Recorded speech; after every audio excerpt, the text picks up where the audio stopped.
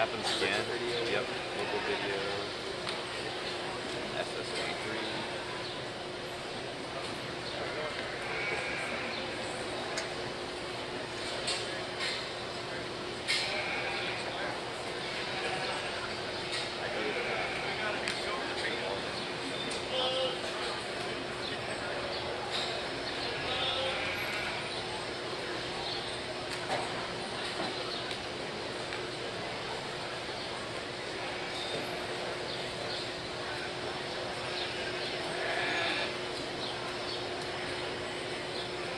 Our lamb judge today is Mr. Miles Gibbs of Del Rio, Texas. Miles' family is his wife Heather and daughter Tash. They live on a ranch in Val Verde County. Miles is a graduate of Texas A&M. His family has raised a Grand or Reserve market lamb at every Texas major and has raised 3 consecutive Grands at the Houston Livestock Show. Miles has a long experience of evaluating market lambs. We're really excited for him to be here today. Let's give him a round of applause.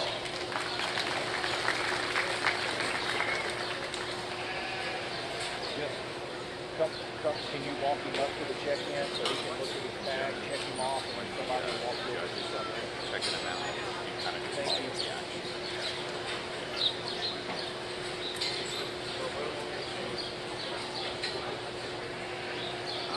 Our goat judge today is Mr. Shannon Scotton. Shannon lives in Nevada, Missouri, where him and his family raise show cattle. He grew up heavily involved in a livestock auction that his family owned and operated. Shannon attended Fort Scott Community College and Missouri State University, where he was a member of the livestock judging team. His family has shown all species of livestock, and now they enjoy judging shows and working with young people. We're excited to have him today evaluating our market goats. Let's give Shannon a big round of applause.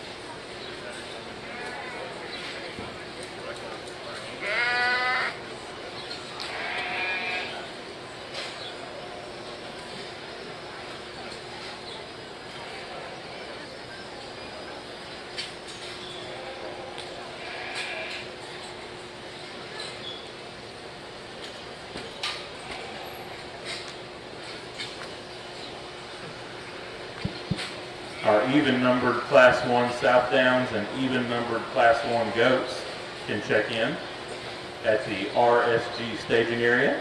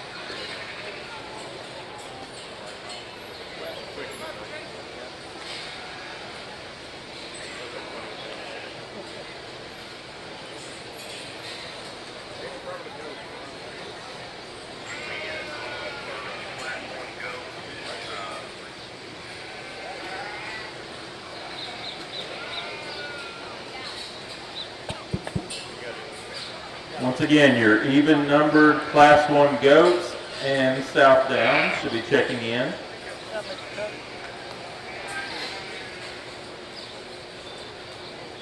We're excited once again this year to have Devin Sisk Photography as our official show photographer. They do an outstanding job. You can view and order photos online at devinsiskphotography.com. Be sure and check them out.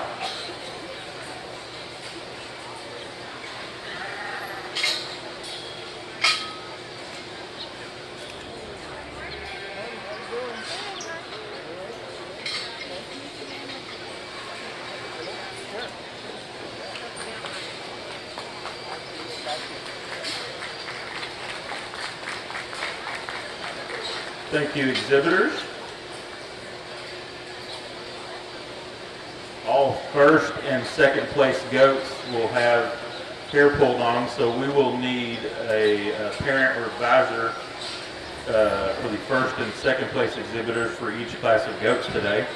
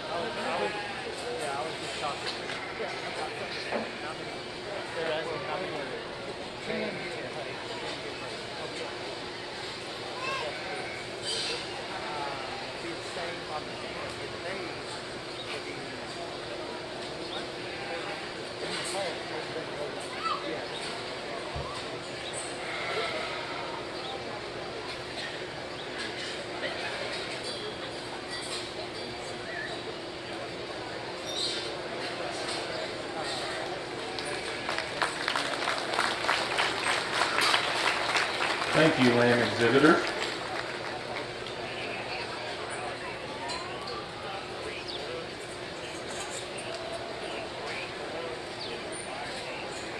Validation number 134258 on the lamb side. 134258. You need to check in.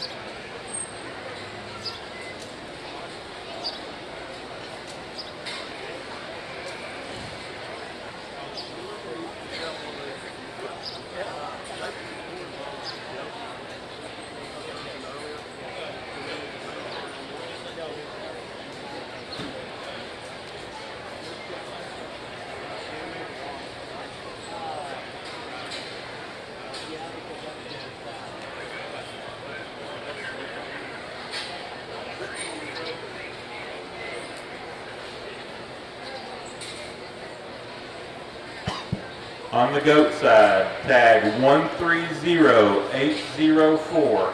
You are needed at check-in. 130804.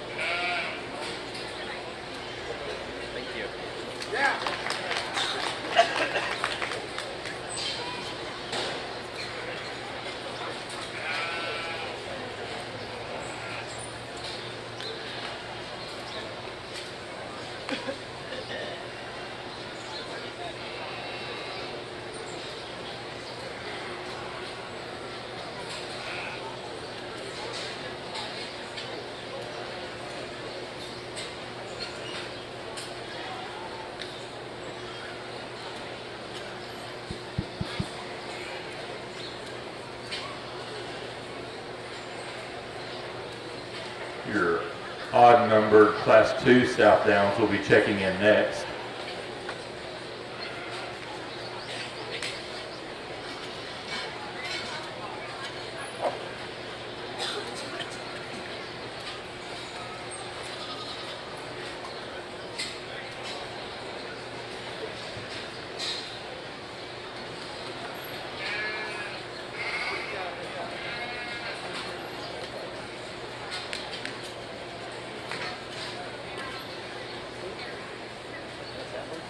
Odd-numbered Class 2 goats will be checking in next as well.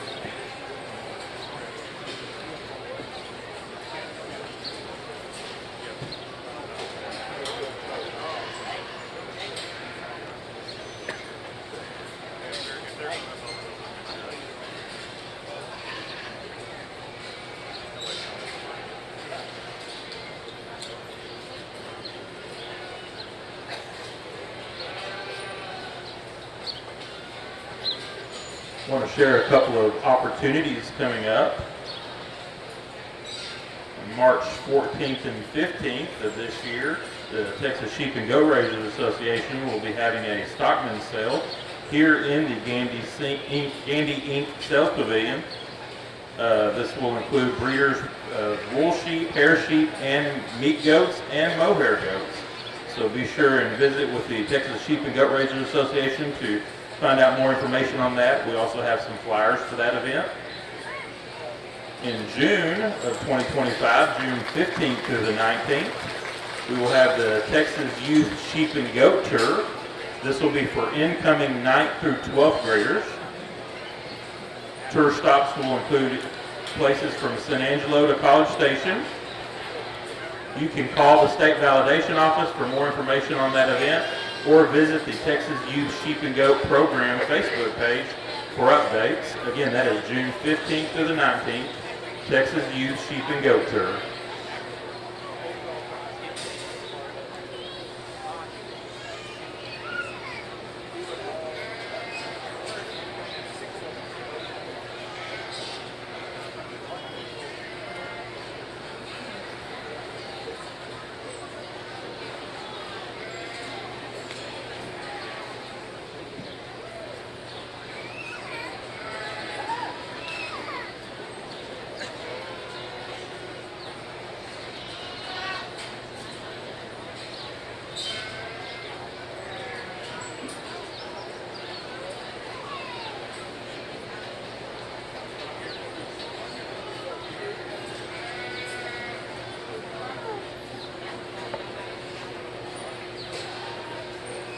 Once again, our odd-numbered Class 2 Southdowns and odd-numbered Class 2 goats to check in at the RSG staging area.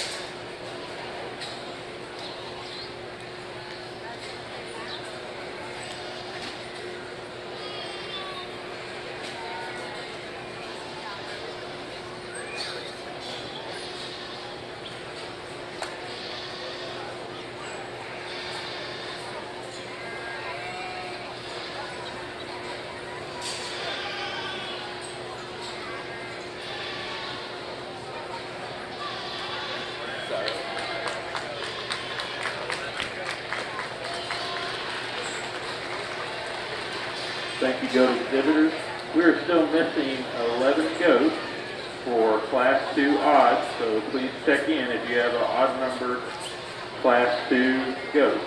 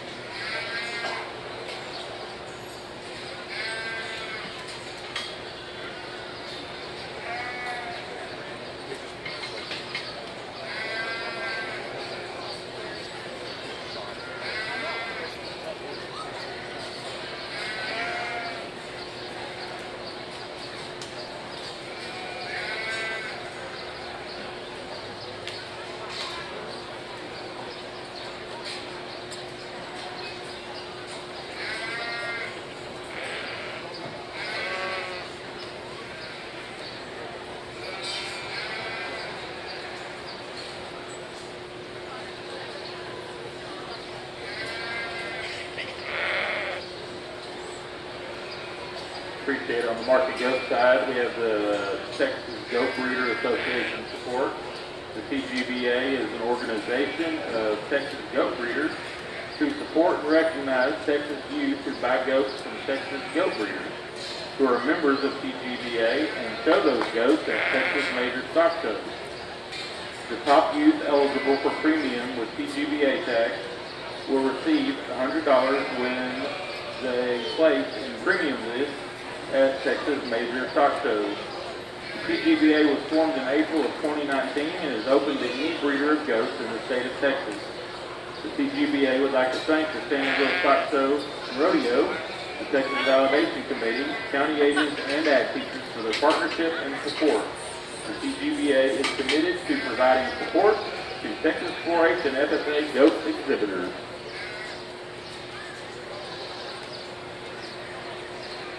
I know.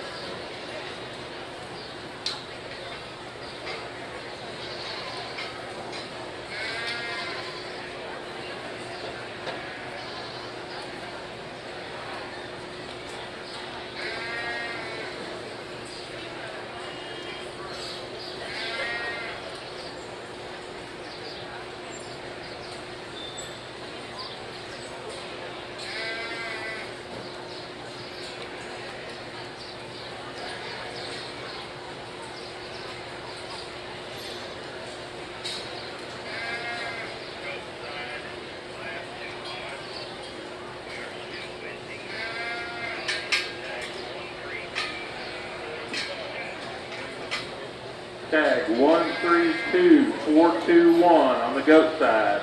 132421. You need to check in.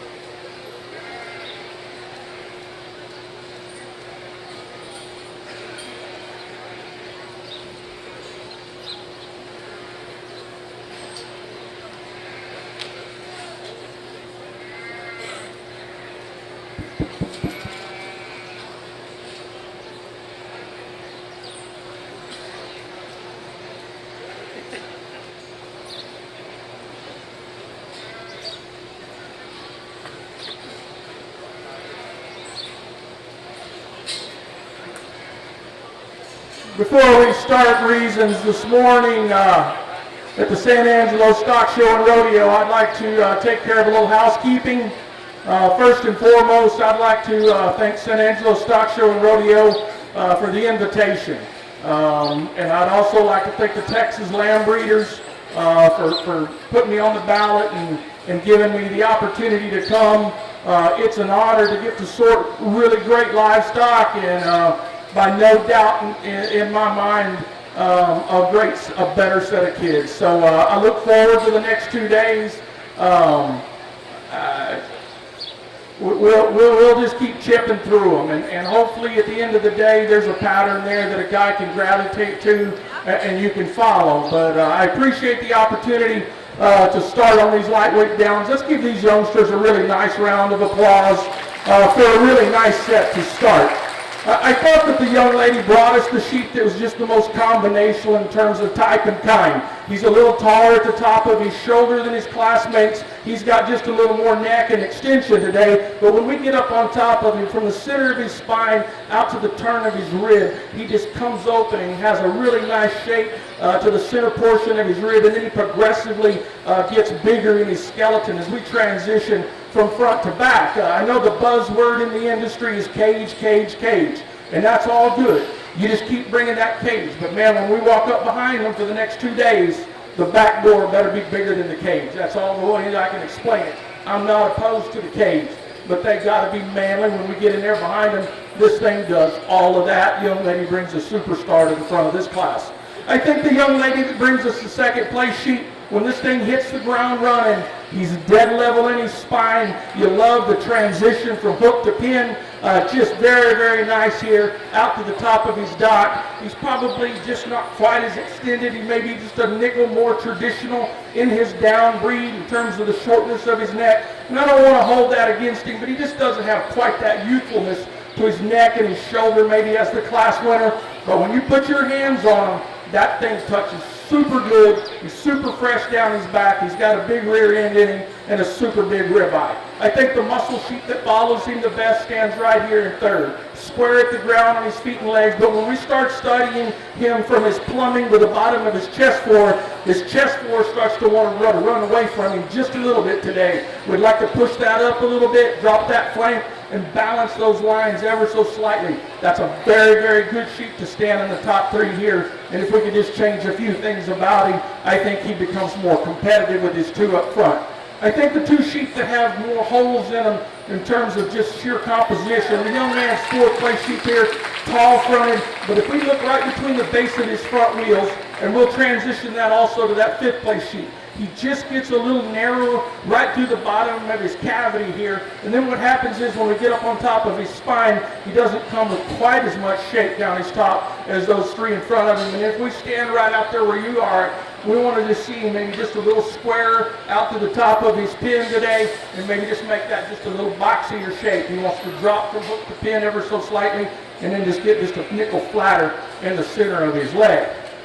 The really racy extended sheep, I love the way that this sheep comes out of the top of his shoulder. I like the levelness and smoothness of his lines. His spine sets in him exceptionally well. But when we just look at him right at the ground today, he puts his front feet a little nickel together. His back feet want to get a little narrower as he travels. We just want to put just a few more biscuits and gravy in that one in terms of muscle and texture. And then that thing could be really wicked if we could just beef him up, and then he walks to the front of the class. Let's give these youngsters a really, really nice round of applause. Excellent set of sheep.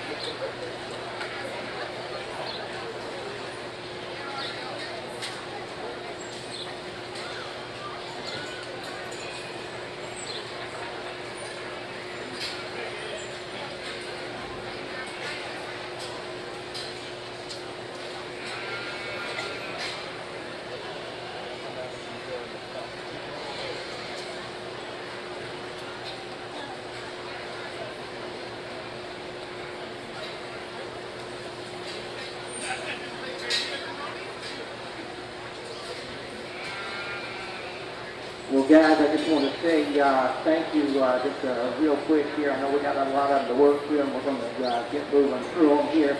Just need to get a little gauge and get out here and get started and see what I was up against here, and catch just maybe a few too many in this first class here and put a little extra time. But I tell you what, I really appreciate the opportunity to be down here. I got a call right after I judged the does last year to come back, and I tell you what, I've really been looking forward to this show. Really a neat show, a lot of great people involved, and like I said, just really appreciate it. Get out here in this first class and a really a nice lineup here, and we get our first 5 out here, and I like all 5 of these. I think they all bring some positives to the table, really some high quality, high end goats that can get out here and get around and look the part, but when it all boils down to it, I thought we had a pretty nice winner to get up here in the front of this lineup. This young lady here with the pink shirt on, she's going to have a class winner, and this is a good looking devil here, and he's really balanced. He's the one that would get this guy here, gets out here, plops up so good from the side. Get out here, and his lines are good, top line he's getting good, underline very, very good, and this guy get up on top of him and handle the accordingly just like you would hope. He's got a knee hind leg and a hip, and whenever he gets out there and works around the arena, he's real comfortable out of there. He works out of the top of his hip and he works out of his hind leg. Just a real trendy, good looking one there that I like to go ahead and maybe saw. Is he perfect up in his front knee and the way he sets those and the way he goes to the ground with his front feet? No, he's not. That's where we'd like to change him, but by no means is it a deal killer. That's a really nice one to get out here and lead us off. Congratulations to you and your crew. A real solid one comes out here into a real powerhouse, the one that you get in front of and you really appreciate him, the way he opens them up in his chest, the way he leads into a great big blade forearm is the one that comes out into, and I like that kind of stock, and I was drawn to him when you come in. He's bold and he's forehead, he's got a big barrel on that guy, get up on top of him, and he handles big, square, and fresh in him. I think the difference between those two there is whenever you just look at them, just in terms of the presentation, the balance of them you get from the side, the one that's out here in two, he's not as neat in his chest, he's not as neat at the point of his shoulder when he gets out on the move. Just doesn't carry himself with the same kind of presence, that same kind of elite look as the one that goes out ahead of him. A real high quality one here comes out in third, and this is a good looking one here when she gets him popped up from the side. He's tall from it. He's really long up to his front end. He really blends together so well. When you judge him there, all the pieces kind of fit and look the part out here. The drawback to your space is when you get him out here and get him on the move, he doesn't want to handle his front knee quite as well. He gets just a little tighter in his hip and doesn't get out and go quite as good as the other two that go out ahead of you. But really a high quality, really fresh handling one there that I like a good bit. Good kind of solid go here. Comes out in fourth. Not a lot of holes in this guy here, and he just kept working his way up the lineup. He's one that's got a good set of feet and legs. He pops him up and gets us a nice look from the side. Got a nice handle of this guy. But we just get him out here in a show ring setting, not quite as elite in terms of his head, his shoulders, his chest, the amount of bone this guy's got in comparison to the ones that go out ahead of you. But a really nice one there that fits him forth, I think, very, very well. Good go here comes in this black-headed one here in 5 in terms of just wrist shape and handle. This one here is extraordinarily good. Got a nice shape, and in terms of just carcass hair and composition, I think he's very, very good. For me, he gets just a little plainer in his chest, he gets a little plainer in his head, and for me, a guy that likes him just a little stouter in terms of the bone working features, he gets just a little frail in terms of his rear leg and foot. But I think a really nice solid one with not a lot of holes in here. I think this is a really good way to get out here and get us started. Nice one to win, good one to slide here in second. If you guys would around ringside, there's a big crowd. Let's give all these young people a nice hand as they get them headed out of here.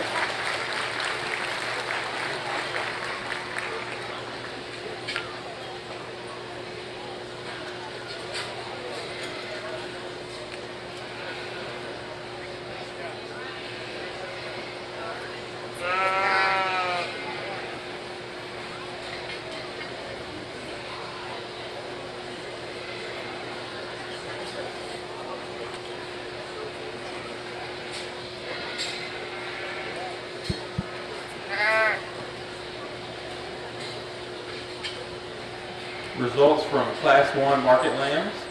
In 10th place, we had Sydney Montgomery, Nolan County 4-H. Breeder was Jennings Show Lambs. 9th was Ruby Matthews, Brewster Jeff Davis County 4-H. Breeder is Flanagan Stokes, Southdown. 8th, Karsten Stevenson, Wise County 4-H. Breeder was Stevenson Livestock. 7th, Ellis Irwin, Lubbock Cooper FFA. Breeder is Jennings Show Lambs. 6th was James Wilkie Schultz, Guadalupe County 4-H. Breeder was Elroy Jonas Show Lambs. 5th went to Emma Osborne, Llano County 4-H. Breeder is Osborne Southdowns.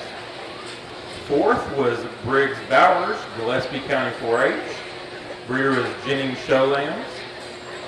3rd was Tanner Lott, Louise FFA. Breeder was Jennings Show Lambs. 2nd place was Allison Throckmorton, Bear County 4-H. Breeder was Ashley Club Lambs. And our class winner went to Sagan Kolarik, Taylor County 4-H. Breeder is Ashley Club Lambs. Congratulations.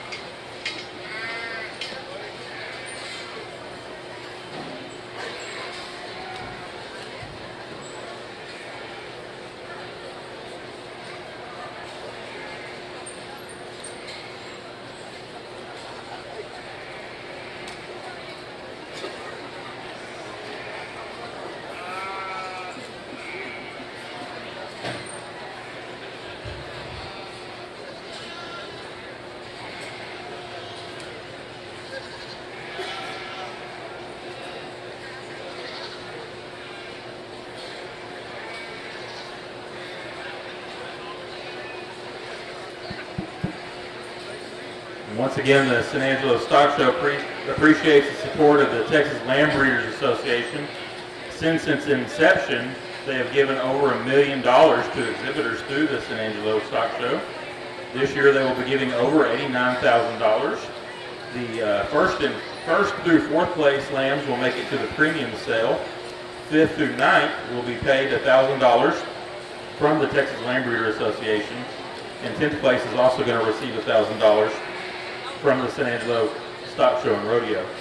Again, we appreciate the support of the Texas Lamb Breeders Association. Be sure and visit their website if you'd like to find out more information about the TLBA.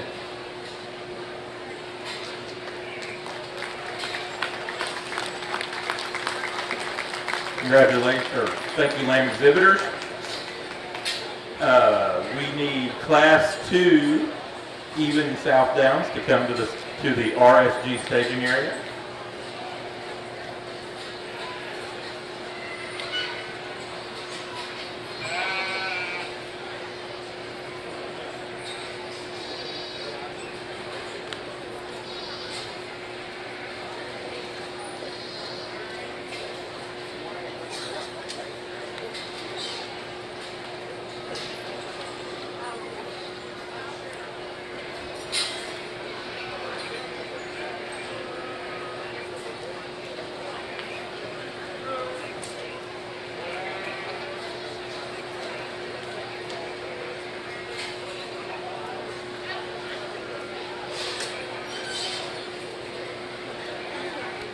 We need 2 exhibitors on the lamb side.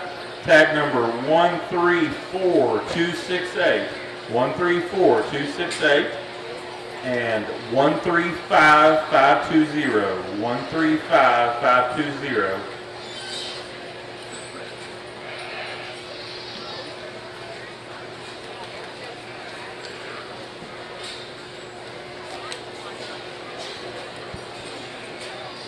Your even numbered Class 2 goats should be checking in.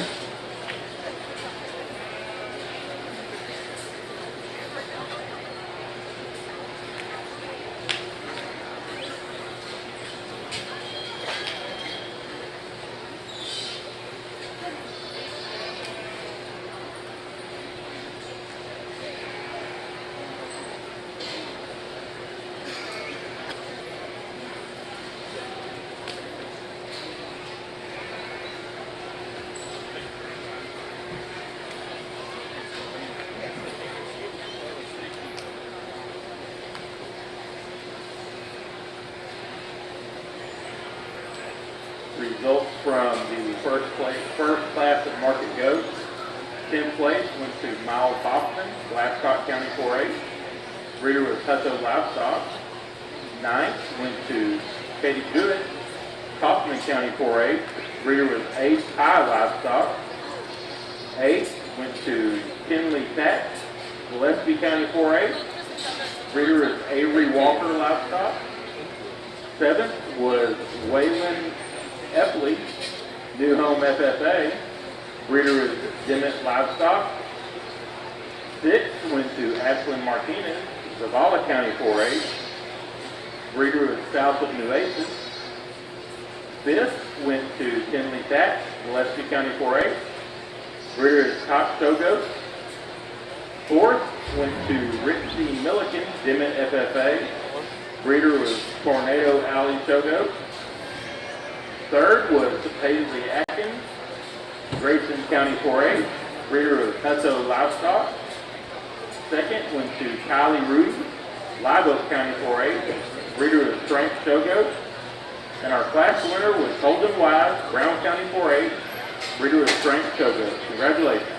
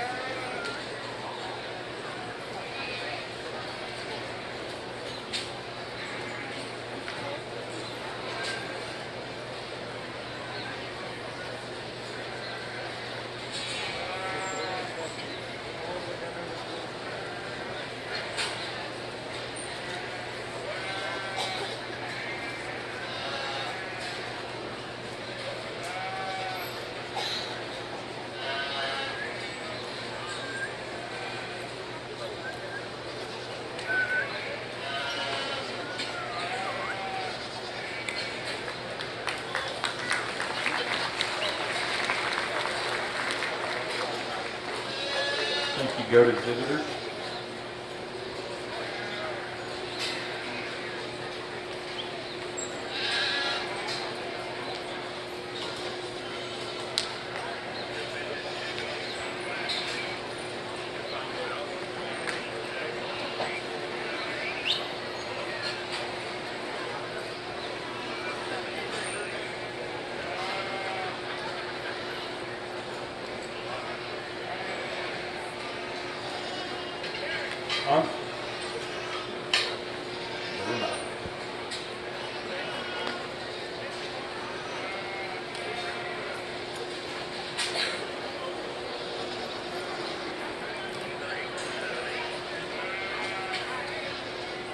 On the goat side, we need tag number 134780. 134780. You are needed at check-in on the goat side.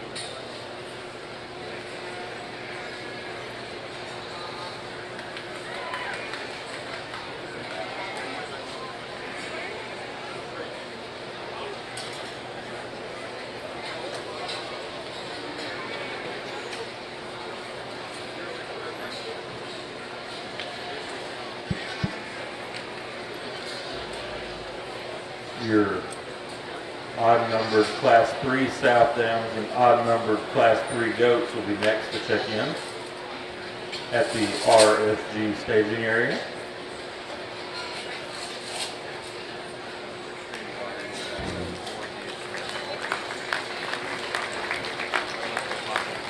Thank you, lamb exhibitors.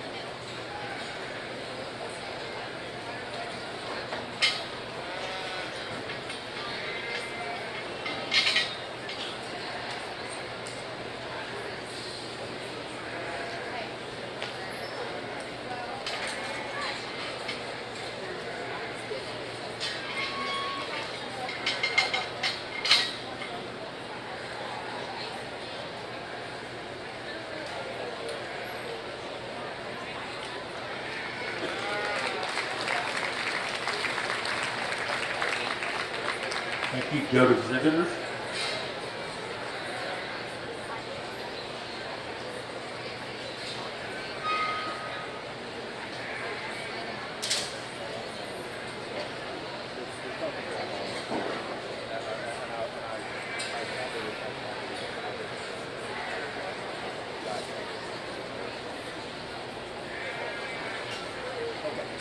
Just want to make you aware. Yes, sir.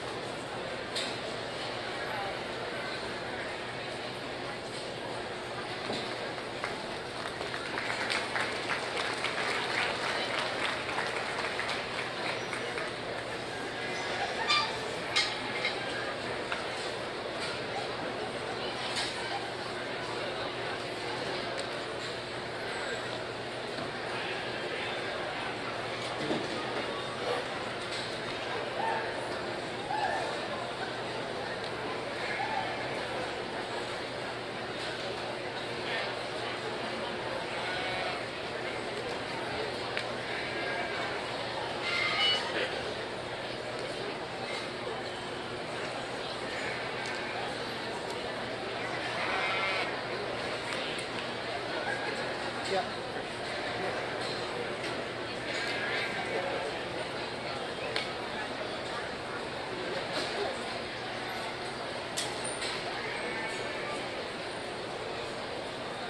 Were you last year? Yeah, how's it going? Yes, sir.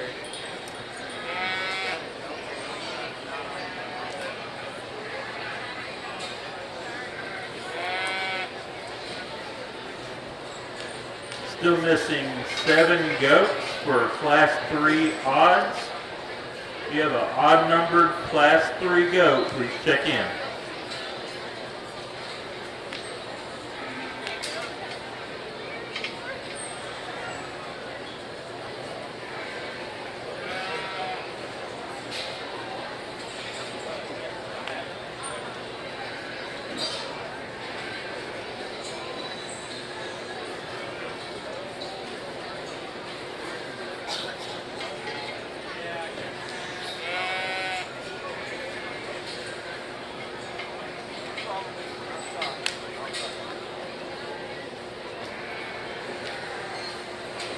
Again, our odd numbered Class 3 Southdowns and goats should be checking in.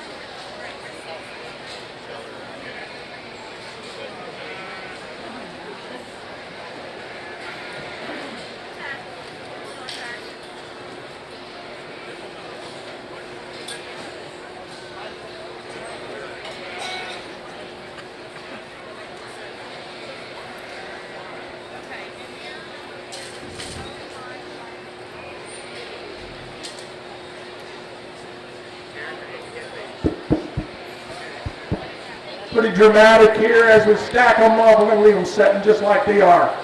Young man brings us one that is just a pure beast. When you get on top of this one, he's just excels the remainder of the field in terms of his peers. He's bigger at the turn of his ribeye. He's opened up to the center of his body, super, super fresh down his top. If I was going to ding on him just a little bit, when we get him out in motion, when we get him to move, he wants to get just a little tight in his skeleton. I'd like to see him a nickel freer on the move, you know, and sometimes those sheep that are really heavy muscled and get a little treadmill action late in the year because we don't want to get them hurt, they can get a little tight. But that sheep is very acceptable. I like the way his chest floor stays up in him, tall at the top of his shoulder. Pretty easy for me to gravitate to that one right there. I think the young lady brings us a really neat sheep that patterns similar to him, opened up at the ground in terms of some base width. We stand over the top of him. He's got some diameter and dimension to the center of his rib, but just doesn't come with quite as much true shape right out of his rack. He doesn't hold it right here in his 8th and 9th rib quite as well today.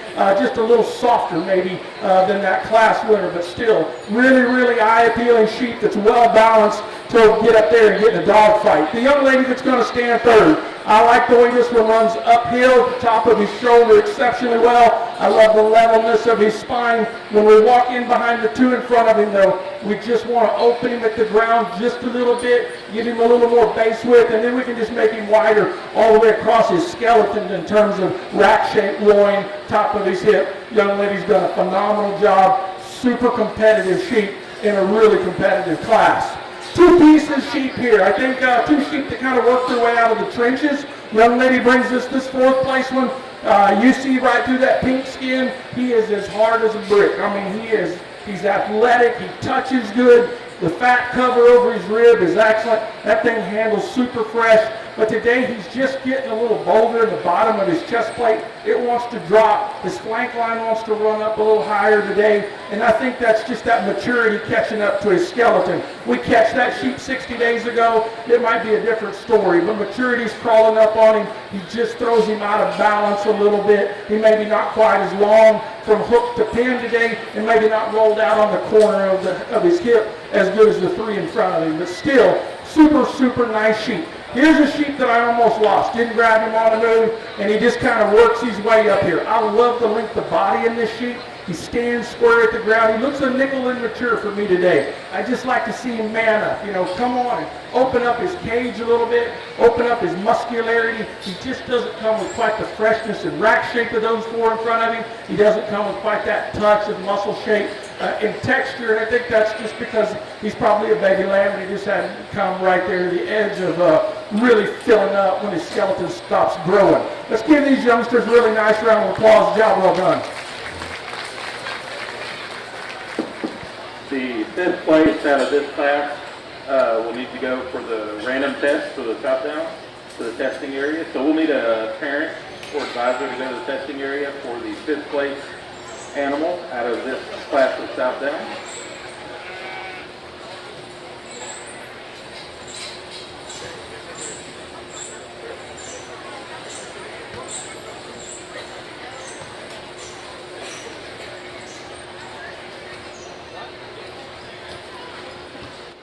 From the chutes to the stalls, barns to the big leagues, Sullivan Supply has you covered with innovative products designed for success. But it's not just about the products, it's about the experience. Our dedicated team is passionate about providing exceptional customer service and understands your unique challenges and goals. For us, it's more than just a business. It's a genuine commitment to our industry. With Sullivan Supply, you can trust that you're not just a customer, you are a part of our team, driven by passion, innovation, and excellence. Sullivan Supply, committed to you. From the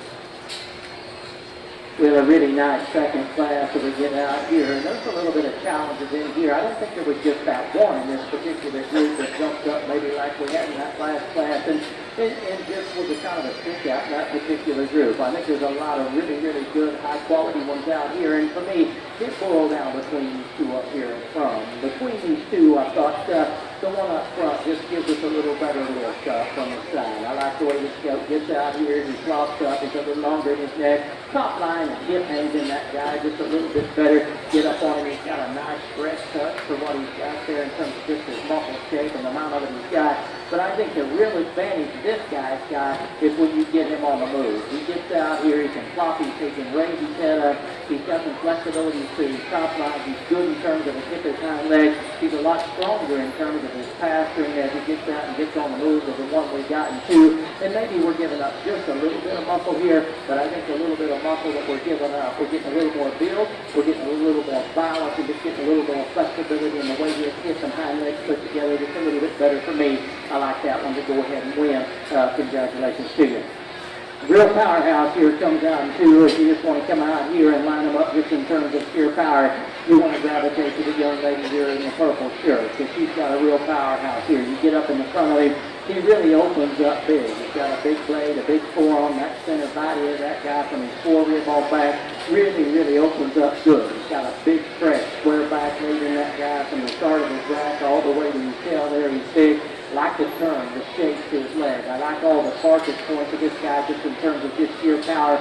If we could change him just a little bit out of his hip, we could raise him up there just a little bit. If we could change him just in terms of how he works off of his rear legs and strengthen up his pattern just a little bit, we would reshuffle the deck and you wouldn't be coming out second in this particular class. But I tell you, we just need to change him a little bit there. But that's a really a nice goat that you've done a nice job of getting him fed, handle, presentation, everything's spot on. We just need to change him a little off that rear leg.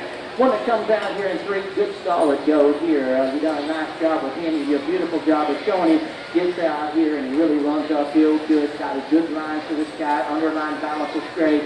Get up there and get on him. He's got a nice fresh shape to him. I think the difference between these here is he gets just a little, between the two that brought ahead of you, he gets just a little flat in his forerib. He gets a little flat in his center body. And then whenever we get in behind this guy, he's not as big or square. And his upper hip just doesn't have that same kind of stoutness as we work to the center of his leg. And then when we work to the ground there, he's probably not the biggest leg in one of that trio either. But a nice solid one there, puts together a lot of good things. I like him when he's out on the move. A good looking treaty one comes next. And he's got this one here tuned in terms of just sheer handle. He's really lean. He's really good looking. He's got a nice fresh handle with this guy here. I like all those things about him. When we have on the side of him, he's really a striking kind of a goat. For me, when you get up on him, he gives up some square shape. He's not as big. If you come out of the top of his shoulder, he wants to pinch pretty bad as you get into his loin and his hip there. And then he as well is the one that goes out ahead of you.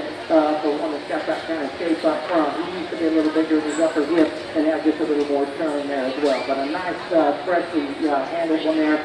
Got a lot of quality to him. I noticed that and I appreciate it about him. Nice solid goat here, comes in 5.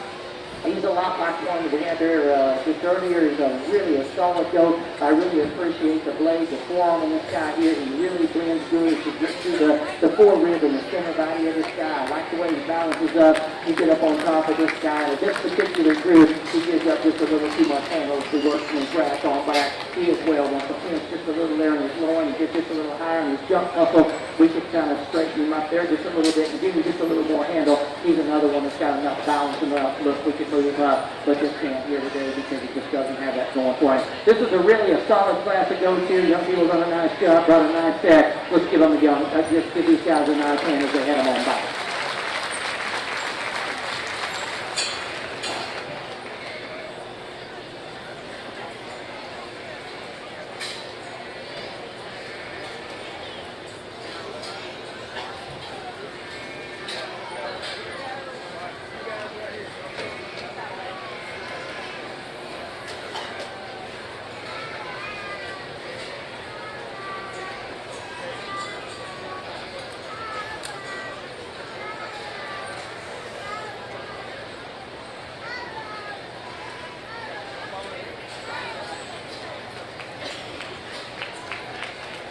Results from Class 2 Southdowns.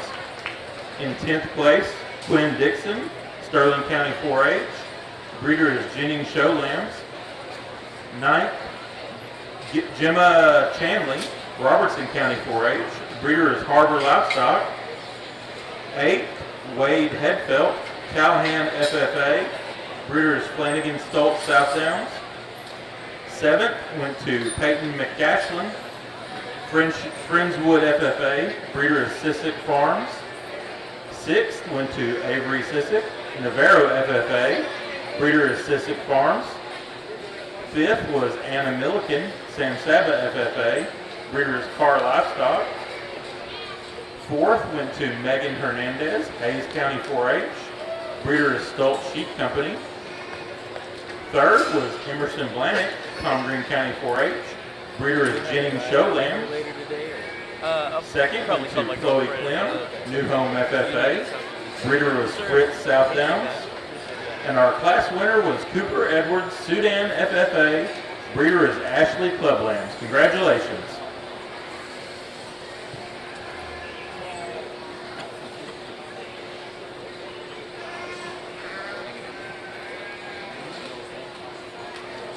Tag number 125852. 125852. You are needed on the lamb side.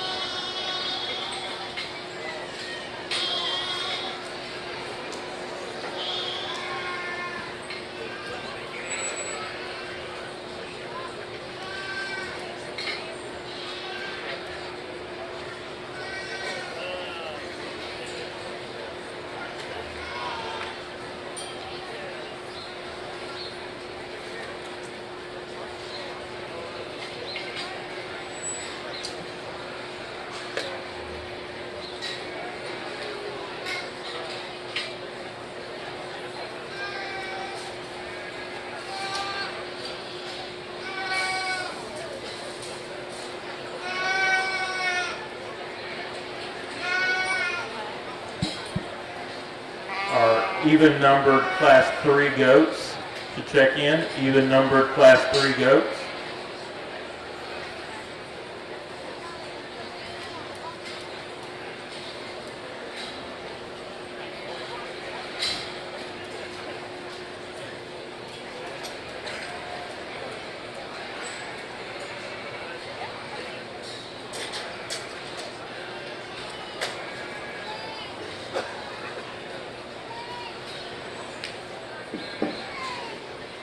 Results from Class 2 goats.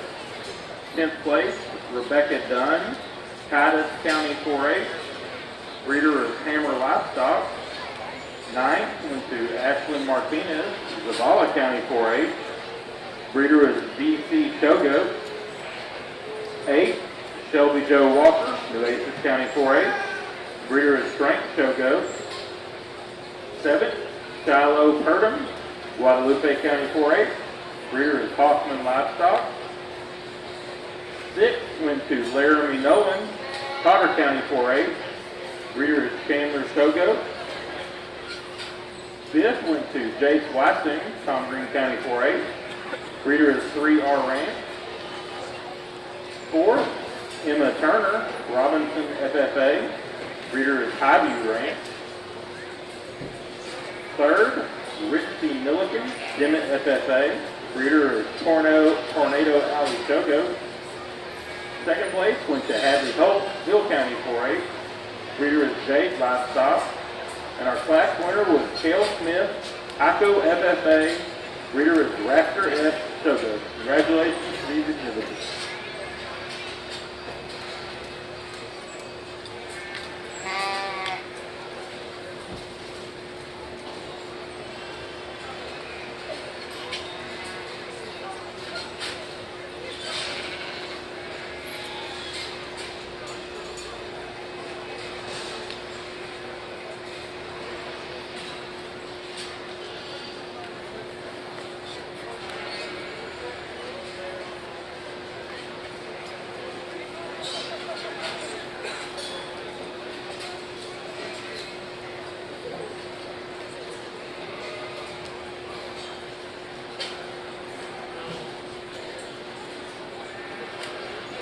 Another opportunity coming up for our sheep and goat youth on August 16th here at the First Community Spur Arena.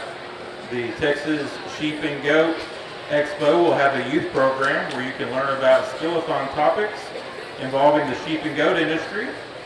You can visit the Texas Sheep and Goat Expo Facebook page for more information. Again, that is August 16th, 2025. Texas Sheep and Goat Expo Youth Program.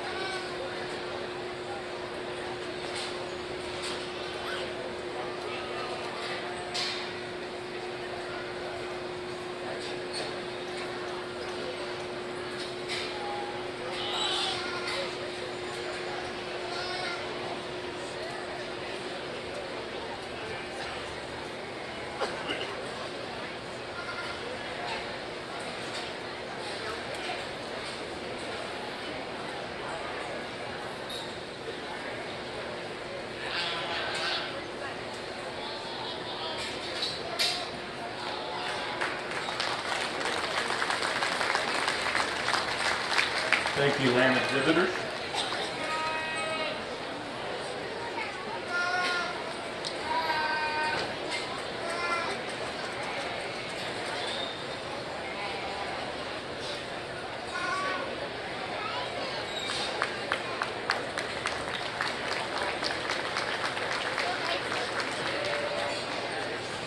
Thank you, goat exhibitors. Our first and second place Southdowns will need to be checking in here shortly for the Southdown drive.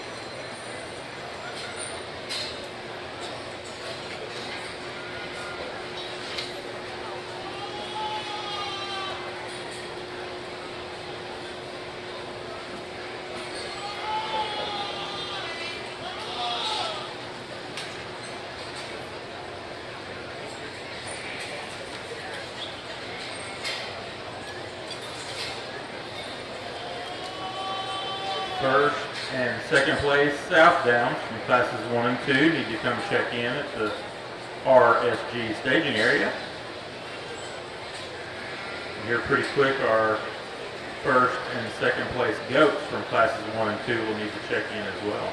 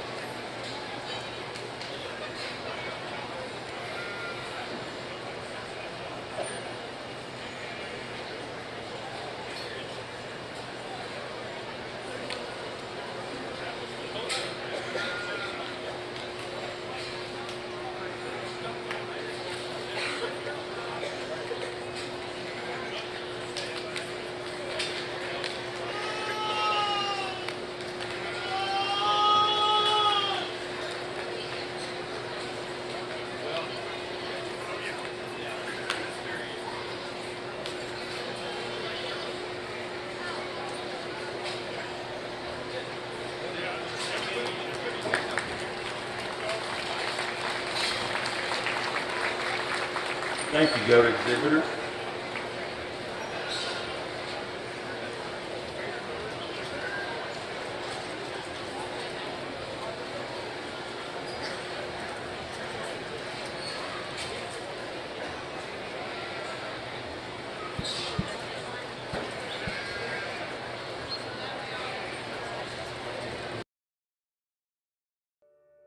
From the chutes to the stalls, barns to the big leagues, Sullivan Supply has you covered with innovative products designed for success. But it's not just about the products, it's about the experience. Our dedicated team is passionate about providing exceptional customer service and understands your unique challenges and goals. For us, it's more than just a business. It's a genuine commitment to our industry. With Sullivan Supply, you can trust that you're not just a customer. You are a part of our team, driven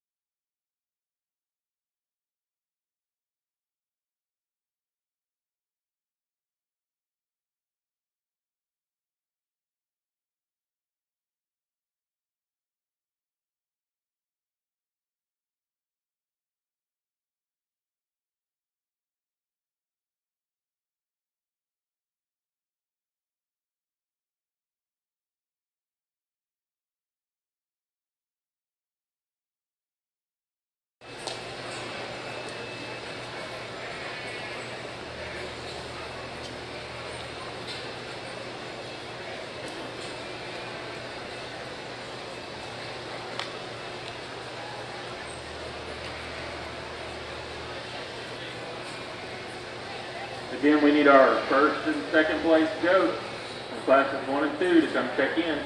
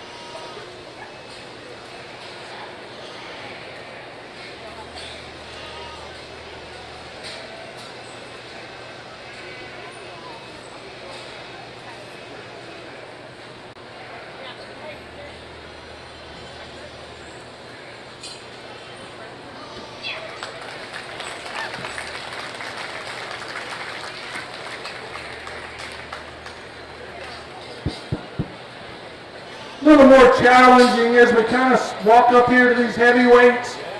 They're kind of like myself. They've been around a little while. They don't have that 17-year-old figure anymore. And we're still trying to work off a little holiday weight. And so things start changing. They get wider and they also get fatter. There's a lot of really good sheep in this class, guys. They've got some muscularity. I like their frame score. I like their ability, to carry themselves. As we move over there onto that line, there's probably sheep that have a little more body condition than I would particularly like at this stage of the game. I think as we talk about these two heavyweights here and where I gravitate to them, I think as we walk up behind the entire line, I think they do a really good job at just progressively getting wider in their skeleton. I think this class winner comes in, he's 8th in length rib, super square out of the top of his rack. He holds his loin edge exceptionally well. I think the advantage over the second place sheep in terms of touch and design, this second place sheep touches exceptionally well. When we get him out on the move, he just kind of moves a little flatter and plainer. It doesn't show you quite as much shape and crease. He gets just a little wastier through the center of his body right in here, and he just doesn't kind of come at you and move quite as nicely as that lead sheep. Both of them square at the ground, their toes point forward, their neck sticks up out of the top of her shoulder right. I like those two sheep really, really nicely. And two, I think you can gravitate to if you're okay with a moderate Southdown that's still got some muscle and got some extension. Young lady brings us a super long bodied sheep that stands third. Touches exceptionally well. This sheep just doesn't quite hold himself as neat. As we study the back end of his body, from hook to pin, he gets a little bit shorter. It gives him that really neat shape through the center of his leg, but it also rolls to the center of his pin. And we just like to open that one's hip up so that when we walk up in behind him, the biggest thing on him is his back door. And then I think he's more in line in design with those two that stand up in front of him. I love the muscularity that sheep walks around with in class. He looks like a man. He just like to have a little more dimension and a little more hip in him. Two that fall in here, 4 and 5. I think a really big muscled rack sheep. I think he gets just a little bit older in terms of the way his wither sets up in him, the depth of this chest plate. Whoa, I'm sorry, sister. Oh, gosh, that's all my fault, man.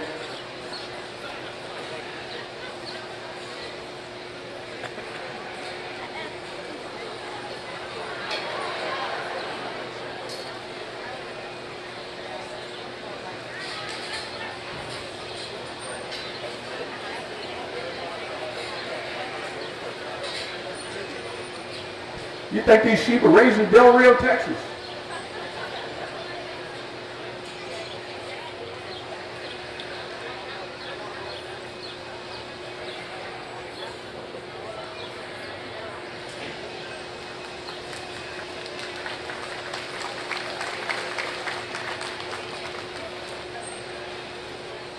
We'll start over gently on the 4th place lamb. I'll stay way back here, sister. But if you look at his plumbing, he's a little higher in his flank line today.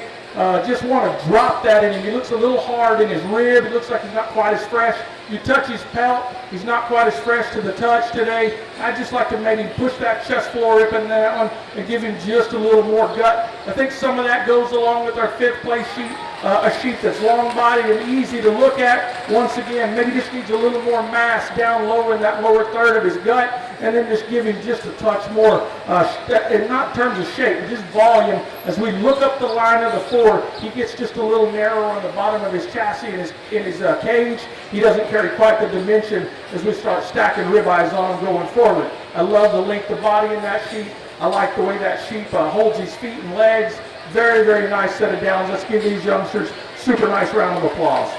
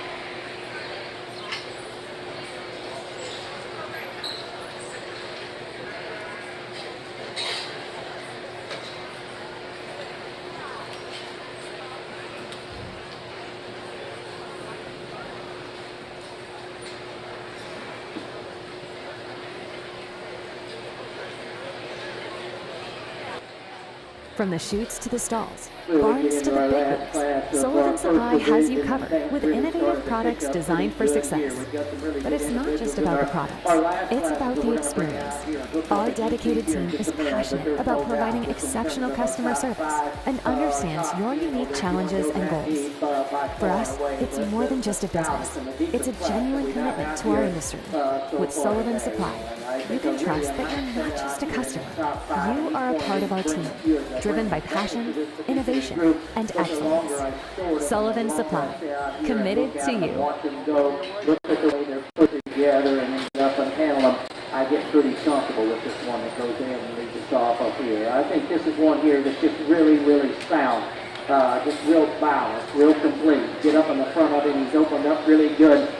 And then I think where he has such an advantage is he is so smooth. As you work from his shoulder through his forerib and into his center body, his lower body balances is so extremely well. You get up and handle this guy, and he's got a big, fresh, square back on him. Get him out on the move, and when he makes this turn right here, he works out of a really wide open, flexible hip. He's got a nice, soft hind leg on this guy. Throw his head up and go and look the part. I will tell you this, though, in comparison between his top two, for one that's got this much power, this much body, and just opened up with that much just width and natural shape, I wish he was just a notch bigger as we get into that rear leg and shutting him from his hock onto the ground. Don't think that's a deal killer by any means, but I think that's where the 1 and 2 comes out that has a pretty distinct advantage. That's a really high-end, good quality show goat. It's very well shown, very well prepared. Congratulations to you and your crew for bringing out a really nice one. This black goat out here that comes out too is real striking. He's wanting to be just a little bit of a knucklehead out here, not wanting to show quite as well for you and give me that same look as that one up in front of you got. But I do like this guy. He's stout in his blade. He's good in his forearm. You get in the top of this guy, and he's got a nice, fresh, hard shape on him. These guys have done a really nice job of getting this one here fed. Get him out and go around the arena, and he moves and works good off of both ends there. You get up on top of this guy, though, and he don't blend quite as smooth as that other one when he goes out ahead of you. He wants to be just a little rough there in his top line. He wants to pin pretty good there in his loin. He wants to get just a little higher there in his jump muscle. And then whenever you get right behind this one here, this guy wants to bow just a little bit and here too, kind of turn them front feet out just a little funny and get just a little flatter there in terms of his pattern. But a high-end show goat that gets out here, flops up from the side. He's got some quality to him for sure. Really a nice goat. Here comes some third fifth, and I like your goat. I'm a power guy. My crew's known for that, and I like this one here. As you get up in front of him, his blade is big, his front leg's big, his bone, his center body's got a nice shape and turn to his hip. When you get up on top of this guy, he is big, square, and massive. We need to put him together just a little bit different for me. He wants to run downhill just a little bit. He wants to get just a little deeper there in his chest and not be quite as stretched there in his front knee. Sometimes as we get out here, he wants to play him out just a little bit. And when he comes and goes at you, he does that just a little bit out of his front end. Get to the rear of this guy here, and he gets just a little steeper there out of his hip, and maybe just takes away from that elite quality and balance of the two that brought ahead of this guy. But I like that kind of stuff. You brought a nice one in. Good one here comes out again in 4, and I like him. You do a beautiful job of getting him shown. He's wanted every time I look at him. You've got him set up. He's square. You got his head up. That thing maintains some balance and quality to him, especially up through his front end. But at this particular 4, as you get up and handle this guy here, he handles the least fresh of this particular group. He's not as stout. He's not as square as those. And then whenever you get right in behind him, he wants to get just a little steeper out of the hip, not have that same kind of wide open square hip and pin set this guy here as a 2 or 3 up there ahead of him. But I think a solid goat that you done a nice job with. Beautiful job of getting him shown. One of the really good looking goats is the one that comes out here, and this is a big legged trendy one, and when you walk in the gate, I'm really attracted to him. He's got that nice cape on him. Your daily care has been great. Besides that, he's a good looking flat back one. His underline is awesome. If we could change one thing about this guy, we could move him up way up in this particular class. You get up in behind him, and he wants to close up in his upper hip. He doesn't have that same kind of shape to his lower leg there. But the main thing about this guy here that needs to be changed for me is when you shut in from the side, he wants to lock that rear hocking leg just a little bit too much. And whenever you get him out on the move, you have just a little trouble getting out and having enough flex and go to him for me to want to go ahead and move him up. You've done a nice job. You got a good goat there. Congratulations to you. If you guys went around ringside, what a nice class. Let's give these guys a nice hand, and we'll get all these back out here and see how this first division shakes out. It's going to be a good one. Over here on the land side, we are having our Southdown breed drive. Coming out of Class 1, first place was Sagan Clark, Taylor County 4-H. Second was Allison Throckmorton, Bear County 4-H. Out of Class 2, first place was Cooper Edwards, Southdown FFA. And second was Chloe Clem, New Home FFA. And then out of Class 3, first place was Quinn Dixon, Sterling County 4-H. And second was Staten Silvers, Junction FFA. Folks, let's give these kids a big hand. What do I need to change this to? Southdown Drive. I'll tell you next time. Let's give these youngsters a really nice round of applause. In our Southdown division here, just a really nice set of sheep. Well balanced in my opinion, got some eye appeal and then yet still have a tremendous amount of product, cutability and some carcass quality to them.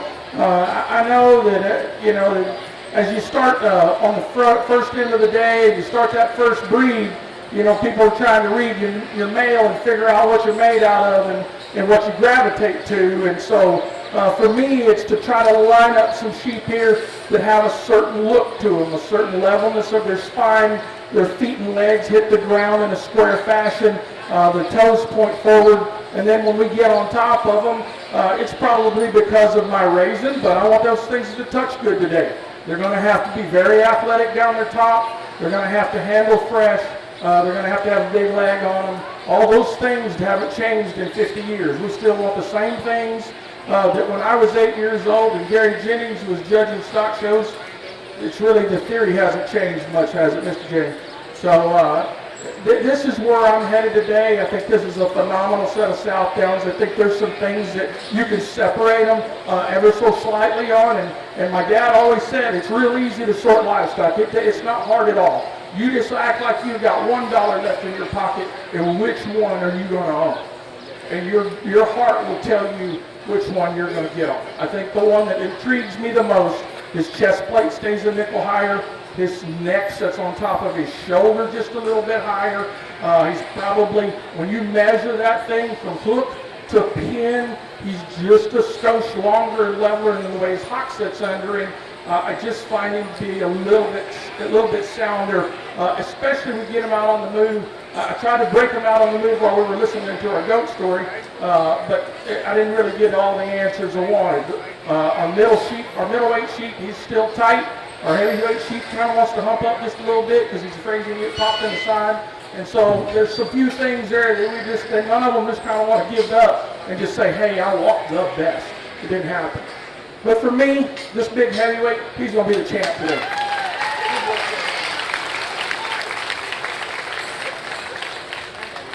And then we talked about that old-fashioned touch and some cutability.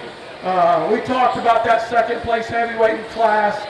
He handles good, he just doesn't show quite as much shape of muscle. And then we take that middleweight that I thought just was a beast. Big back, maybe just doesn't travel quite as free today, but still I think that one's muscular and he handles exceptionally well. Middleweight's going to be your reserve. Let's give all these guys a super round of applause. Really phenomenal set of white-faced sheep.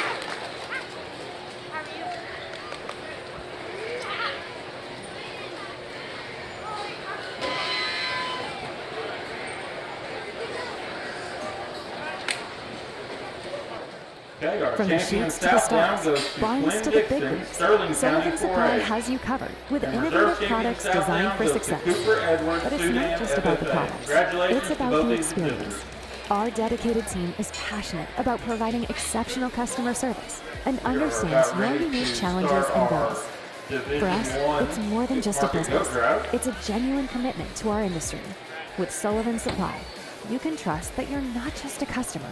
You are a part of our team, driven by passion, innovation, and excellence. Sullivan Supply, committed to you. From the chutes to the stalls, barns to the big leagues, Sullivan Supply has you covered with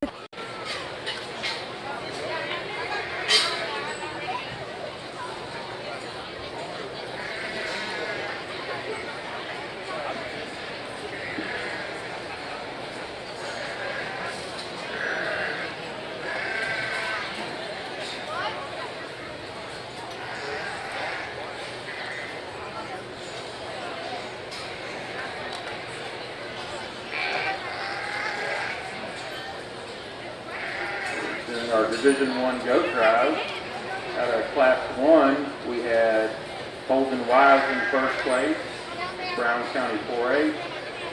Second place was Howie Rudy of Live Oak County 4A. In Class 2, first place was Cale Smith, Hyco FFA. And second place went to Hadley Holt of Hill County 4A. And in Class 3, first place was Strattley Ruby, Tom Green County 4A.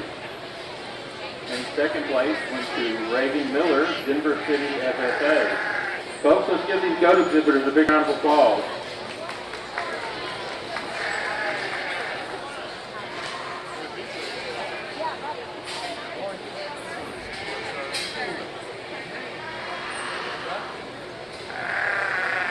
Placing from the Class 3 market goat, 10th place was Kinsey Key, Gillespie County 4A. Breeder was Fielder Show Goat. 9th was Hayes Hawthorne, Cahokia FFA. Breeder was Hutto Livestock. 8th was Grady Calhoun, Julian FFA. Breeder was Calhoun Show Goat. 7th went to Paisley Book, Tom Green County 4A. Breeder is Book Show Goat. 6th was Carter Sherwood, Fisher County 4A. Breeder was Spencer Farm. 5th went to Benjamin Sprayberry, Jones County 4A. Breeder was Blue Team Weathers. 4th went to Mackenzie Evans, Bourbon County 4A. Breeder was Evans Livestock. 3rd was Corey Peters, Alvin FFA. Breeder was Finley Showgoat. 2nd went to Reagan Miller, Denver City FFA. Breeder is Blue Team Weather. And our class winner was Stradley Struby, Tom Green County 4A. Breeder was Hutto Livestock.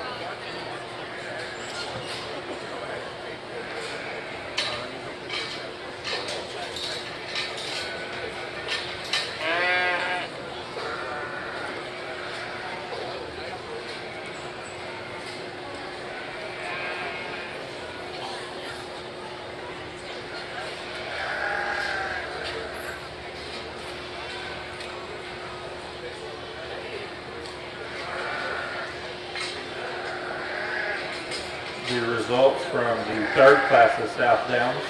10th place was Morgan Hernandez, Hayes County 4-H. Breeder is Jenny Showlands. 9th was Eli Irwin, Hood County 4-H. Breeder was Jones Sheep Farm. 8th was Daisy Tovar, Aubrey FFA. Breeder was Stevenson Livestock. 7th was Flora McKay Appleton, McCullough County 4-H. Breeder was Harbor Livestock. 6th went to Addison Irwin, Lubbock Cooper FFA. Breeder is Jenny Showlands. 5th was Tanner Hawes, Fall City FFA. Breeder was Flanagan Stoltz, Southdowns. 4th went to Stratley Strudy, Tom Green County 4-H. Breeder is Jenny Showlands. 3rd was Rylan Miller, Denver City FFA. Breeder is Jenny Showlands. 2nd went to Staten Silvers, Junction FFA. Breeder was Flanagan Stoltz, Southdowns. And our class winner was Quinn Dixon, Sterling County 4-H. Breeder was Jenny Showlands. Congratulations.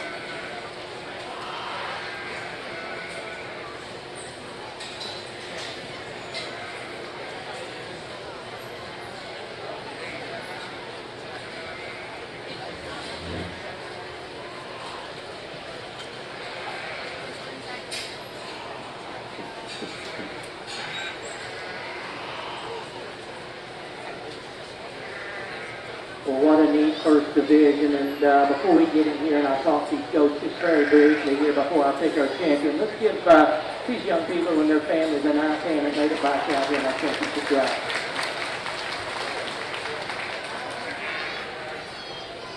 Talk them over just briefly here. The goat that wins that first class of the day, I tell you what, when he come in, I knew I was safe in this first division, I'll be honest with you, because when he hits that gate, that goat right there has extreme quality to him.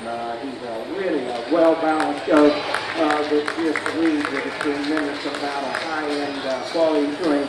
His head, his neck, his blade, his shoulder, everything that opens up in that guy from his forerib on back is very, very good. For a goat that's that good looking and that trendy looking, when you get up into the front of this guy, he's really opened up big. And his lower chest and poops up there, I appreciated all those things about him. That's a real high-end show there. When you change him just a little bit, I mentioned it in class. We could change him just a little there on his front knee, but as I said in class there, that's definitely what a deal killer in there. And we get back out here and we get him hooked up against some of these others. I think he looks very, very good out here and really protects himself very well. The one that was second in that class, really a high-end show goat. I was just telling her I really like that goat over there a minute ago. Just the feel, the quality of that guy. He's just so good in terms of the basics of what you want one of these. He's opened up, he's stout, he's center body, he handles big up top, good out of his hip and hind legs. He doesn't put it together quite as elite in terms of his front end. He's not as neat, his head, his neck. He don't attach everything up there in his front third as good as the one that comes out here ahead of him. But I'll tell you, that's a really nice show goat there that's real solid that comes out too. But the young lady has done an incredible job of getting him shown. We get into our second class here, really a good goat here that wins. This one here doesn't have a lot of holes in him, I can tell you. This here's a real safe goat. He's really opened up, he's stout, he's bone, he's center body, he's got a nice fresh shape. He's top to that guy when you get up there and handle him. He doesn't come with maybe quite as many bells and whistles in terms of just being trendy. He's not as shaggy-legged. He's not as big in his bone, as big in his foot. Maybe not quite as elite up there in his upper hip in terms of squareness, but he is opened up wide. He's square. He's flexible. When he gets out and gets on the move, that's why I really like that guy. I think that's a really nice guy. I think that's second class. The one that was second in that class, that's the power goat out here. He's the one that you just want to close your eyes and grab one. He's the stouty. He's big-bladed, big-chested, opened up, big in terms of the top side of this guy. Really handles, big and square. As I said in class, if we could change him out of his hip just a little bit, change him in terms of his hind leg or the way he steps it and the way he works off his passing there, he gets just a little too flat out on the moves for me and a little too plain there, just in terms of the way he uses it. We could definitely move him up and make him a little stouter there, better push in terms of that class winner, but a real stout one there. Get into our third class. Young lady, you got your really nice one here. Your goat is real good.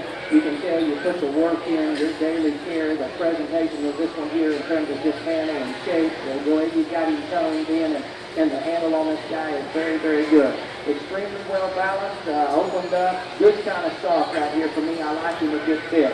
As we talked about him in class, it's just him out here, he could be just a little stouter in terms of his features for me, especially if you get to his rear leg and study him from his top onto the down, like to scout him up just a little bit there. But I'll tell you one thing, you get this one soft up, he's opened up, he's fresh, he's stout, he brings a lot of positives in here, and I like him a good bit.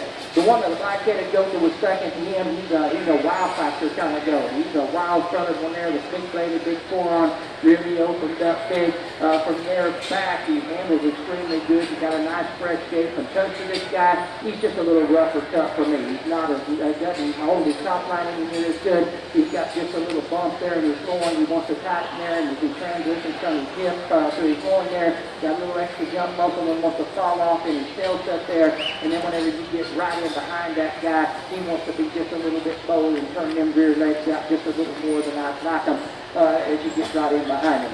I like this set of goats a great deal. For me, there's two of them that's stored up in here, and between that pair, I think there's one. It's got a little more quality to him. He's just got a little more presentation, just a little higher end looking kind of stock that puts together a little better look, a little more balance if you guys would.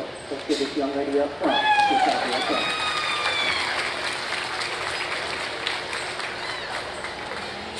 I thought, like I said, it come down between a pair, and I really like this goat. It's going to be reserved, opened up, stout, all the qualities you like saying.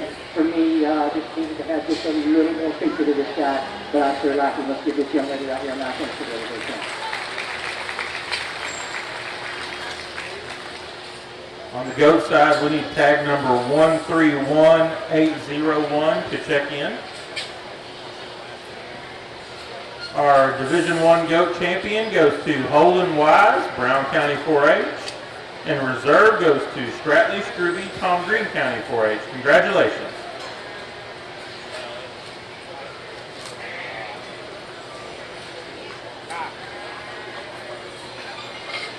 On the lamb side, we will take a lunch break, about a 30-minute lunch break after the third class of Finewools.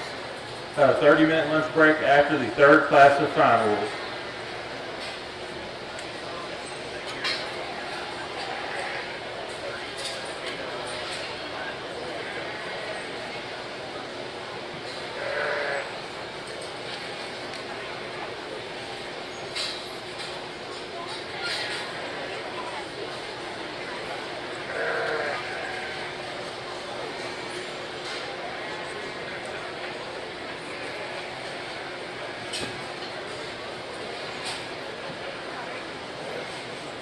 On the goat side, we'll take about a 30-minute lunch break after the Class 5 market goats. After Class 5 market goats. Again, we need tag number 131801 on the goat side.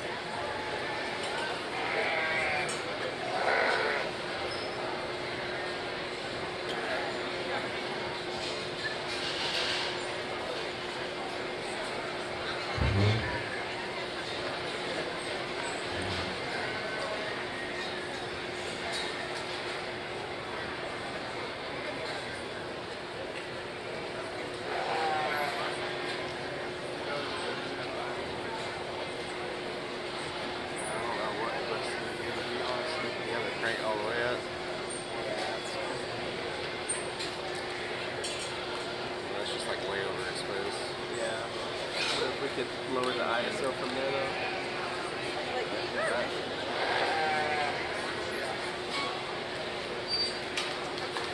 Our odd number of Class 2 Finewool will be next to check in. Thank you, land exhibitors.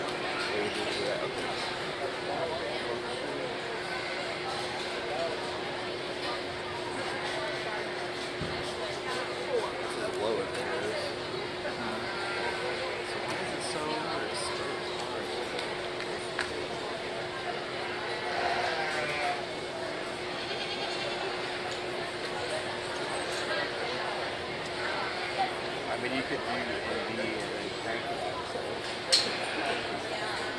Yeah. Let me see. How'd you do that? How'd you do the ISO? Function right there. Uh-huh. And then on the screen, this little nipple thing. Uh-huh. Over to ISO. Gotcha. Let me put the MD filter on.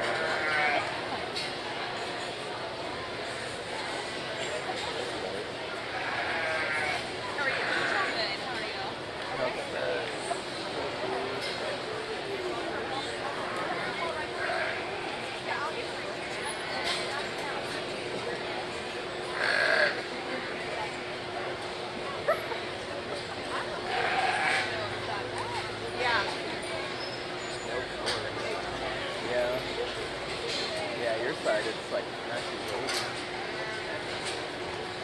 What changed there? They were the same when we started. We didn't change anything. Our even numbered Class 4 goats can check in.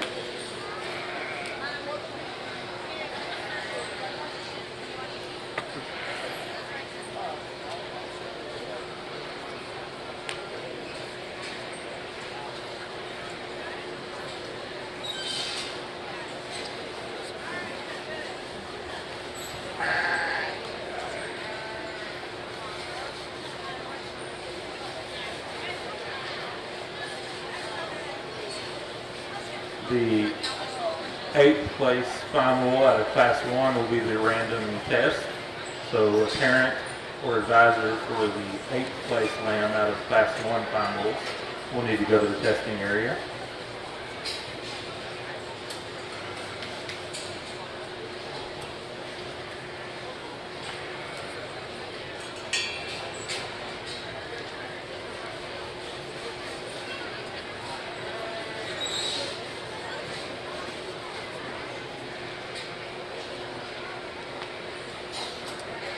That is now identical to my settings, so it's got to be like around the same picture.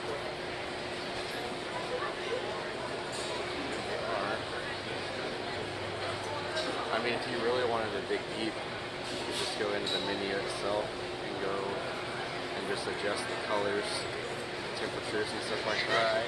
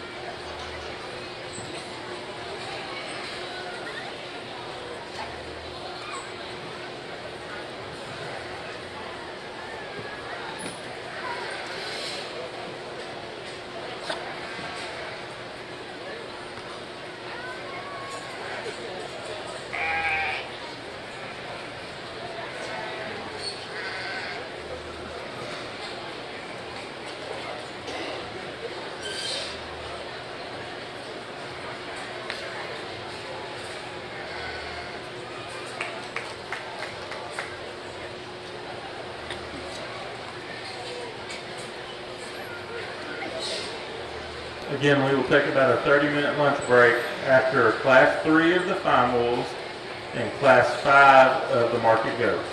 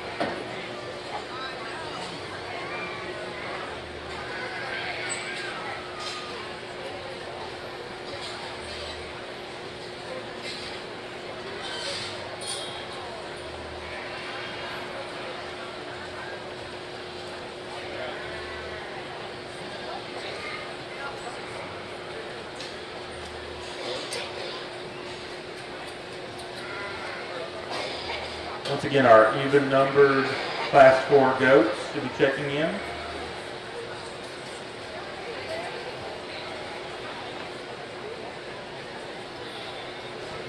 And our odd-numbered Class 2 Finewools should be checking in. Thank you, goat exhibitors.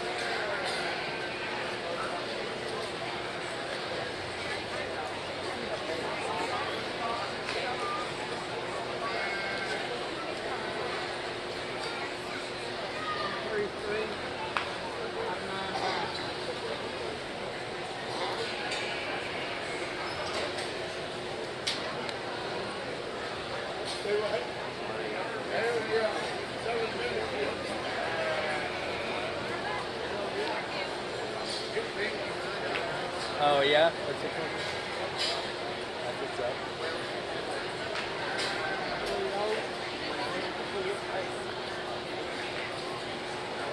Family outing today.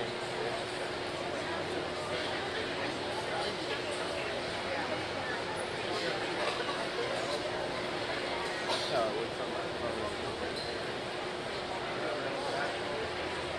It's not awful. It's just like, no, yeah. It's kind of blue.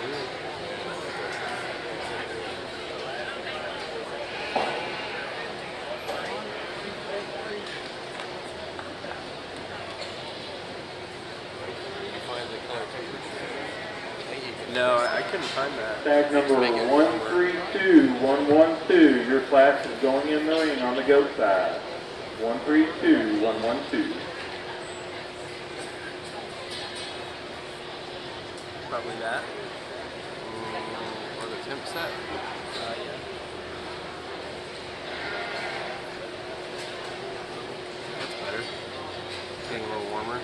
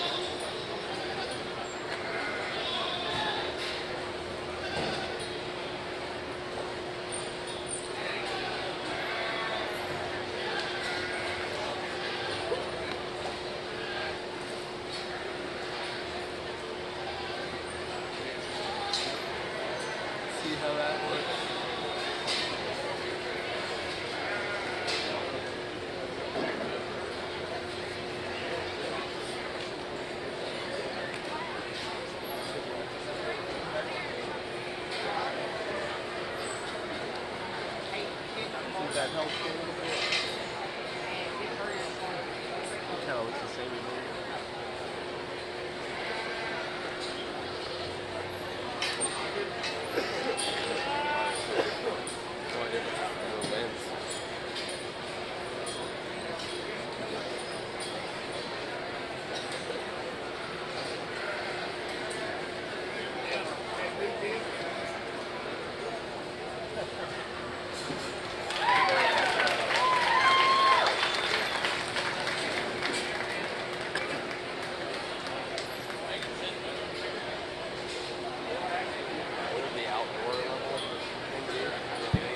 I didn't try it. Super nice class of white-faced sheep. Young man brings us one that just touches like a rock star. He's super hard and fresh to the touch. You get down over the top of his carcass, his loin edge is 13th. His loin has come together super perfect. He holds himself exceptionally well. He's probably not quite as big right at the top of his hip as some that we've seen through the class, but still I think one that's big enough in his pin placement, and I like the expression that's right out through the center portion of his leg. That sheep runs uphill really well. Very, very nice looking white-faced sheep to come to the front of the class for me. I think the sheep that follows him in terms of type and build is our second place sheep. He's up-fronted, he travels uphill, he just doesn't have quite maybe the mass and expression as that class winner, but this sheep is not devoid of muscle at all. He's opened up through his center rib, he's still got that same kind of pin placement as our class winner does today. It just doesn't come quite as hard and quite as expressive as that lead sheep. Maybe we put a little more feed bucket in that one and kind of open his rib up, give him just a little more gut. It would maybe help that balance line ever so slightly. But two really, really competitive sheep. And then we've got the little baby Finewool here, and I'm sure that this young lady left his mother right back there somewhere tied to the fence. But hey, that thing's got a white ribbon on him in San Angelo, Texas. That thing touches exceptionally well. He handles big out of his rack. All of his transitions are smooth. His hips level. Much like his predecessors and peers in class, his pin bones are exceptionally well designed. We look at him at the ground. We want to give him just a little more substance. He just doesn't come with quite as much foot size.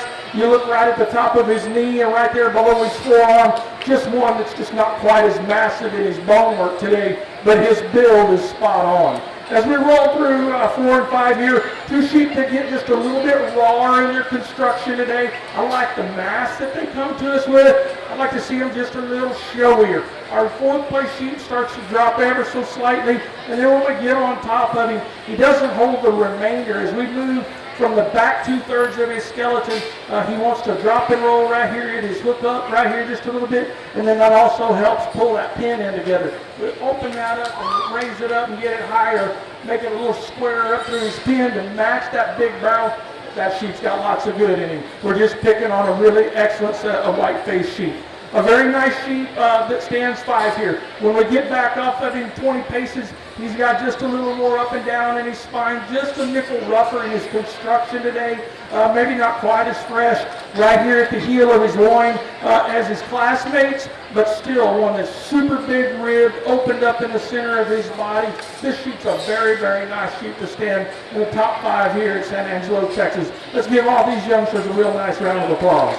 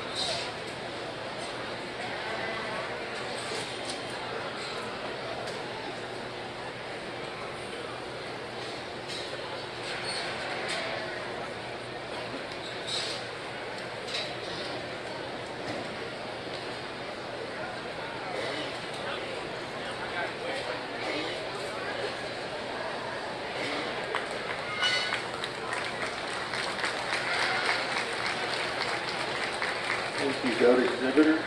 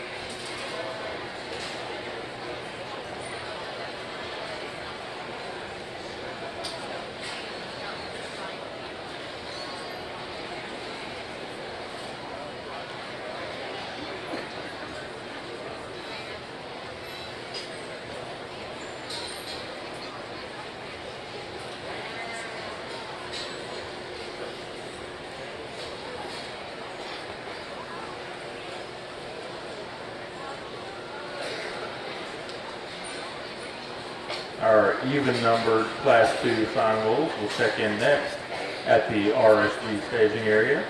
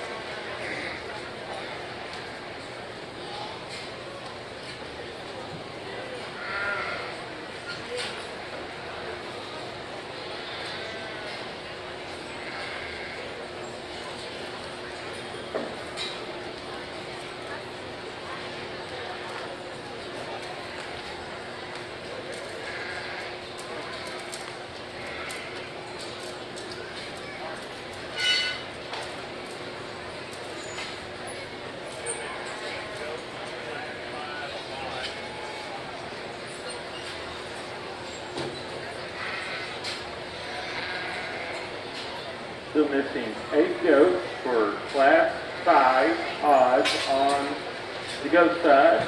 Please come check in.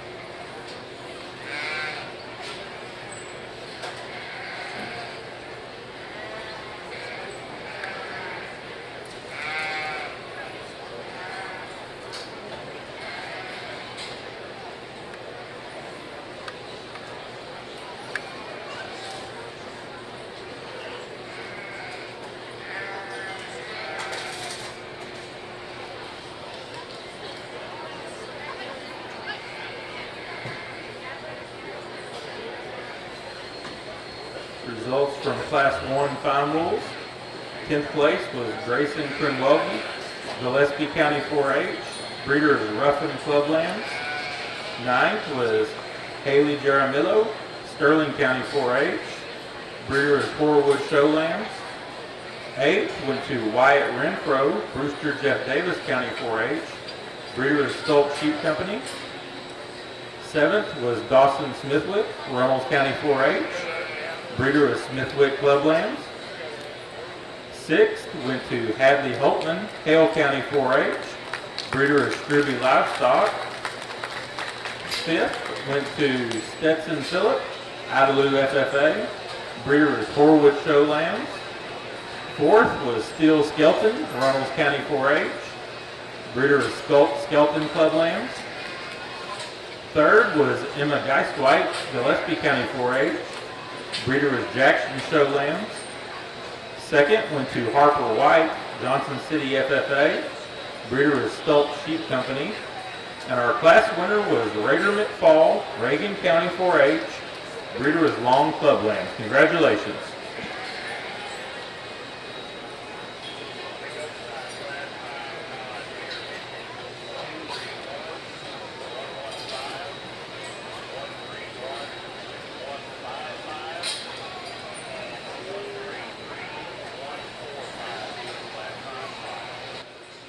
From the chutes to the stalls, barns to the big leagues, Sullivan Supply has you covered You're with missing innovative products designed for success. 3.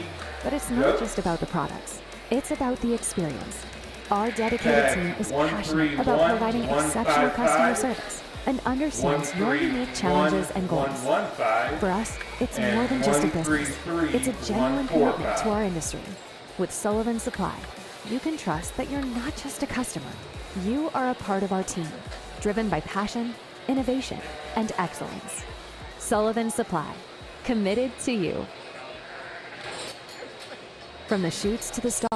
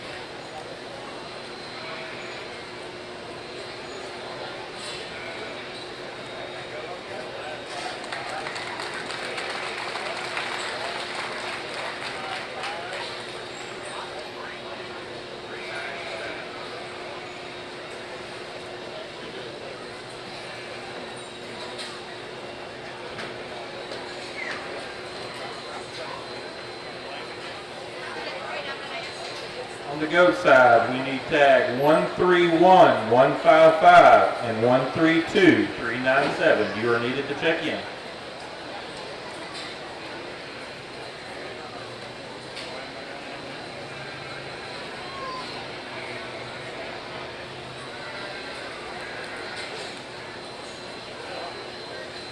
Our Class 3 odd-numbered Finewools can check in.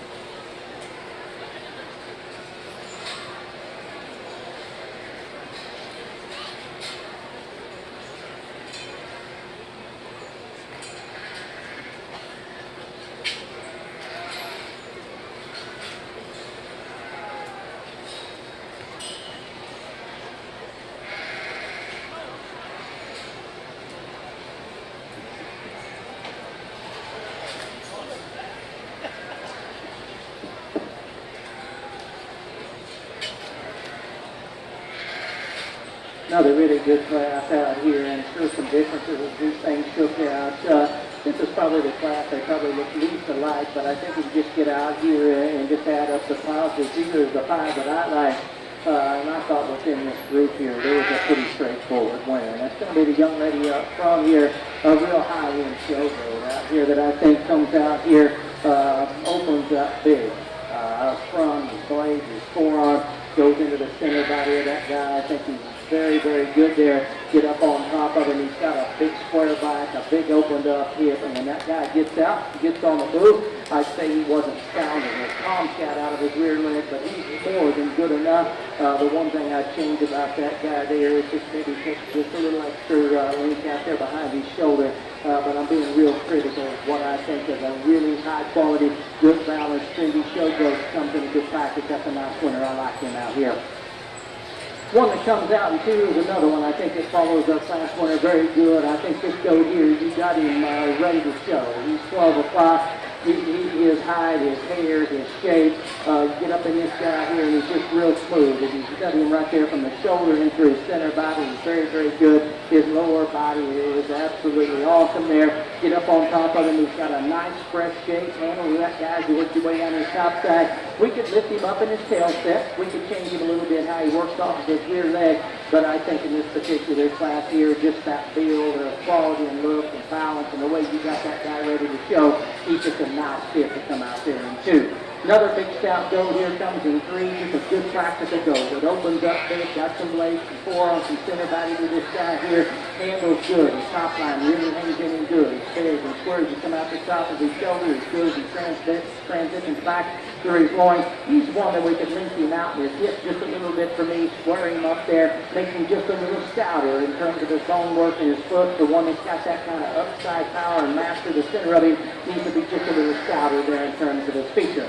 Big featured goat here that comes out next in 4, and he's a tall front, a good looking one. He's got big blades and big front legs and a great big foot on this guy here. You get him out and get him on the move, and he moves and looks the part. I hope he get his head up and go out across there. For me, he's just a little rougher cut. He wants to be just a little flatter there in his forerib, get up there in the top line of that guy there, and it just doesn't hang in with the same kind of levels and smoothness as the ones that go out ahead of him. He wants to get just a little up in his loin. He wants to get just a little pinch there as he transitions from his loin into his hip, get a little jump muscle on him there. That's a goat for me there that I like a lot of the features of that guy there. If he was just maybe just a little chubbier for me to blend all of that just a little better, we could sure move him up a spot or 2 because he's got some really big pieces, because I like a good fit. Good solid goat here that comes in 5, really opened up, stout, bold body, really gets out here and squares up and puts together a lot of positives in terms of what I like in a meat goat, and just in terms of body shape, in terms of mass, in terms of just the way it's put together. He gets just a little plainer for me. He's a little plainer in his lower chest. He's a little plainer in going to the point of his shoulder. Get out into the hip and hind leg, and he's a little plainer there as well. I thought a really good class there. I thought we had a really nice winner and a good second there in this particular class. You guys that work at ringside, let's give these young people a nice hand as they had them on bike.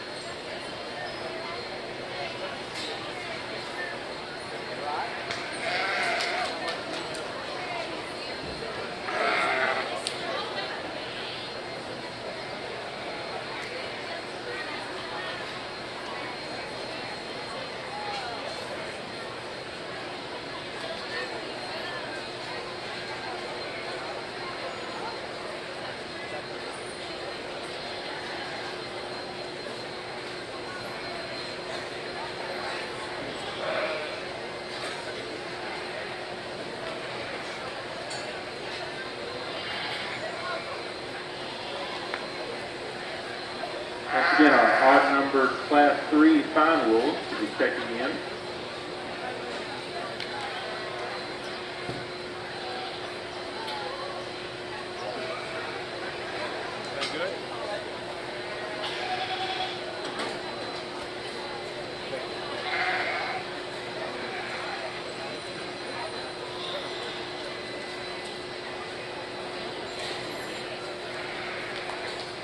Yes, you may.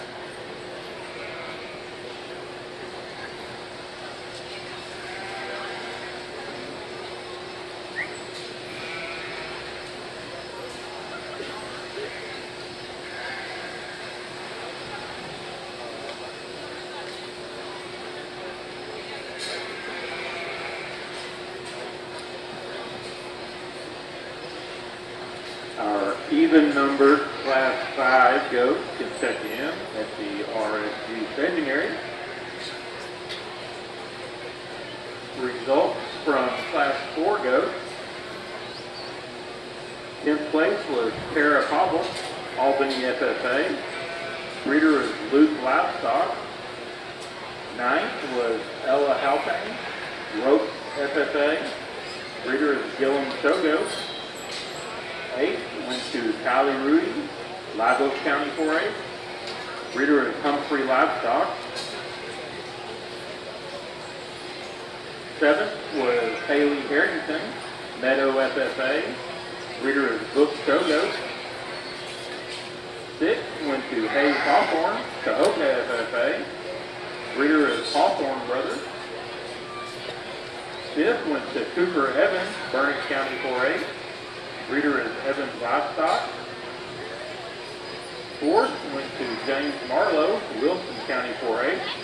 Breeder is Book Shogo. 3rd went to Raina Epley, New Home FFA. Breeder is Sturt Shogo. 2nd went to Cal Harder, Idalou FFA. Breeder is Cowley Livestock. And our class winner was Hazen Hoffman, Glasscock County 4A. Breeder is Hoffman Livestock. Congratulations.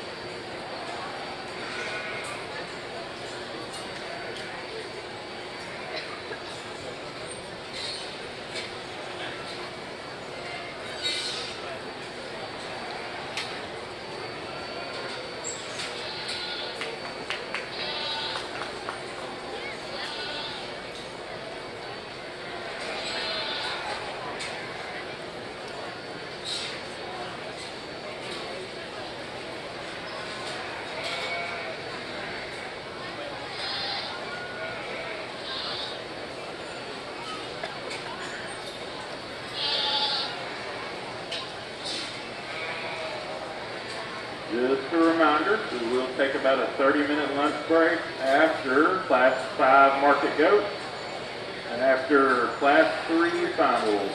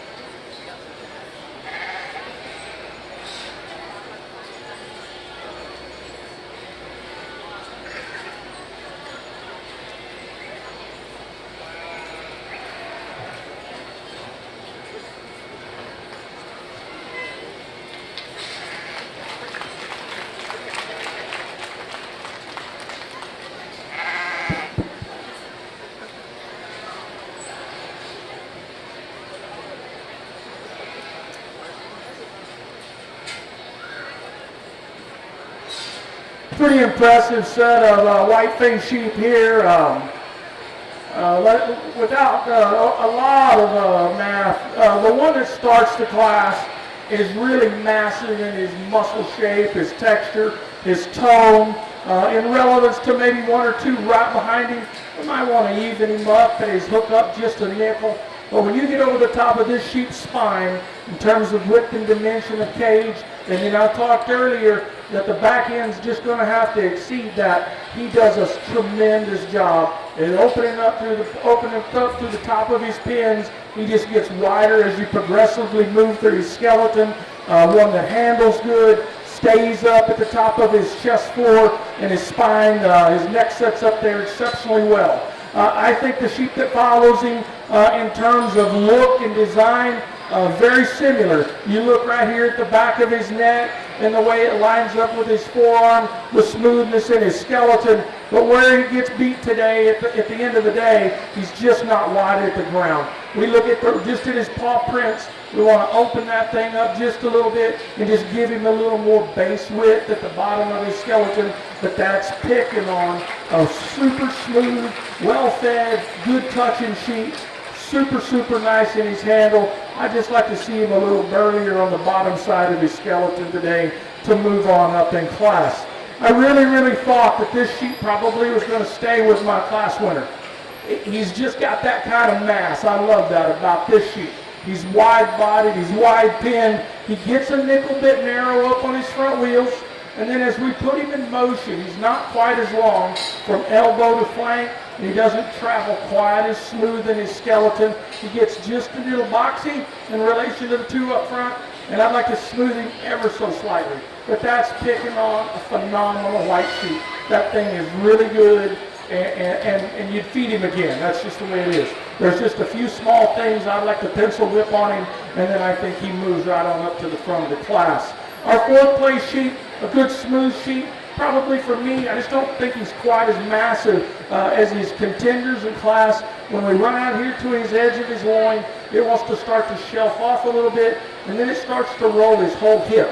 And then when we roll around from hook to pin, it makes him flatter through the center of his leg. He doesn't come with quite as much power and dimension as we walk up behind him in that three-quarter view. We start to stroll him around the arena. He wants to roll just a nickel.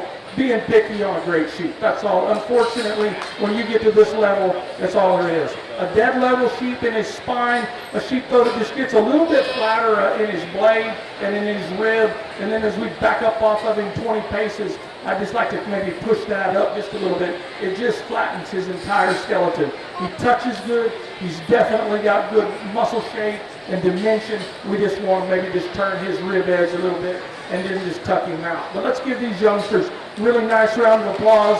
Super job, super set of sheep.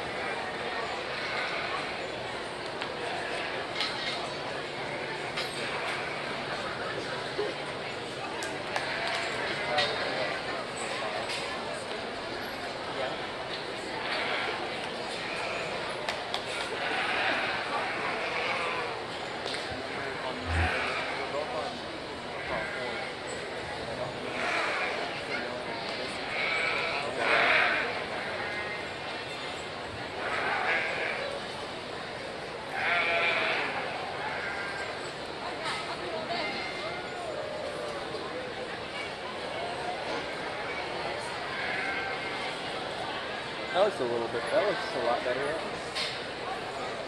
It's a lot better. That's 5.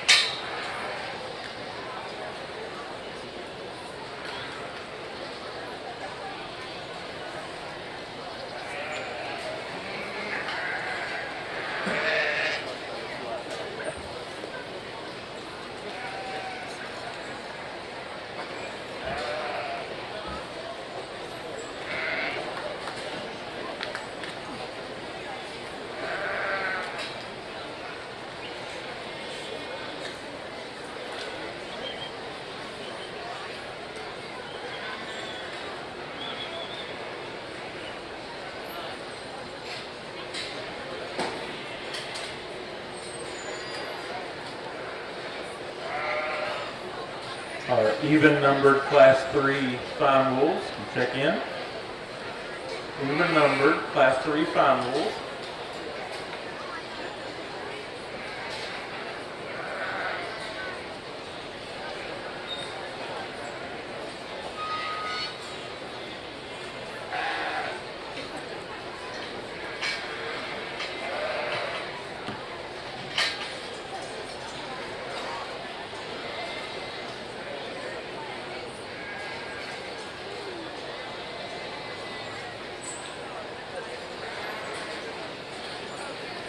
Again, we will take a lunch break, a 30-minute lunch break after this class of lambs and goats.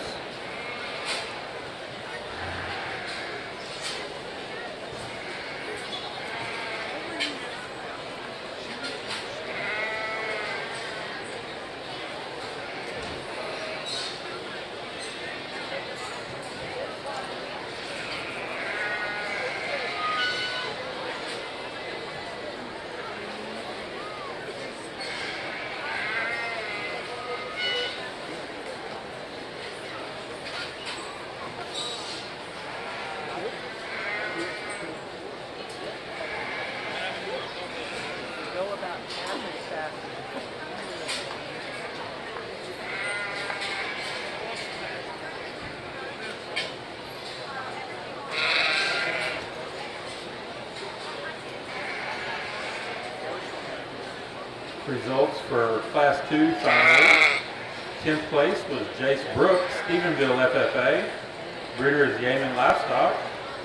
9th, Colby Houston, Carroll County 4-H. Breeder is Mad Dog Sheep Company. 8th, Kimbria Broles, Mason FFA. Breeder is Stolp Sheep Company. 7th was Collins Faith Brandenberger, McCullough County 4-H. Breeder is Jacoby Brothers. 6th was Hudson Dormus, Brownwood FFA. Breeder is Newsom Livestock. 5th went to Kay Banowski, Menard County 4-H. Breeder is Banowski Clublands. 4th, Rhett Dixon, Sterling County 4-H. Breeder is Justin and Bridget Jonas. 3rd went to Riley Barrett, Tom Green County 4-H. Breeder is Long Clublands. 2nd was Garrison Jarzombic, Goliad FFA. Breeder is Justin and Bridget Jonas. And our class winner was Stratley Struby, Tom Green County 4-H. Breeder is Struby Livestock. Congratulations.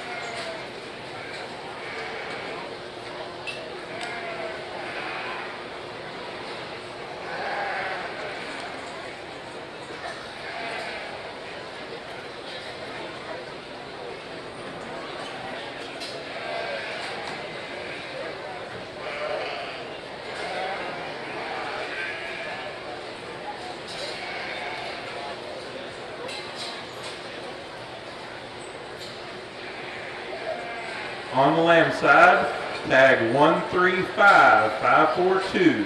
135542. You are needed at check-in.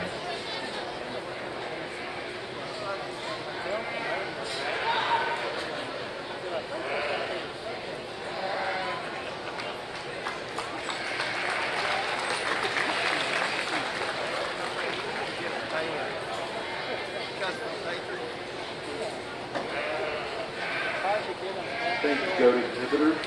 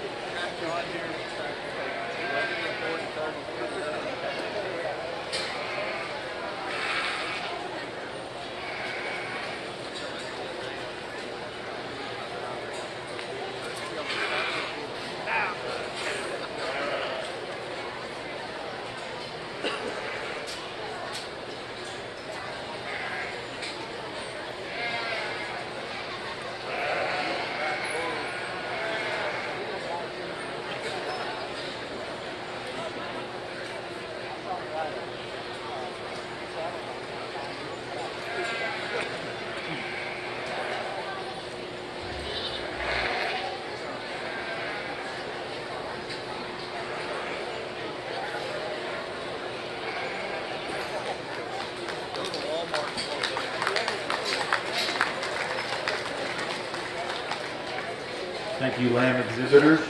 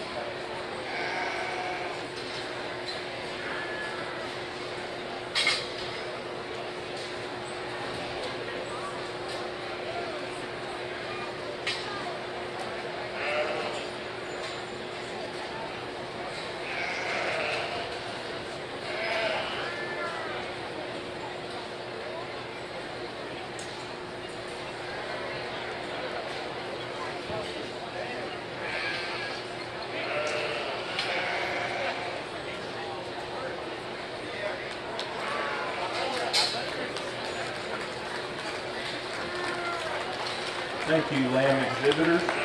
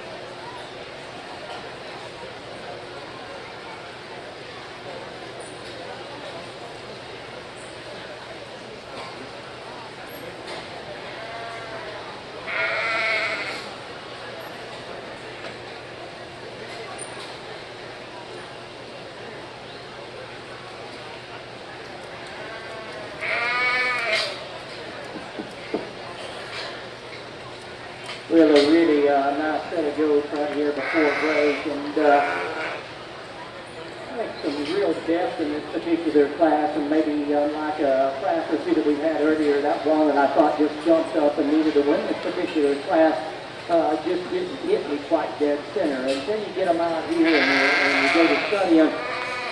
The hips, hind legs, the structure, the build of them, and just kind of how they're put together. I think each one of these is a little different for sure, and we could like to do some pieces and parts off of each one of them.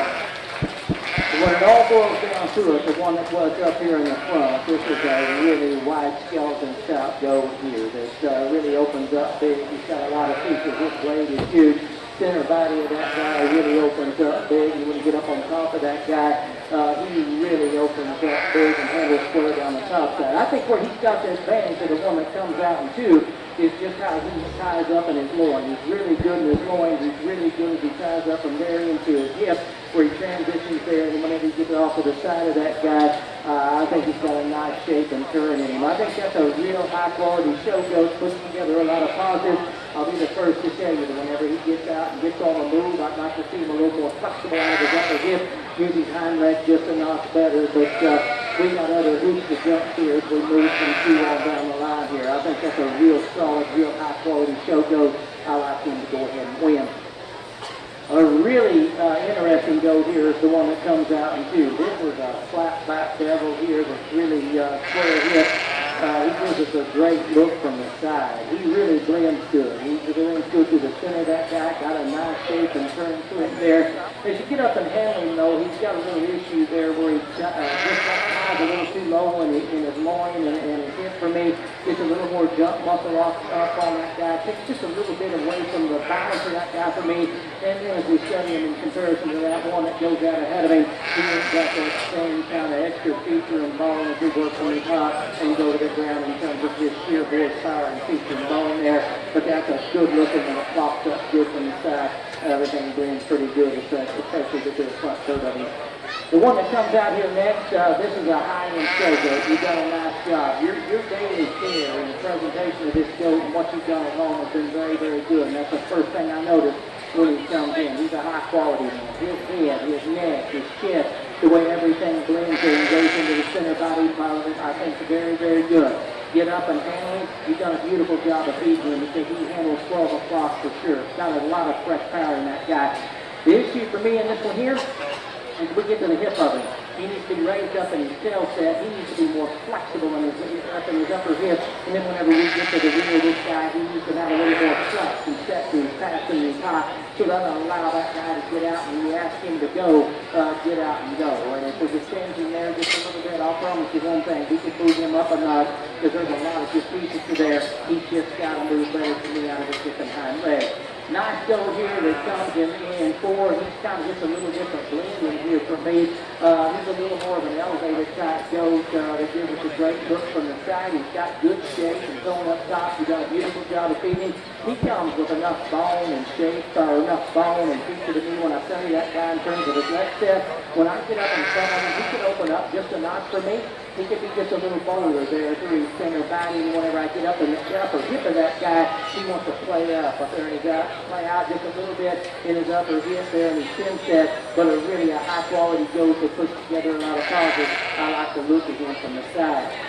A real good meat goat here comes in 5, and you talk about one that's densely built and stout in terms of his features. He's opened up big in his chest. His blades, forearm, front leg, and foot is extraordinarily good. He gets out and moves and looks the part whenever he's on the move. We get this guy here and just get him from the side out here in the show ring setting. He can get just a little plainer in terms of his way he's put together. He's a little plainer in his neck and his shoulder, just a little plainer there in terms of his front part of his blade, his full shoulder there. And then when we get up on top of this guy, he doesn't handle with just that same kind of fresh shape and horsepower as you work your way down the top of this guy as either one of the 4 that go out ahead of you. But I think a real good practical kind of goat that's opened up with a tremendous amount of power, feature, and flexibility. I liked all those things about him. This was a really nice class to end on here. Let's go ahead and give these young people and their families in our hands a really nice set. As we kind of wrap up this class of white-faced Finewools, a really nice class of sheep.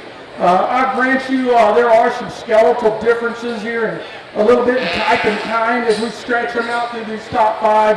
At the end of the game, I thought the most athletic sheep that probably still held his blade just a nickel neater than our second place sheep, maybe from hook to pin, comes at us and stays just a little truer in terms of squaring us out through his dock. I'd like to see him come with just a little more mass right out through his 8th and 9th rib there in terms of that expression of muscle, but he's still super smooth in his skeleton. I think the advantage over that second place sheep is he holds his blade over just a little bit neater today, and at this weight range, I think one that, when that maturity starts catching a white-faced sheep, his chine bone starts to rise and his plate starts to fall, and they do it fast and you can't turn it around.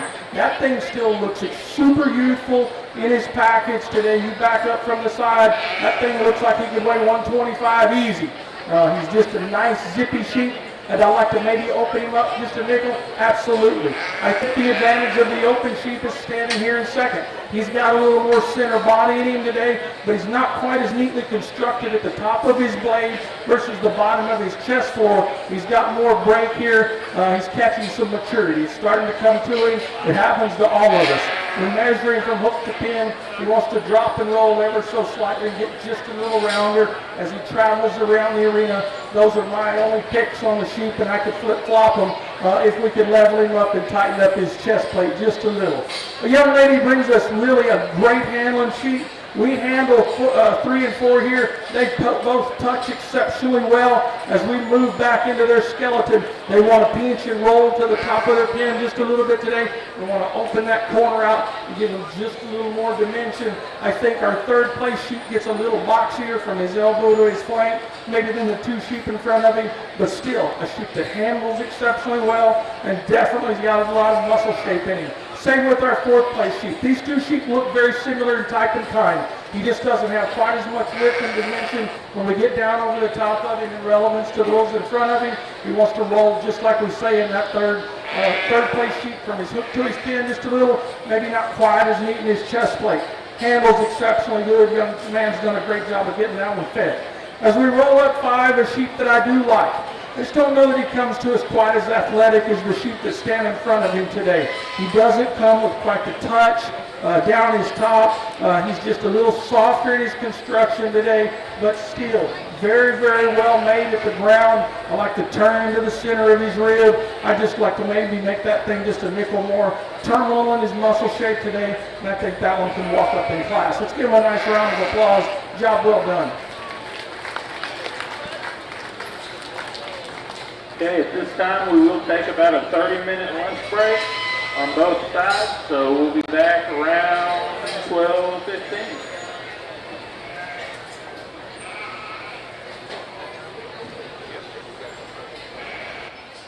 From the chutes to the stalls, barns to the big leagues, Sullivan Supply has you covered with innovative products designed for success. But it's not just about the products, it's about the experience. Our dedicated team is passionate about providing exceptional customer service and understands your unique challenges and goals. For us, it's more than just a business. It's a genuine commitment to our industry. With Sullivan Supply, you can trust that you're not just a customer. You are a part of our team, driven by passion, innovation, and excellence. Sullivan Supply, committed to you.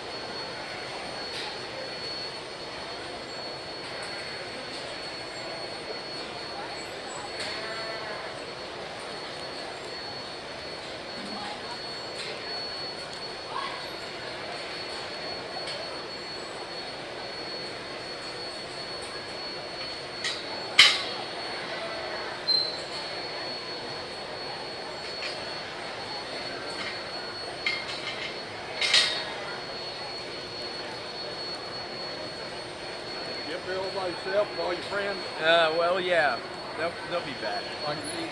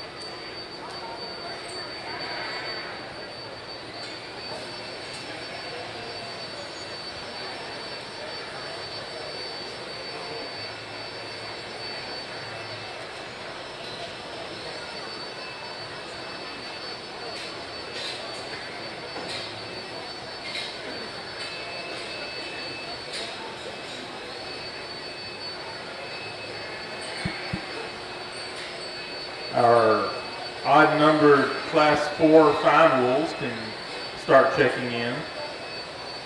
Odd numbered class 4 Finewools.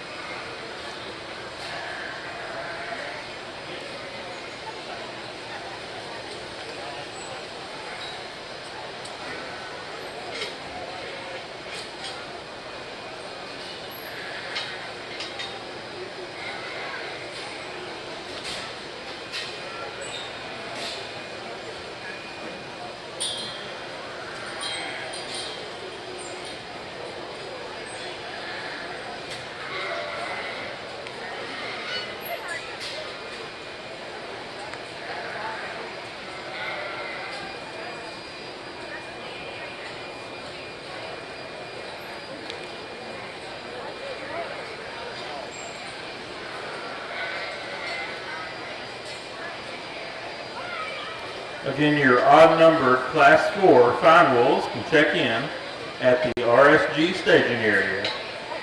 Odd-numbered Class 4 Finewool.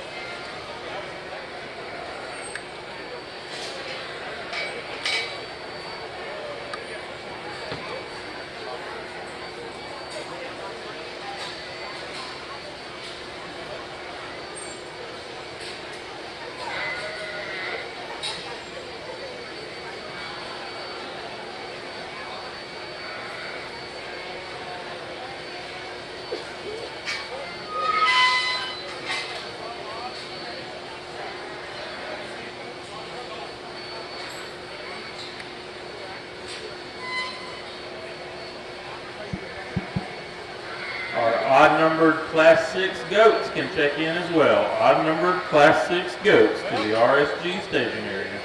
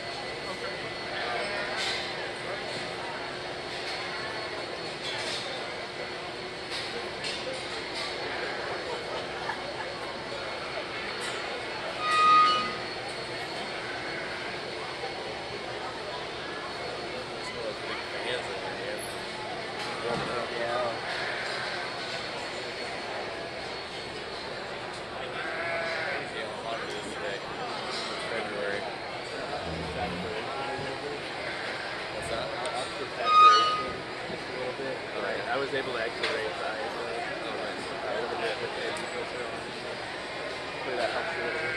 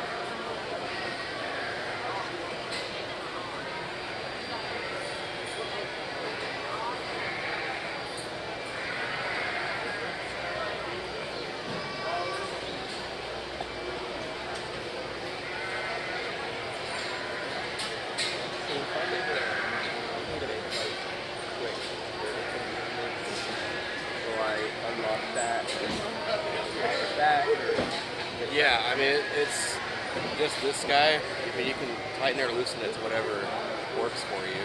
I mean, you can kind of find that sweet spot where it's, you know, While we're kind getting of moving checked and in it might on hurt a little bit, results but from the classes right before lunch, the you can also feel like if Class it's 5 market falling goes, like way far forward, you 10th can place even bring was Raina Epley, entire New Home camera FFA. back. Breeder was the whole Epley slide back Shogo. a little bit, so the weight's 9th was it's kind Ava of Burke, that sweet Houston spot. County 4-8. Breeder was Barlow Livestock. Yeah, those tripods are 8th was Dalen Dillard, Sutton rough, County isn't 4-8. Right, yeah. Breeder was Rocky Creek Shogo. 7th went to Bryson Cooper, Will Point FFA. Breeder was Danglemeyer Shogo. 6th was Briggs Bowers, Gillespie County 4-8. Breeder was Jade Livestock. 5th went to Wyatt Renfro, Rooster Jeff Davis County 4-8. Breeder was BMK Shogo. 4th went to Caden Casina, Ward County 4-8. Breeder was Jade Livestock. 3rd was Savannah Elizondo, Travis County 4-8. Breeder is Lazy JB Livestock. 2nd went to Grayson Williams, McCullough County 4-8. Breeder was Mock Livestock. And our class winner was Grace Moore, Tom Green County 4-8. Breeder was Hoffman Livestock.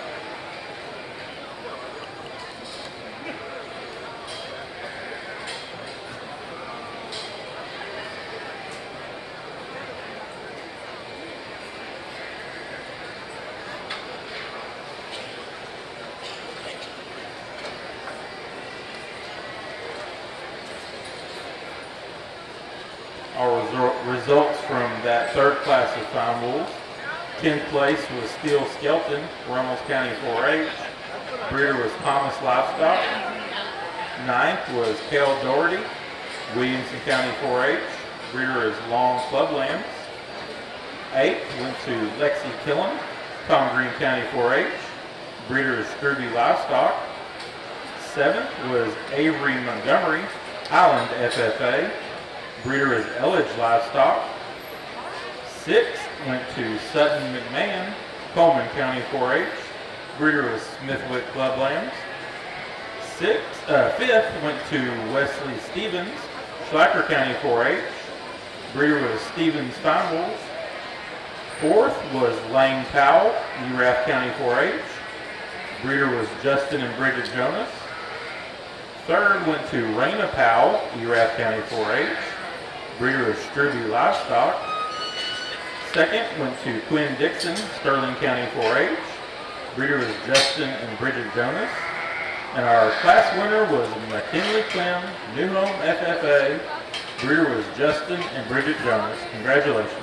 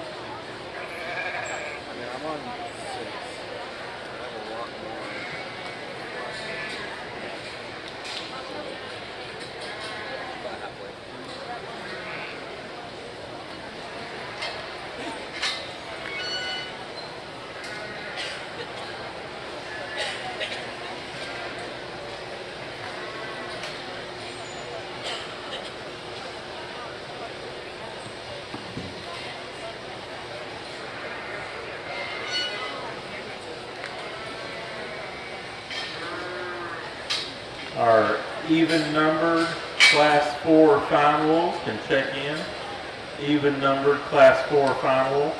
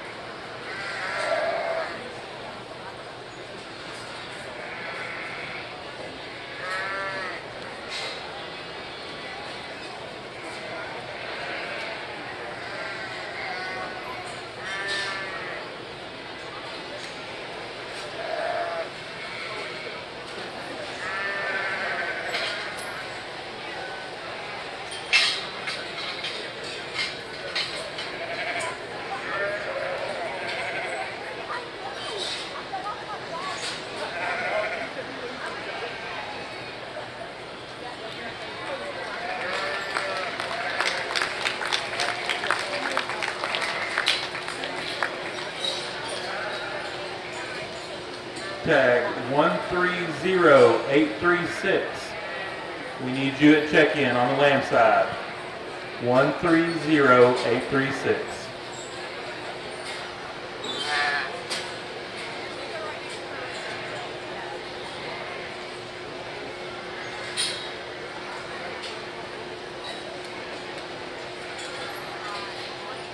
Even numbered class 6 goats can check in. Even numbered class 6 goats.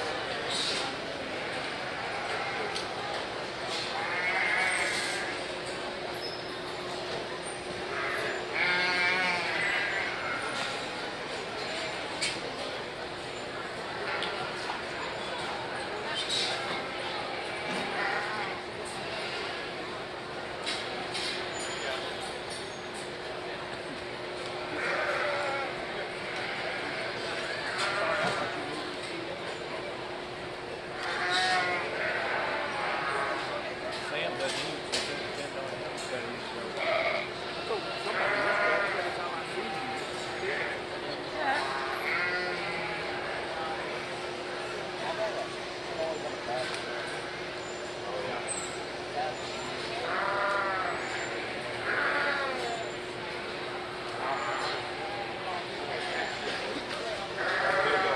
Yeah.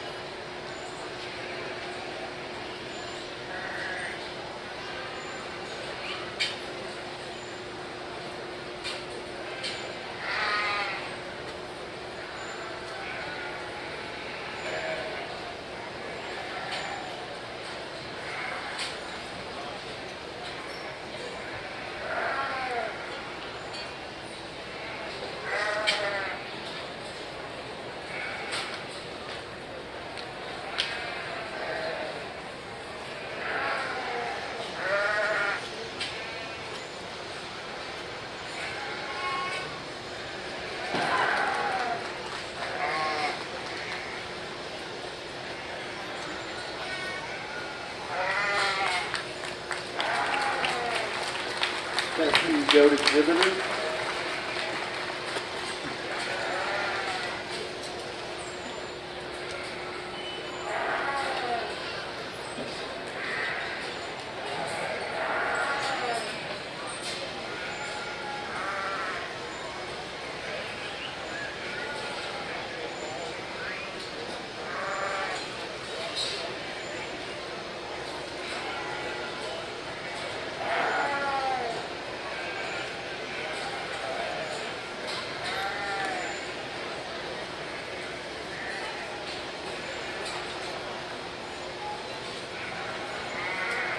On the goat side, we need tags number 571428,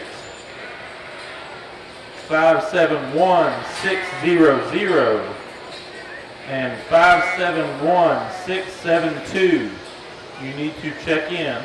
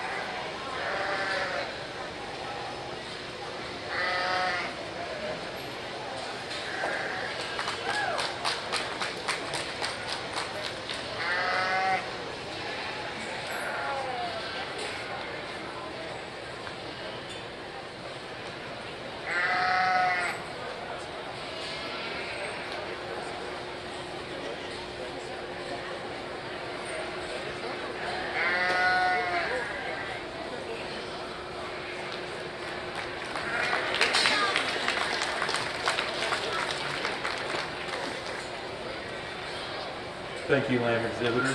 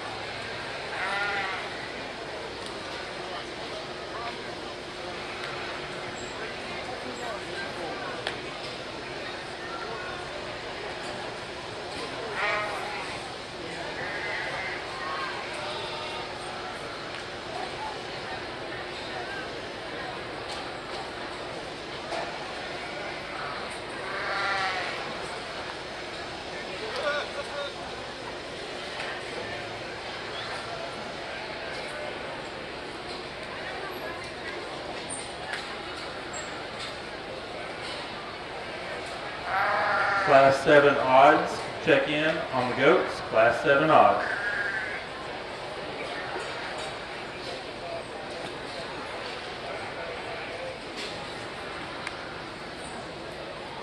We need our first and second place Finewools to check in for the final Finewool drive.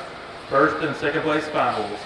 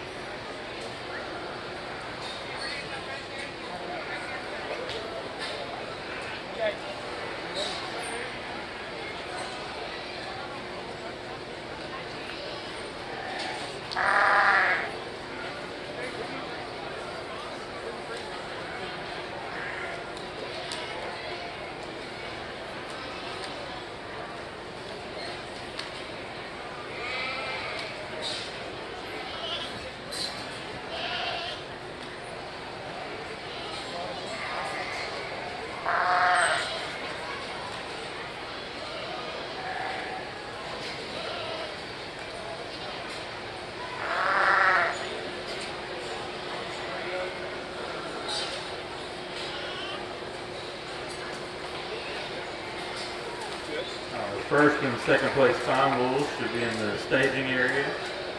After we do the Finewool drive, we will start with Class 1 Finewool crosses. So if you have an odd numbered Class 1 Finewool cross, be ready to check in shortly.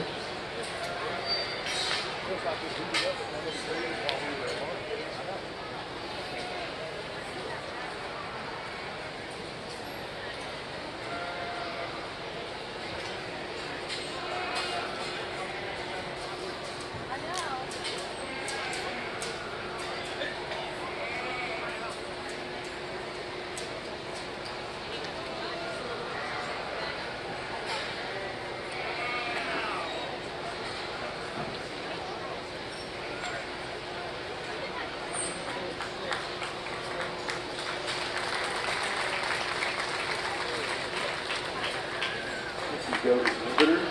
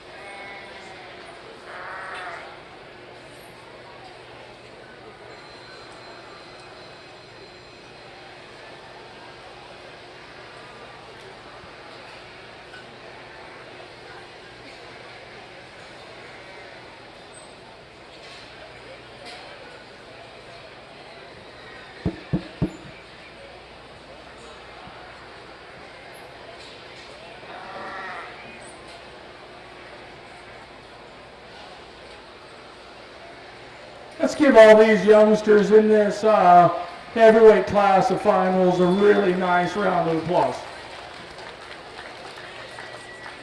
Isn't it kind of funny how you can just kind of stroll through the day and then you know there's going to be one of those classes of these white sheep that come to you and there's a bunch of wolves in there because we are in sheep capital of the world, and I knew it was coming. I knew there'd be some white ones there that a guy had to work on.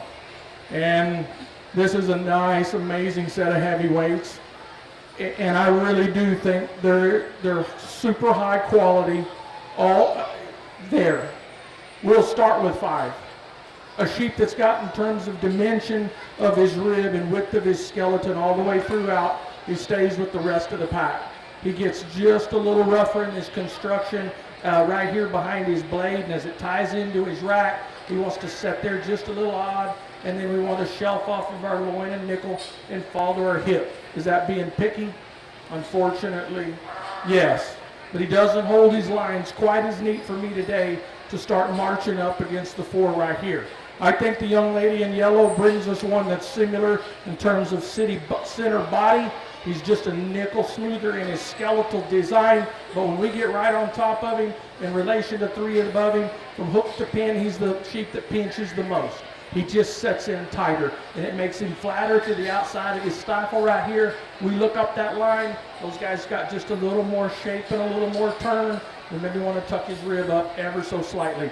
But I'm telling you, a really phenomenal set. This is the sheep right here that's probably the sheep I love when I stand over the top of all of them.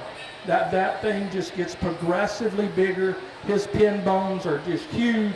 His hip ties in super good. When we back out of him, he's starting to get a nickel flatter in his rib. His maturity's starting to catch up to him. His plate's wanting to fall. His flank's wanting to get higher. And then what happens when that flank starts to run up, this starts to get just a nickel flatter. If we could just drop some gut in him, tuck him up, give him a little roll right there, I'm telling you that thing is built very, very, very good. And then we've got 2 here. And I think, you know, I'm sure there's a lot of guys out here that are going to flip it over and turn it, you know, any way you want to, and that's perfectly fine. That's the reason they make red apples and green apples. Everybody's got their choice. But I'm telling you, that lead sheep right there is athletic. When you touch him, he's the best handling sheep in this line. He handles fresh. His loin edge is immaculate. I love the turn to the center of his leg. And for a Rambouillet sheep to be this age, he holds the bottom of his chest plate up exceptionally well. Probably where I think he outshines the second place sheep is he's a little neater in the bottom of his chest floor. And then when we look at his pin bone and where his hock sets at the ground, our second place sheep's a little longer in his shank. And so it moves his back leg out behind the pinch of his pin bones. And what happens that second place sheep is he gets a little flatter right there on the outside of his leg. When you drop their head, you watch him walk off. This sheep's got just a little more terminal shape in him today. His front end's beautiful. I'm going to ride that horse all day long. And that's to take nothing away from this sheep. This is a big-bodied sheep. He's wide down his top. He just gets a nickel flatter because of the way this hock wants to pop forward. This outside leg right here at times just wants to get a little flatter. He's maybe not quite as youthful at the top of his shoulder as that class winner, but I'm telling you, young man, I'm picking on a great one. This is a great set of sheep. Let's give all these youngsters a really nice round of applause.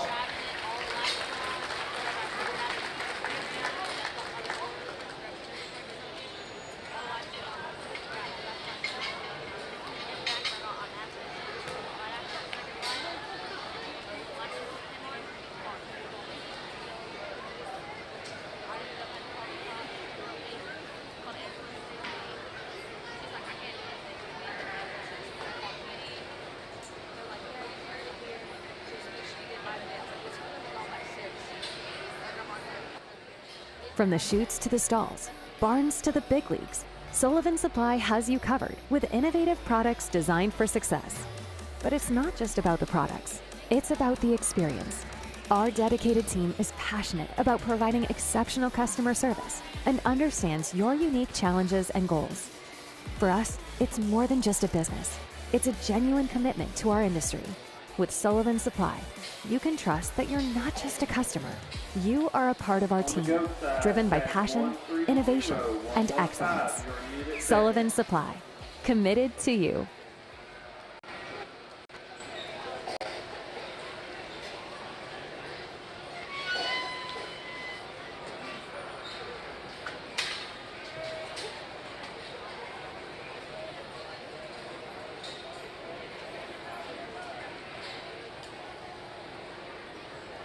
Class 1 Finewool Cross odds. Need to check in.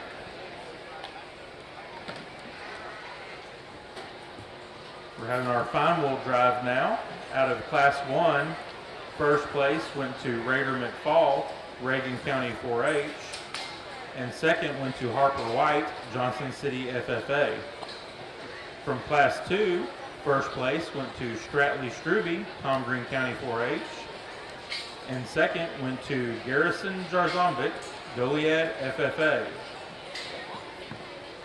Out of Class 3, first place was McKinley Clem, New Home FFA, and second went to Quinn Dixon, Sterling County 4-H.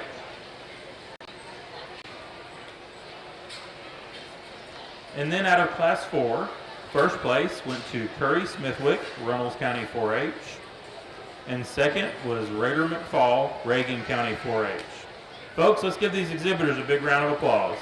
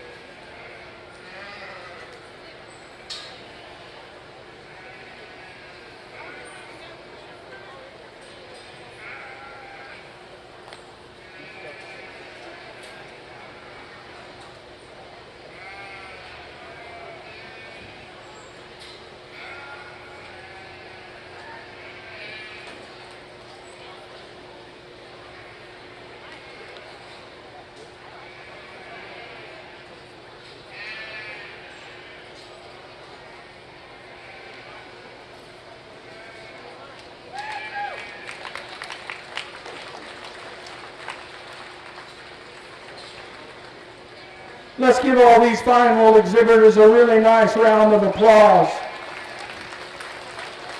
A truly enjoyable set of sheep to walk through. Very, very enjoyable. I like the groundwork. I like the length of body in them. I like the center shape to the center of the rib.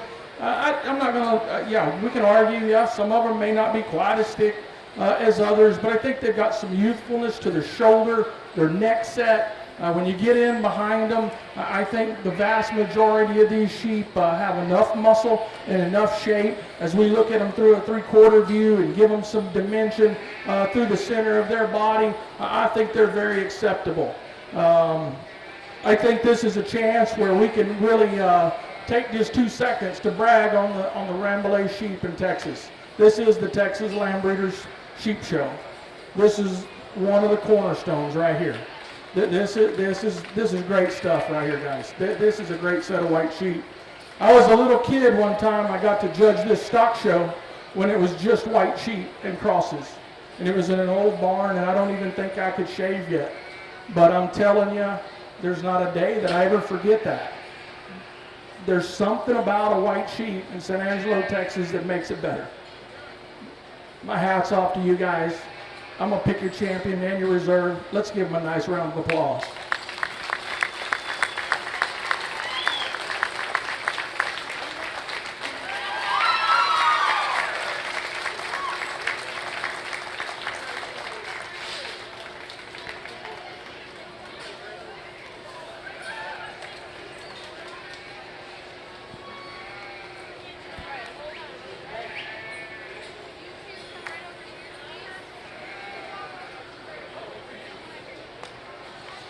We have a nice way to get back out here and get started. And good class of goats out here. A lot of power, a lot of pieces that we have out here. And like I said in one or two of them earlier when classes, just getting knocked out one out here that just comes out here and puts everything together. I think there's a lot of them out here that have good pieces. But I think the longer that I get out here, the longer I watch them move, the longer I study them, the more I handle them, the more comfortable I become off to get with these two up here in front leading off. From the chutes to the stalls, barns to the big leagues, Sullivan Supply has you covered with innovative products designed for success. But it's not just about the products, it's about the experience. Our dedicated team is passionate about providing exceptional customer service and understands your unique challenges and goals. For us, it's more than just a business. It's a genuine commitment to our industry. With Sullivan Supply, you can trust that you're not just a customer. You are a part of our team, driven by passion, innovation, and excellence. Sullivan Supply, committed to you.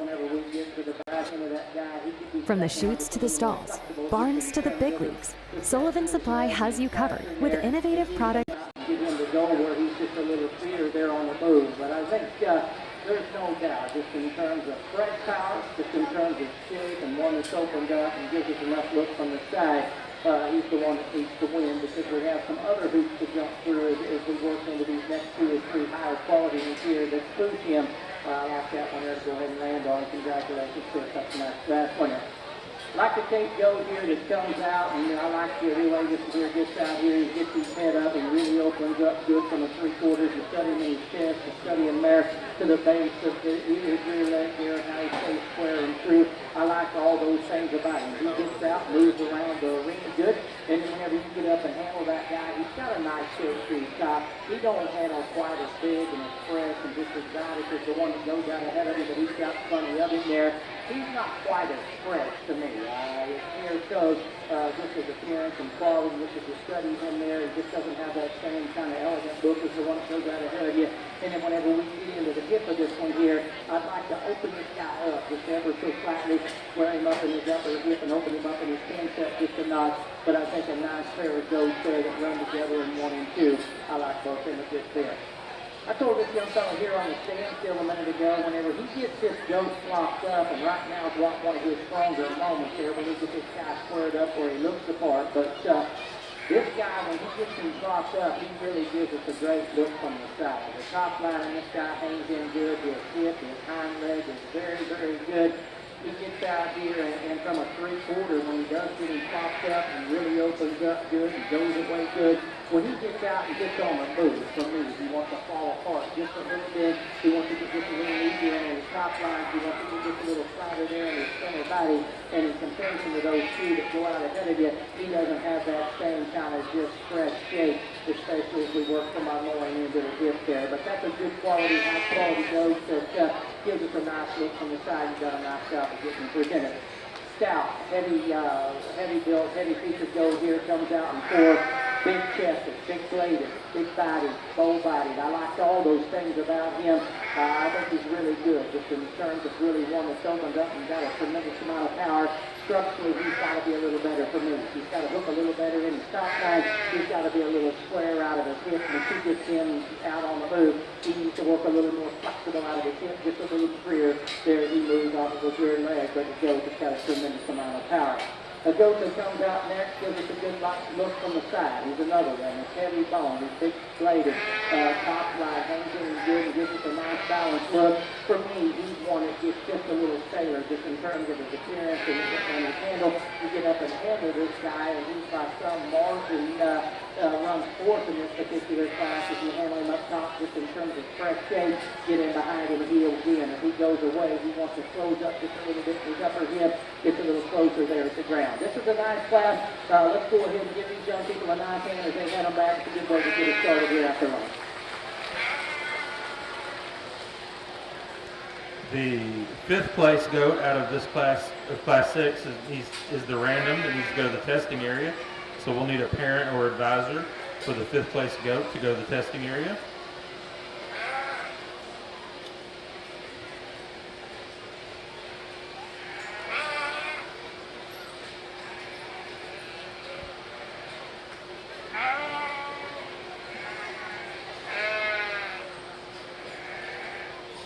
The results of our Finewool drive. Our champion Finewool went to Curry Smithwick of Runnels County 4-H, and reserve was Raider McFall, Reagan County 4-H. Congratulations to these exhibitors.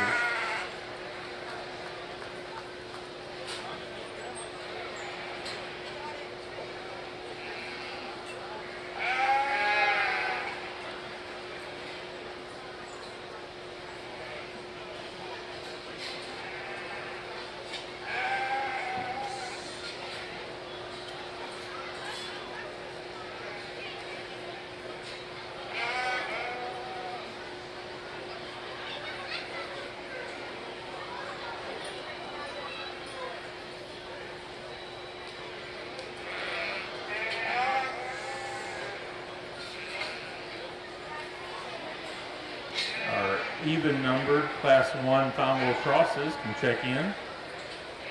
Even numbered Class 1 Finewool crosses.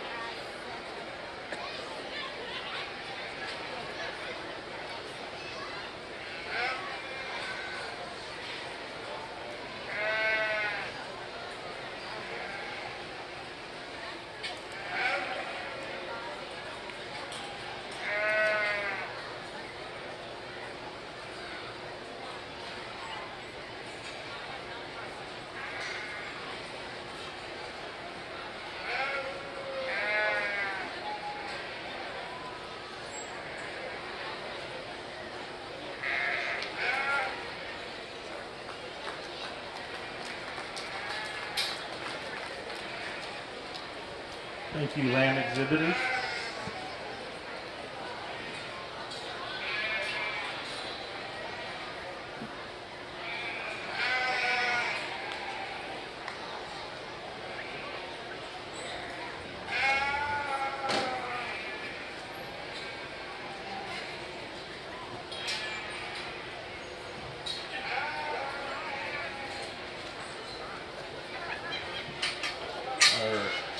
Even numbered Class 7 goats can check in.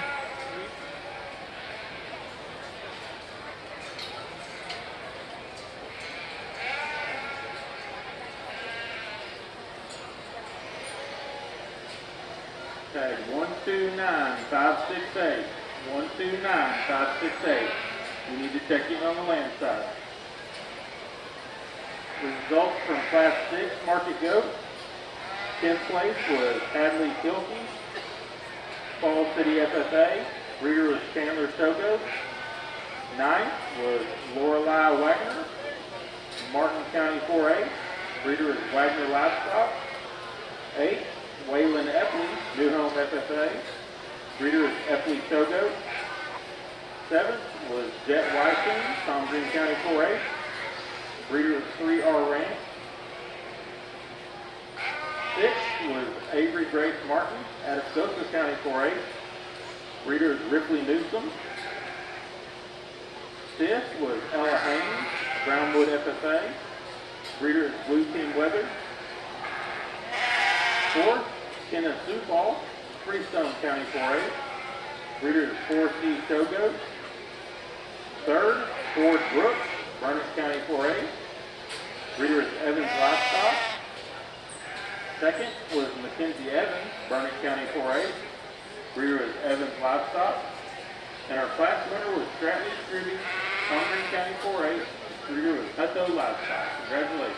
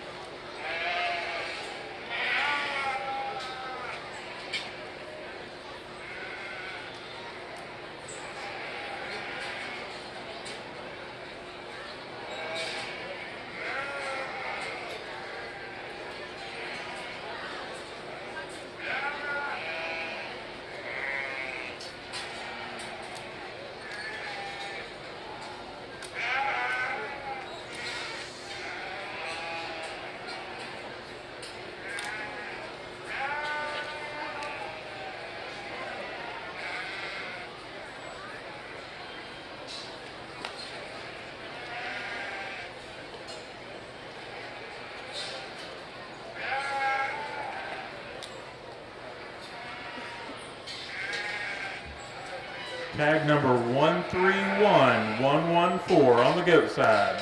131114. You need to check in.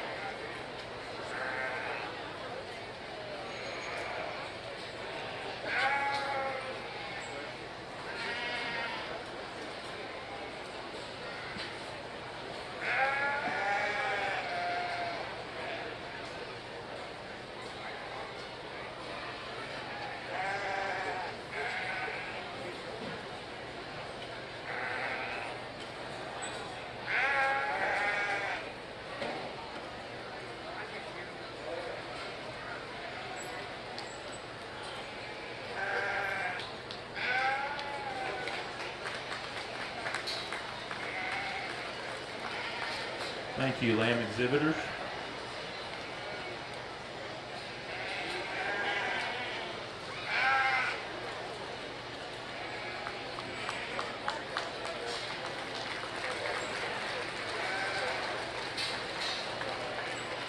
Thank you, goat exhibitors.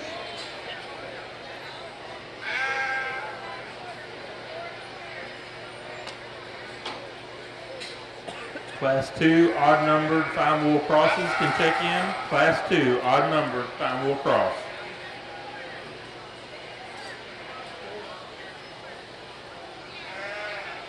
There's a retag.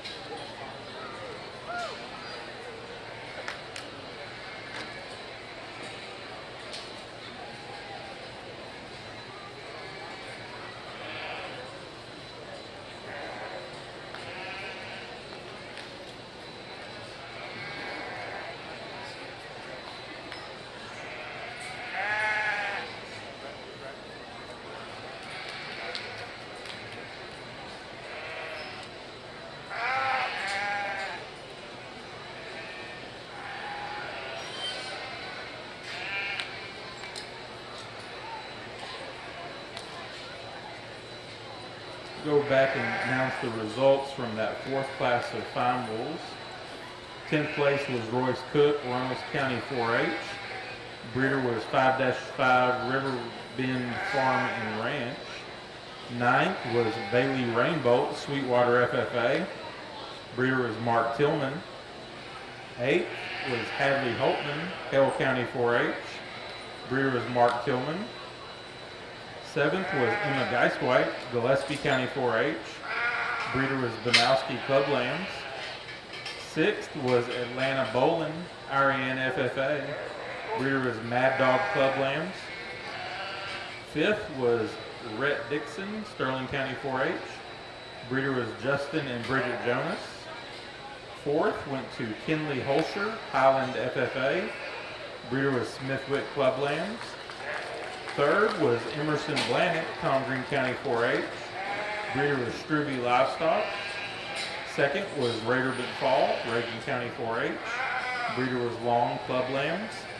And our class winner was Curry Smithwick, Reynolds County 4-H. Breeder was Smithwick Club Lambs. Congratulations.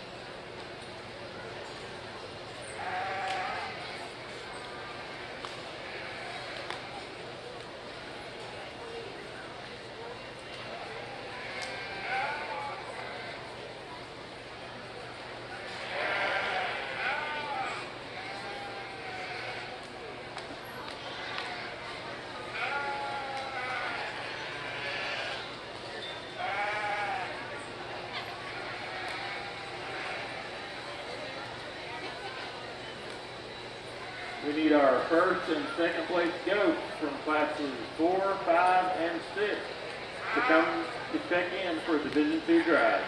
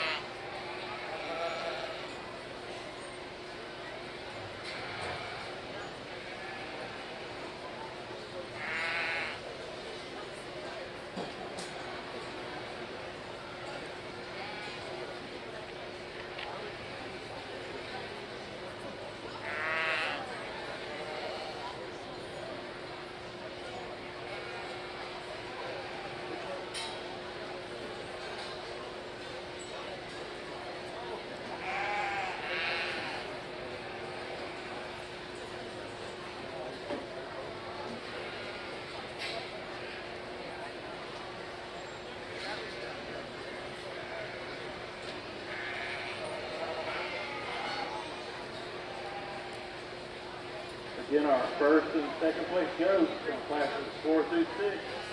Need to check in.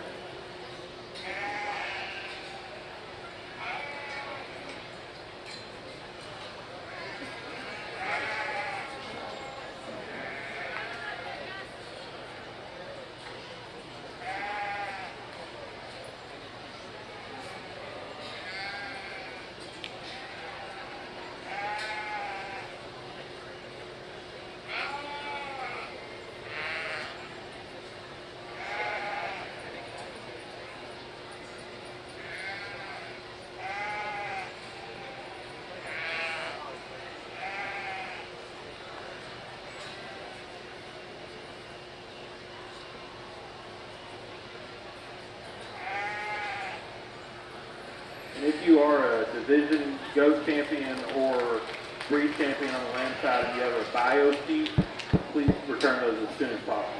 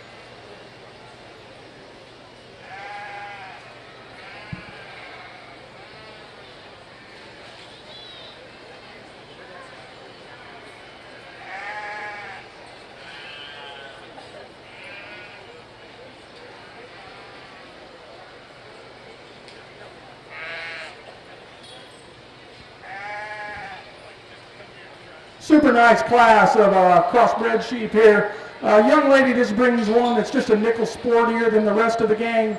You gotta like the way he ties at the top of his shoulder and his blade, one that just runs uphill with the bottom of his chest plate. Probably for me, and I know this is a little bit critical, I think he holds his breastbone in just a little neater than our second place sheep. And as we get down over the top of him in terms of width and dimension, he's just a little bit stouter right through the center of his rib. He carries it out to a big old pin set. Just touches very, very nice in terms of handle, body condition, fat condition. Really, really nice sheep to put your hands on. And that's to take nothing away from the young lady's sheep here that's going to be second. When we got him in the arena and we had him kind of over here on the end of the drag, I kind of wanted to see him with this set up here and kind of just keep feeling of him right here amongst the crowd. But he just gets a nickel rounder. If you make a circle around his shoulder, you make a circle around his hip. From hook to pin, he wants to roll just a little bit, and that's because that blade's just a little bit rounder today than the class winner, and that's picking on a very, very good sheep. I love the bone in that thing. I like the center rib in that one. Two really, really fun sheep to gravitate to. And then we've got the white-faced sheep here, super beautiful in terms of outline. When we get right on top of him, there's just not quite as much in terms of center rib and dimension out of the top of his rack. He wants to pull over to his tail head a little bit and get just a nickel flatter in relevance to those two sheep that stand above him. When you back out of him, does he look like a show sheep? All day long. You just keep making them like that. You just put 2 more scoops of biscuits in him and a little gravy, and it works out really good. Very, very competitive set. As we study for a sheep that's just a nickel rounder in his blade, it transitions in terms of the length of hip from hook to pin. When you shorten this pin bone up, it just gets a little bit rounder and all of this. And when you make that round joint, and then you try to tie in a square 2x4 or 2x6 into it, it wants to break off and not tie up quite as smooth. We want to transition that just a little leveler, pull his tailbone out closer to his pin bones, and then that sheep changes quite a bit. To take nothing away, this one's just super thick, big back, square as we come down his skeleton. But I think a sheep, though, when we back out of him in relevance to the class, he's just not quite as long in terms of elbow to flank. You want to pull him apart ever so slightly, maybe even push his chest forward up just a nickel. He's too good, he's too muscular not to stand right here and talk about him, but there's a few things there I'd like to pencil whip on him. Let's give him a real nice round of applause. Job well done.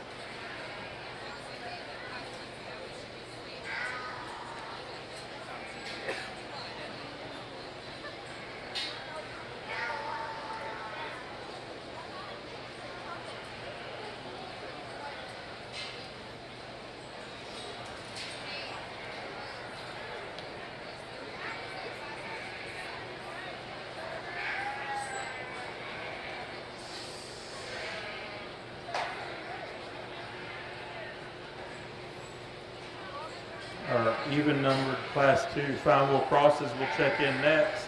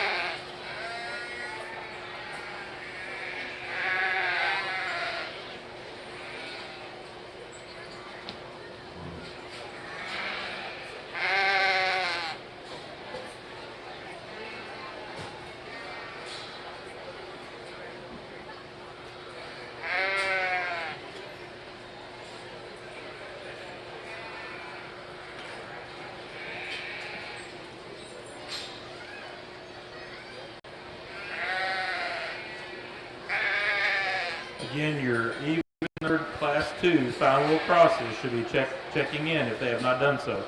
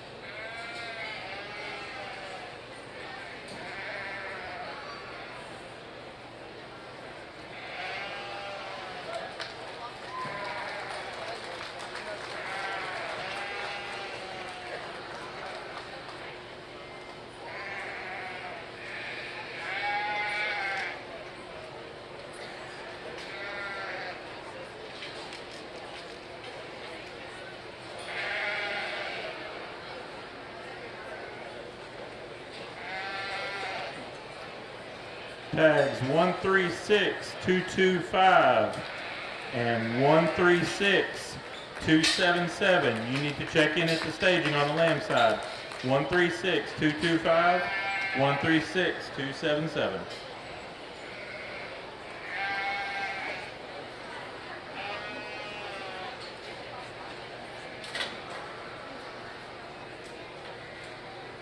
Class 1 Finewool crosses. 10th place was Ramsey McFall, Reagan County 4-H. Breeder was NT Club Lambs. 9th was Ella Ray, Tom Green County 4-H. Breeder was Stribby Livestock. 8th was Hadley Hornsey, Tom Green County 4-H. Breeder was Smithwick Club Lambs. 7th, Slade Butler, Zephyr FFA. Breeder was Smithwick Club Lambs. 6th, Adeline Fee, Hayes County 4-H. Breeder was Smithwick Club Lambs. 5th, Flora McKay Appleton, McCullough County 4-H. Breeder is Mad Dog Club Lambs. 4th, Carter Hornsey, Tom Green County 4-H. Breeder was Smithwick Club Lambs. 3rd was Reagan Miller, Denver City FFA. Breeder is Justin and Bridget Jonas. 2nd went to Berkeley Struby, Tom Green County 4-H. Breeder was Struby Livestock. And our class winner was Stella Sprayberry, Jones County 4-H. Breeder was Smithwick Club Lambs. Congratulations.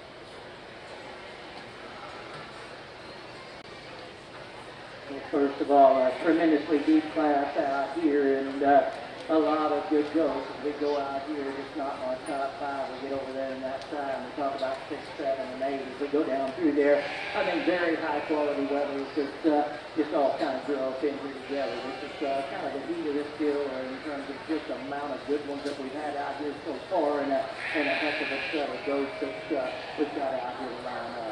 I tell you what, though, the first 2 up here in the front, I think are tremendously good. But there's just that one up here. These guys have watched my boys and I does and just know what kind that we like.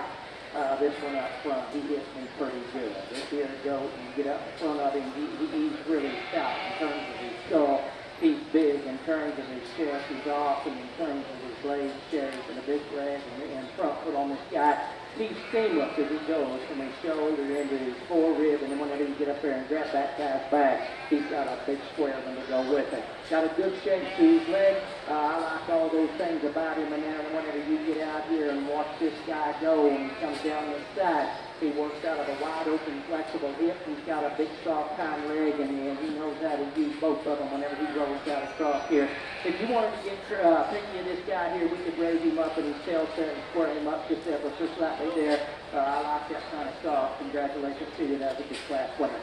When it comes down here and choose another real high-end quality goat here, and you get him plopped up, and this is a real power goat as well. He's big up front there, big in his blade, bold in his center body, great big up high.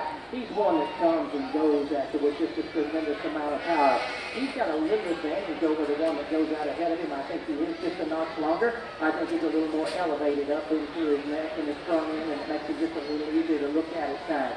For me, whenever I threw in the motion the last time, that's my decision is where I was going to pull the trigger. He doesn't move quite as good out of his hip, his hind leg. When he gets out and goes, he wants to pull in his hind leg just a little bit.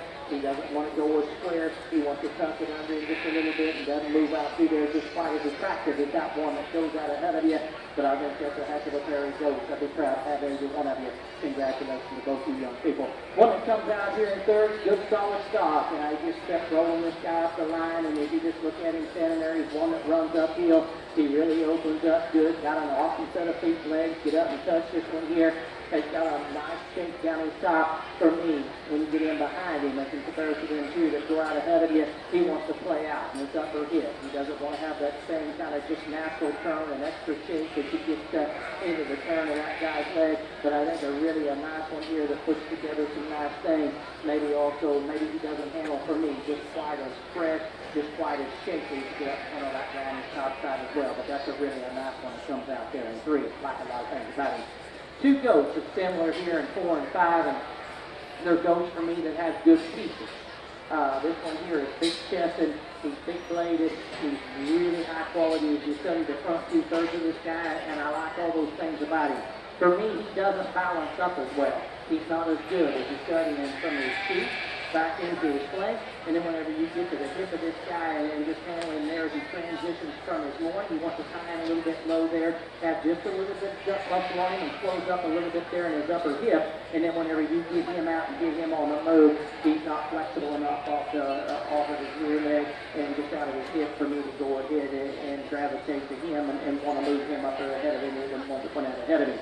An intriguing goat is the one that comes in 5, and when you came in that gate and I see that cape shoulder, I see the stoutness and the feature and the quality that one has up front. He'll draw you in for sure because he does have a big set of feet and legs on this guy.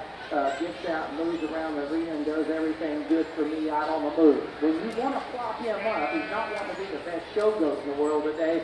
He wants to get just 2 unhinged from his top line. He's got just a little extra length there, and he as well. He ties a little low on his loin there, and he wants to jump up a little bit there in his tail area and his jump muscle. It just kind of takes away from his quality and balance as we get him from the side. If this one here is one that would pull himself together and want to be a show goat, get a little extra chub on him, I can see where he can get out here and make a better run, just not want to work with him quite as well as he needed to today. An awesome set of goats out here. These families done a heck of a job with them as we work our way from one down all the way to this particular drive. It's a nice set of goats. Just give these young people a nice hand with the race against the division champion.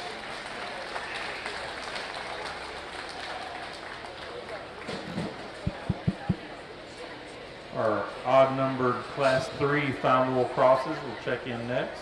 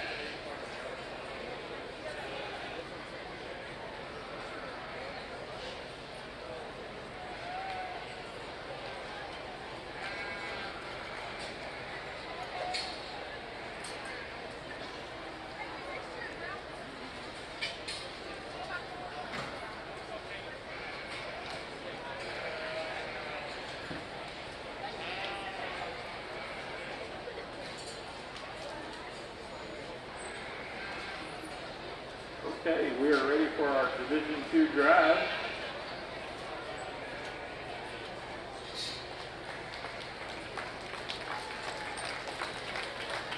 Out of Class 4, first place went to Hazen Hoffman, Livestock County 4A. And second place out of Class 4 was Cal Harder, Idalou FFA.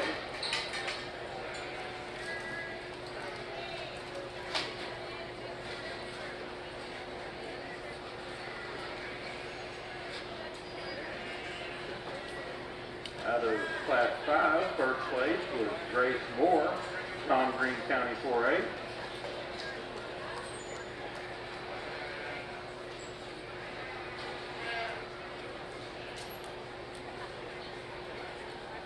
Second place went to Grayson Williams, McCullough County 4A.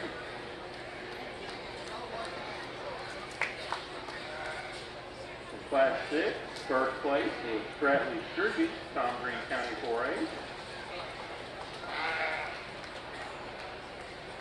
And second place went to Mackenzie Evans, Burnett County 4A.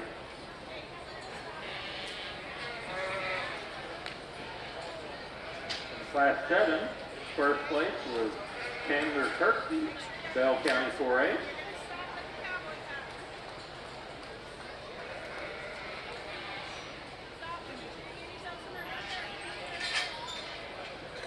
Second place went to Hannah Brooks, Burnett County 4A. Folks, let's give these goat exhibitors a big round of applause.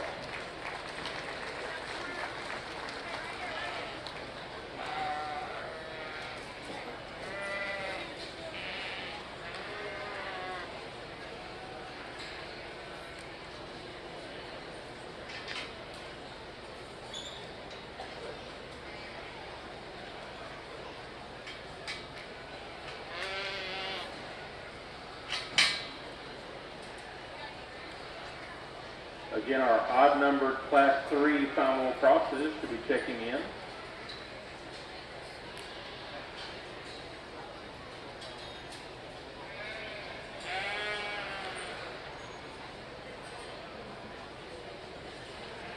Our odd-numbered Class 8 market goats will also check in.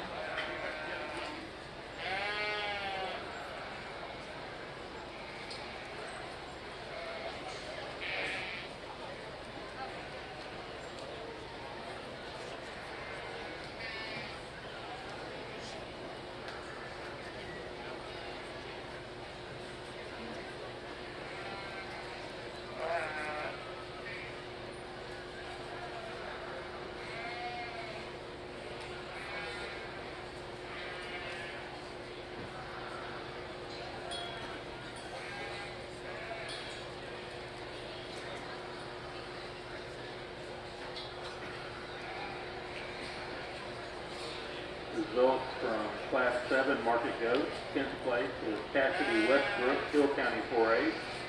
Breeder is Sturt Shogo. 9th, Brazos Blue, Hill County 4A. Breeder Holt Farm. 8th, Johnson Wise, Brown County 4A. Breeder Richardson Livestock.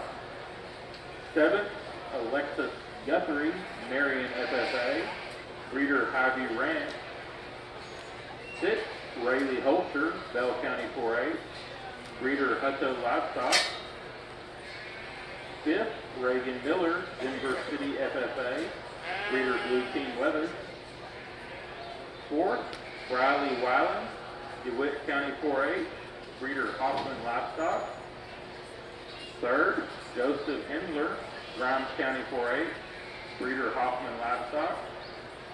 2nd, Hannah Brooks, Burnett County 4A. Breeder Evans Livestock. And our class winner was Chandler Kirksey, Bell County 4A. Breeder's Blue Team Weather. Congratulations.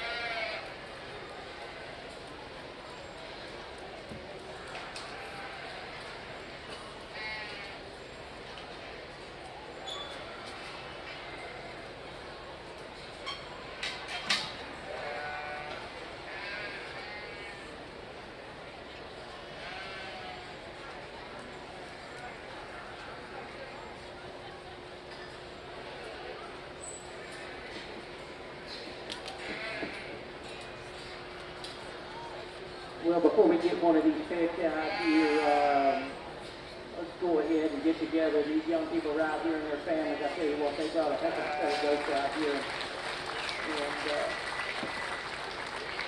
And there's a lot of them got put back in the barn. Was very, very competitive out here as well. And to get sorted down out here to get into this particular drive, you had a heck of a day.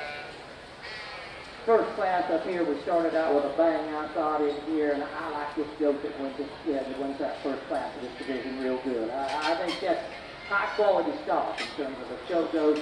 I like the way that one's built and put together there. It opens up big, hip, hind leg, all that works good when that guy gets out there. Get out and handle him there, and we talked earlier, his handle's got a nice fresh shape working down that guy's back. He's opened up good from behind, and when he comes at you, he's good, and when he goes away from him, he's good and square.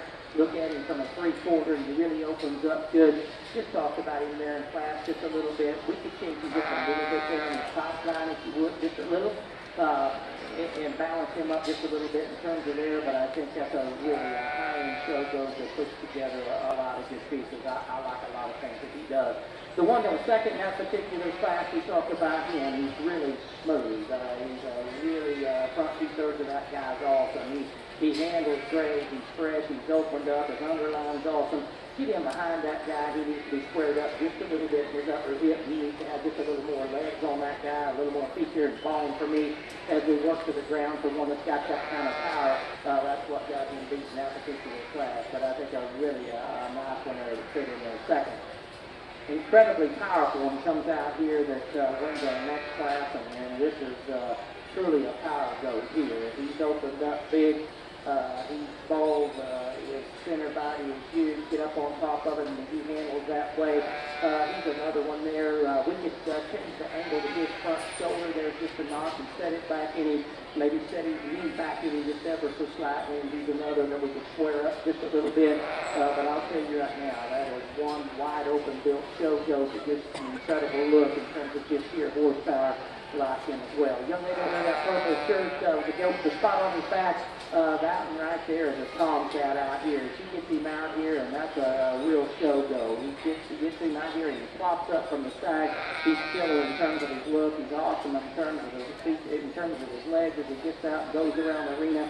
Top line, things in this guy good, underline, all those things balance up real good.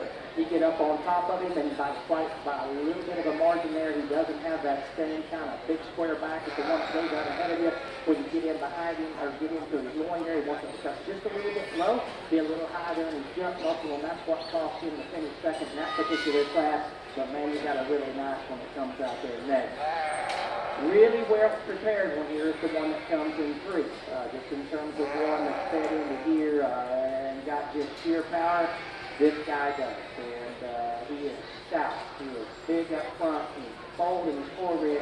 He's huge back.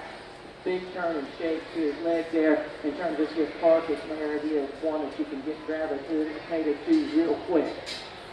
Same this guy, he's another one. He needs to be relaxed there in his knee just a little bit. He needs to have a little more flex out of his hip. He works just a little better off of his hind leg. But that is a tremendously powerful one there. It's got a real fresh shape. I like those things about him. Tank goat over there along that side. Lots to be said for that one there, just in terms of a real high quality goat. You do such a beautiful job of showing that one there. You get him out here and he's popped up. Neck really comes out all around the top of his shoulder. His blade, his center body match is good.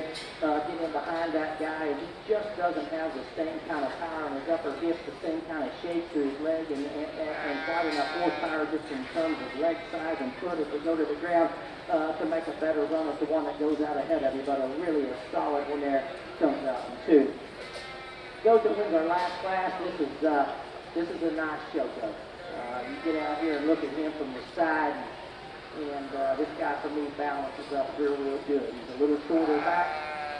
He's huge in his blades. He's huge in his front leg and forearm and foot. Get into the center of that guy, he just really matches up well. His underline balance is incredible. top line hangs in this guy real good. You want to change him just a little bit. We can lengthen him out and hip just ever so slightly, but I like that one there, and I like him a good bit. The one that was second in that class there, I think another one. We talked about him. We like his the way that guy comes out here and he opens up. He's lengthified. He's awesome. I like the center part of that guy. As we make a comparison back to the one that goes out ahead of you there, he's just not as good there. Just in regard to him, he's just not got that same kind of shape and just that extra feature and just that wild shape and feature with the one that goes out ahead of you. So I think a really good set of goats here. For me, it boils down between a couple of them. I'm getting ready to show them to you. There's goats that are balanced, there's goats that are opened up, there's goats that hip and hind legs work real good. They just look like good quality show stock to me. That's the kind of stock I like. If you guys would, let's go ahead and give this young lady right here. So now she's going to have our champion of this division. This young lady right up here on this end is going to have our reserve champion. Let's get together and give her a nice hand. Second for the pair of showcase.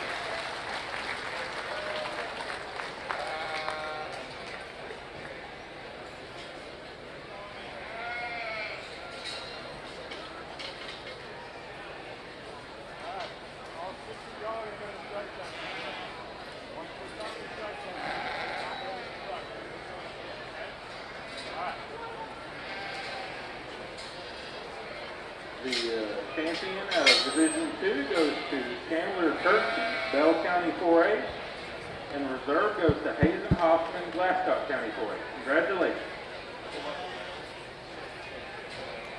As we work into the next class of crosses here, I think two of them very interesting sheep. As we work our way up here to the front of the line,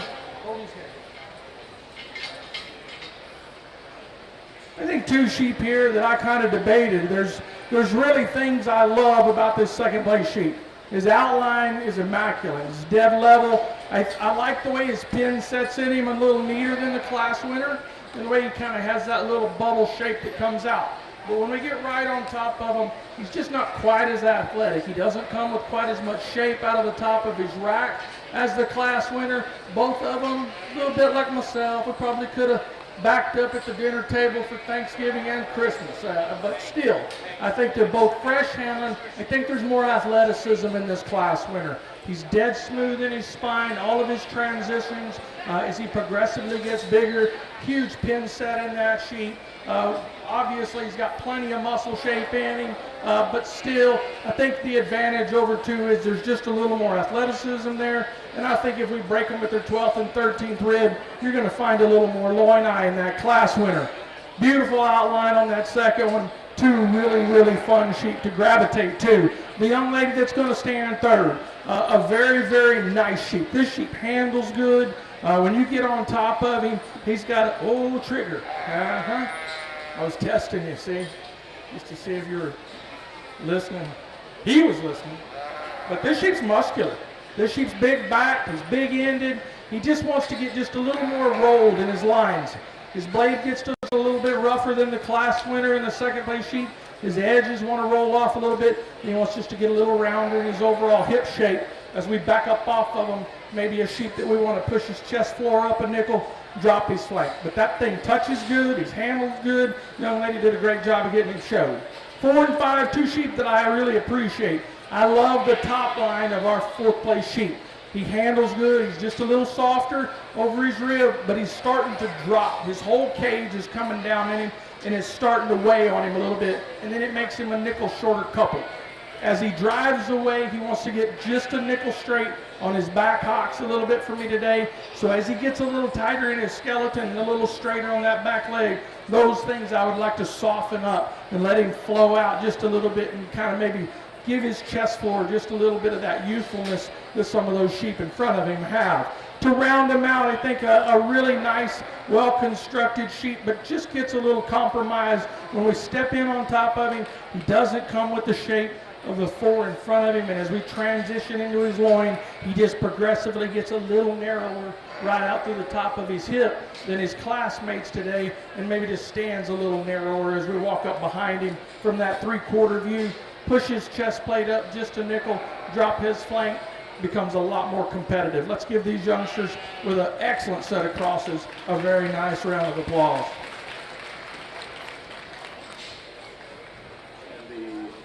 place out of that class of crosses is the random to go test. So we will need a parent or advisor for that 9th place lamb to go to the testing area.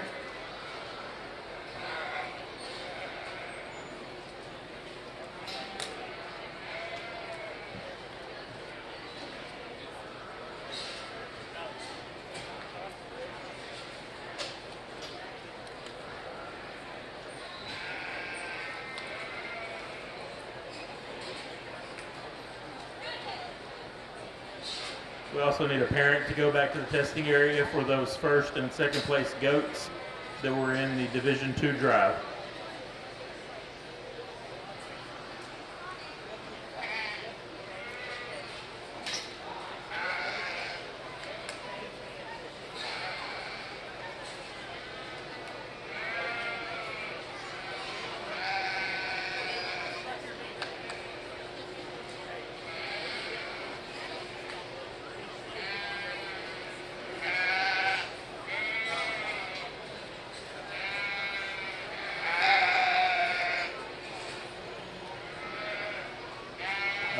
Even numbered Class 3 Finewool crosses will check in next.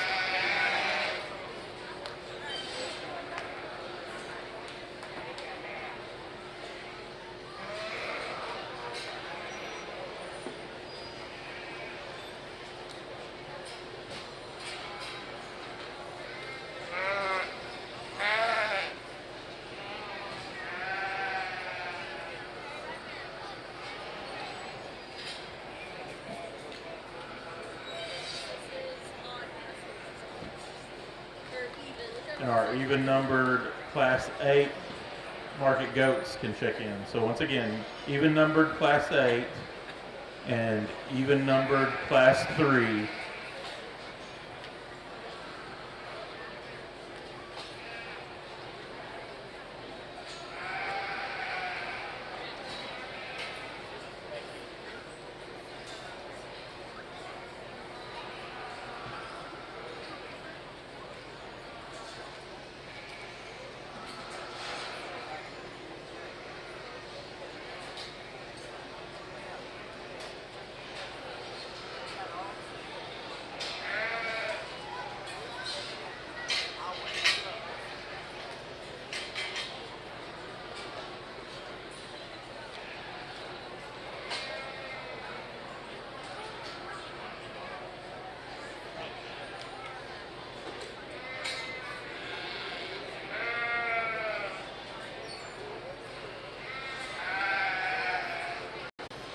Results from the 2nd class of Finewool crosses.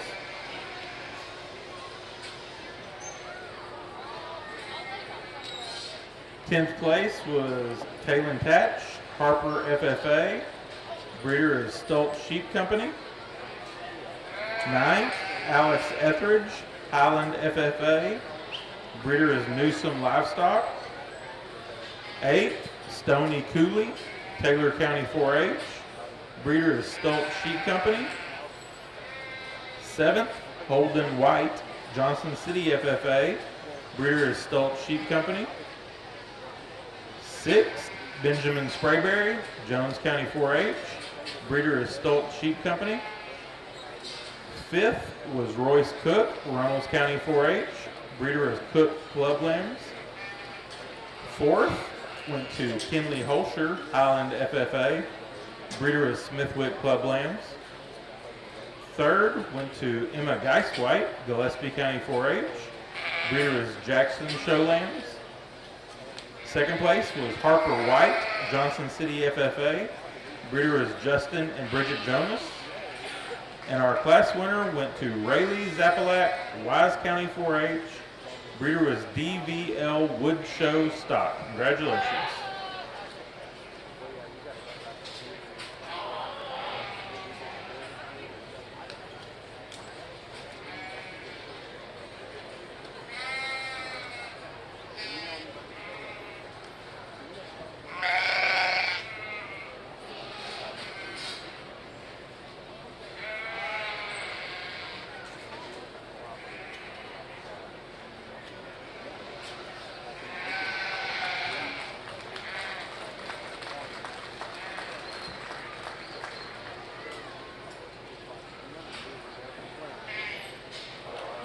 goat exhibitors.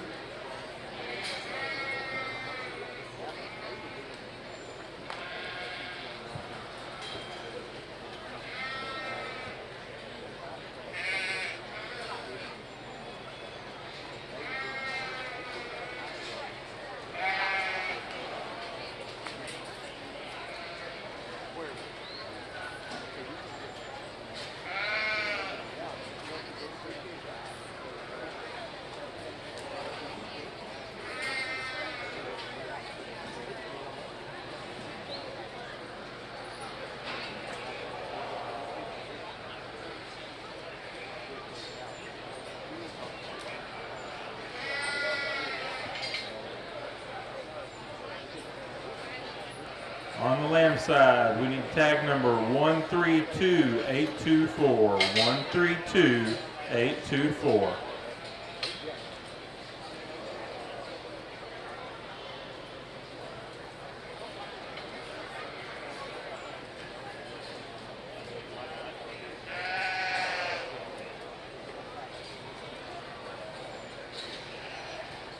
On the goat side, we need tag 125806. Your group is about to walk in. 125806.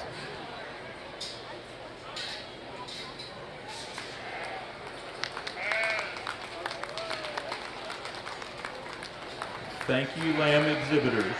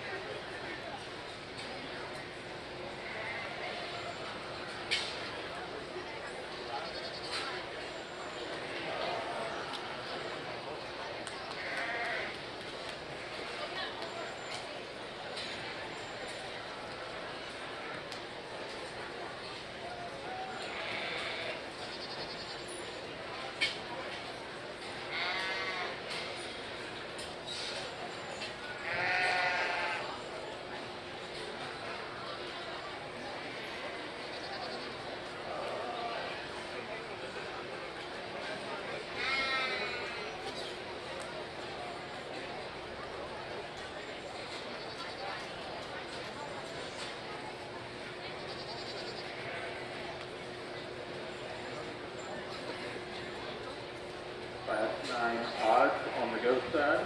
Check in, Class 9 odds.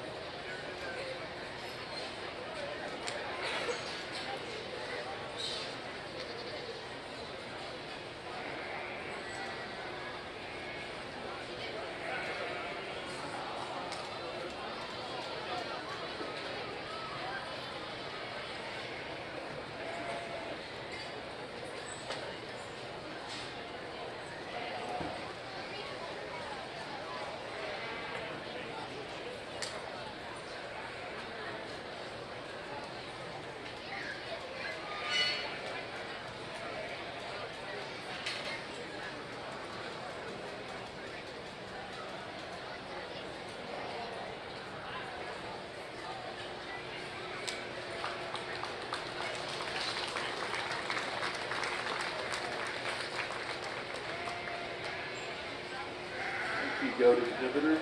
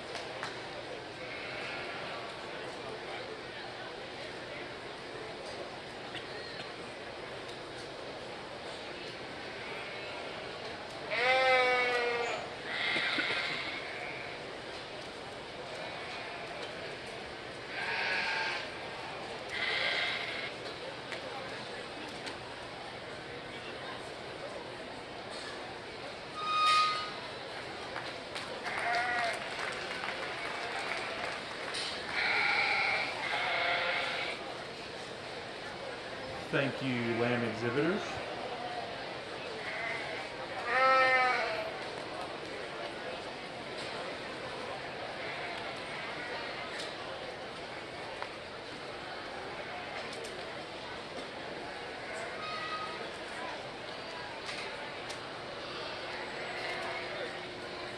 Your Class 4 odd-numbered Finewool crosses can check in.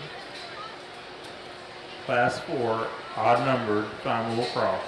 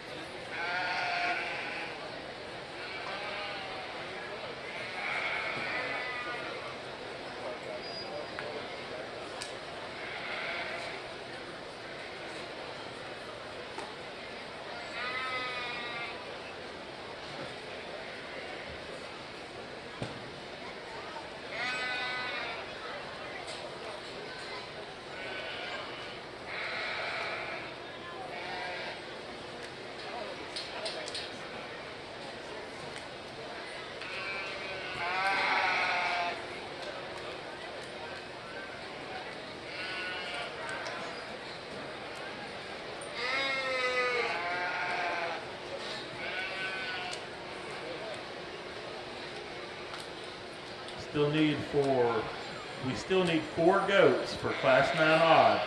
Class 9 odd goats need to check in.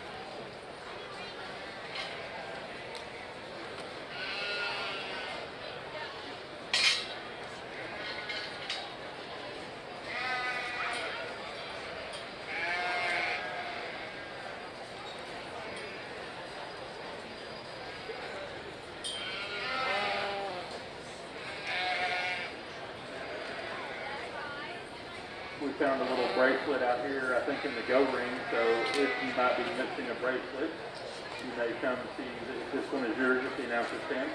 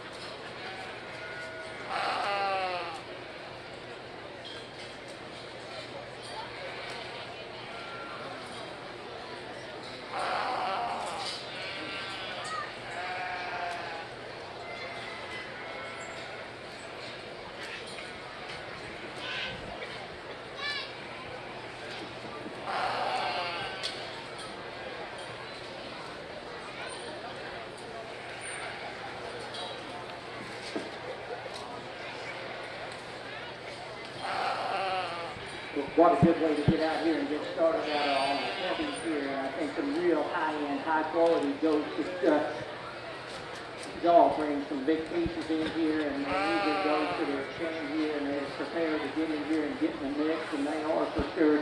This is a heck of a nice set of goats. I think as we work our way through our top 5 over there, 6, 7, even really high-end goats. So for me, it came down between these two goats up front here from the time they kind of come in to the time we wind up, and I still think it does. I like this pair of goats a good deal, and I think both of these goats bring some advantages in here, and I'll just tell you the way I see them.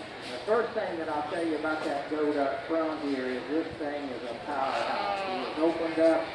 He's bolted bodied. You get up on top of him, he's got a giant hydrated back on him. As you hand it in from the top of his shoulder, you work your way back into his loin. That guy is seamless.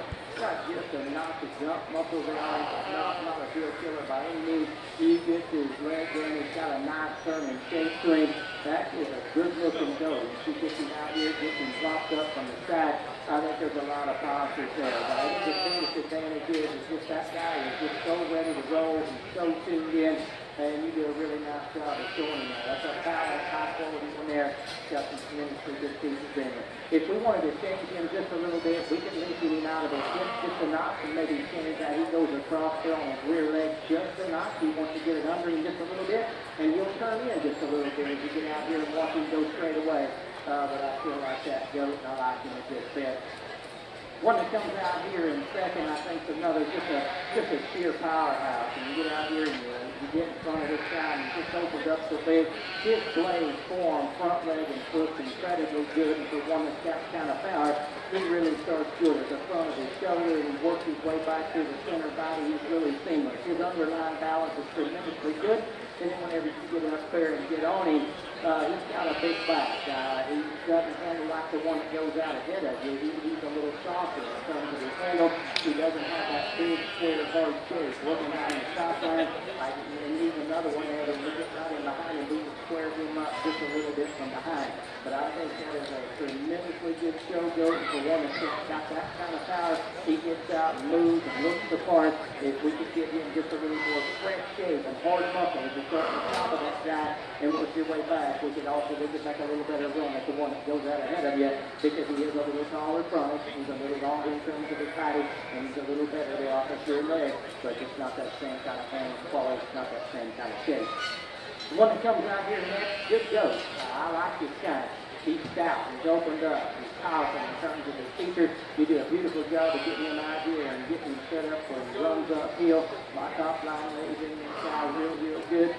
Get out and get him on the move. He moves accordingly. He moves good enough. If you get out here and the one that's got this kind of power out of his hip and hind leg, he's not just as dynamic. If we get him out here in a showroom setting, he doesn't have the same kind of quality in terms of his skull. He's not as unique in terms of the way he's chiseled in his chest. And then whenever you get up on top of this guy, he's just not quite as smooth and transition quite as good as them two that go out ahead of you.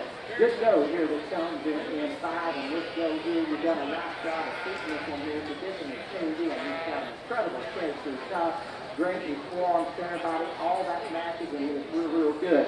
This goat, for me, he's a little shorter in terms of his neck, and a little shorter out of his head, and for me, for one that's got that kind of upside power, that kind of extra shape and boldness to him, he's just got to be just a little stouter in terms of his rear leg and his foot as we take him and go to the ground. But I think another really high quality goat, tremendous amount of fresh power. Good looking goat here in 5, and I think this is a trendy goat here. You've done a nice job keeping this one here. He's just hiding here. He's got fuzzy, savvy little old legs that give him a nice trendy look, and I can tell you've done your work at home because his hide, hair, handle, all that's good. When you get up and handle this one here, you get up over the top of him, he's by some margin into his 5 in terms of his rib shape and in terms of his shape down his top. And whenever you get behind him, he needs to go in his side and his upper hip, just a little extra punch there in the chin set as well. But a good looking one that walks up good from the side, that comes with a lot of good features, just needs a little extra power. That was an extremely good set of goats there, a really good pair on the top end if you guys would. Let's give these young people and their families a nice hand and run out a nice shot. I better hurry. Here we go. That's what happens when you're slow to the draw. Really interesting class of crossbred sheep. I'd be remiss to say that I just found that one that walked in the ring today in this class and just hit me hard. The young man in the blue shirt, I let that sheep travel all the way around the arena. He's a little harder to see. He's kind of wanting to get his spine up at times. When he relaxes, when that sheep relaxes and just stands up straight, I like his top line. I like his spine. I like the way his chest force stays up in him. When you get on top of him, he's surprisingly super big back, big through the center portion of his rib, and holds himself well. I'm not going to say he's the biggest pin sheep of the class, but I think he's the best in terms of his transitions from front to back. Trim over his edge, one that handles really firm, and then still has some touch and some look to him from the side. I thought the young lady's young, youthful looking sheep here was the best match to him. Maybe not quite as neat right in his chest floor in relation to his flank, but when you get right down on top of him, this thing handles super smooth down his top. He comes on back into a nice big hip. Once again, very similar to the class winner. Both of those sheep could probably use a little extension in terms of hip shape, maybe drop them a little bit in their flank, and I think they get a notch better. A really nice sheep that stands third. He's got a lot of good boxes checked. You love his spine right down the top of his body. He's got some rack shape. He's smooth in his transitions. Today, he's just carrying a little bit more body condition to me, and to me, it's starting to catch up with him. If you back out of him, his whole body's starting to sink. All of it's getting deeper. We'd kind of, if I could take my pencil and my eraser, we'd just shave about 1.5 inches out of his whole chest plate and lift him up and give him just a little more youthfulness. He looks like he's trying to mature a little bit, maybe be a little quicker in his kind, but that's picking on a really, really nice sheep. Young man's done a great job. To roll him out, just like I explained to the young lady, this sheep's travel is just a little bit odd to me today. He gets a little shorter coupled from elbow to flank. His chine bone wants to set up on him just a little bit, and then maybe he sets his back leg in his hock as he drives you around the arena. You just don't catch him. He doesn't have quite that flow to him, but when she puts the stick on him, she stock shows him. She makes him look good. He's opened up in the center of his body. He's just a little bit odd up front, the way his blade lays to his chine bone, the depth of that plate. I'd like to clean up some of those things to make him more competitive in class. The real showy sheep falls right here in 5. Good rib, neck sits up on top of his shoulder well.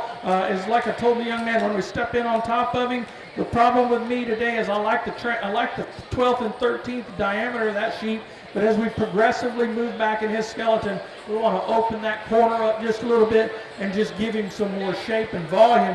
So when we study him from that 3/4 view, he's got some more mass to match those 4 up in front of him.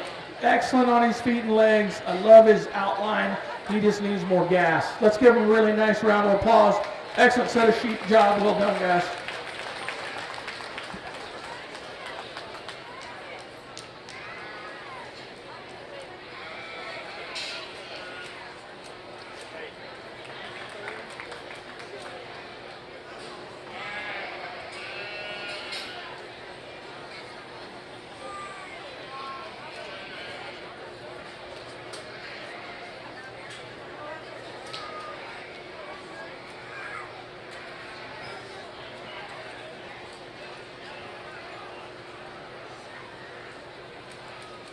Class 3 Finewool cross results. 10th place was Braxton Holscher, Highland FFA. Breeder was Smithwick Clublands. 9th was Benjamin Sprayberry, Jones County 4-H. Breeder was 3S Livestock. 8th, Wesley Stevens, Schlacker County 4-H. Breeder Struby Livestock. 7th, Tinley Whitley, Abilene Wiley FFA. Breeder Stoltz Sheep Company. 6th, Stella Sprayberry, Jones County 4-H. Breeder is Stoltz Sheep Company. 5th, Brody Rader, Gillespie County 4-H. Breeder is Justin and Bridget Jonas. 4th, Riley Barrett, Tom Green County 4-H. Breeder is Jackson Show Lambs. 3rd, Tyler Rivas, Medina Valley FFA. Breeder is Horwood Show Lambs. 2nd, Bailey Dunlap, Runnels County 4-H. Breeder is Smithwick Club Lambs. And our class winner was Lane Powell, Erath County 4-H. Breeder is Justin and Bridget Jonas. Congratulations.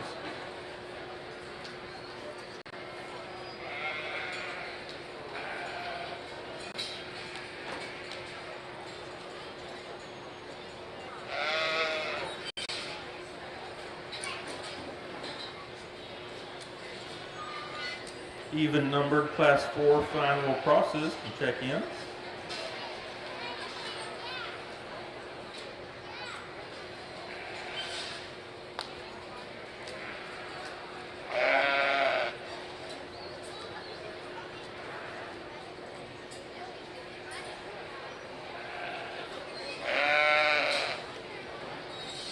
Even numbered class 9 market goats can check in. Results from Class 8 market goats. 10th place, Tatum Kroll, Fall City FFA. Breeder is Gendrick Bean Livestock. 9th, Jalen Swart, Tom Green County 4-H. Breeder is Book Shogo. 8th, Riley Whelan, DeWitt County 4-H. Breeder is Morgan Livestock. 7th, Avery Grace Martin, Atascosa County 4-H.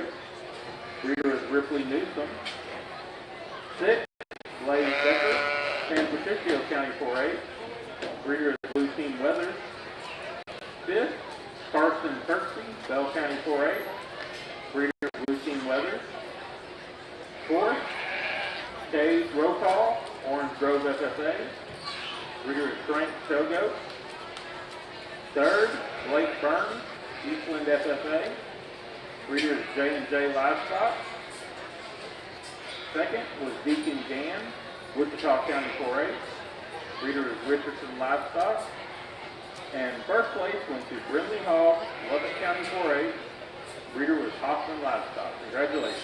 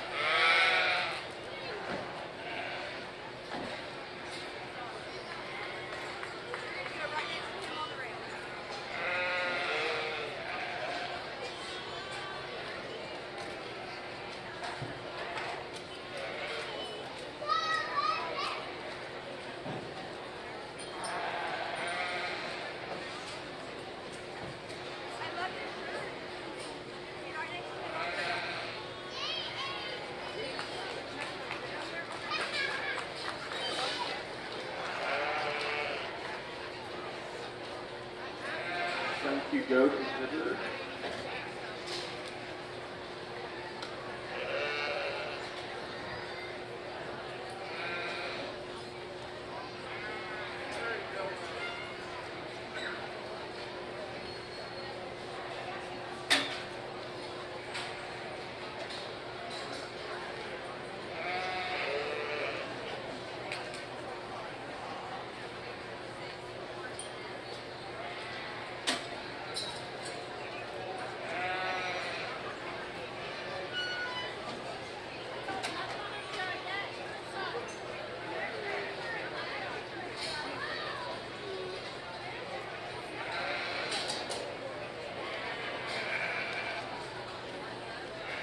We need 2 animals on the lamb side. Tag 131967 and tag 137052. Thank you, lamb exhibitors.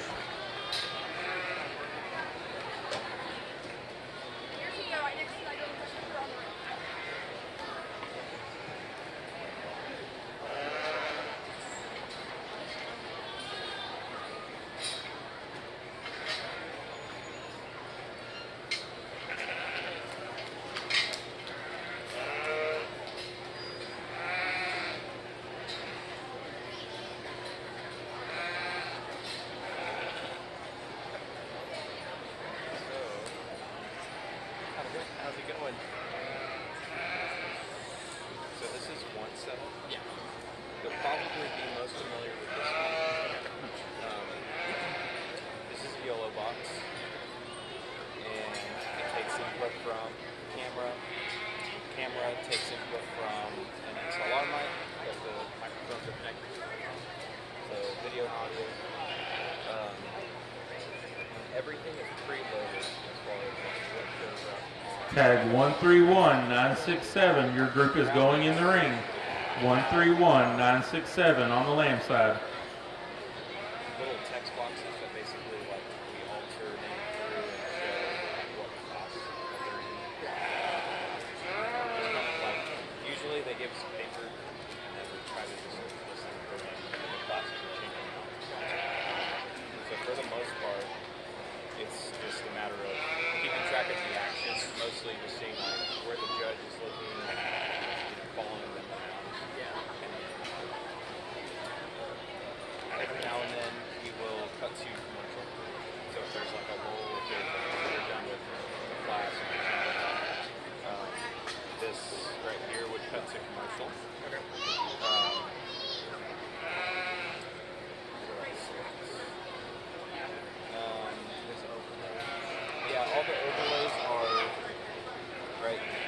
Okay. So they're like by day. So February 3rd has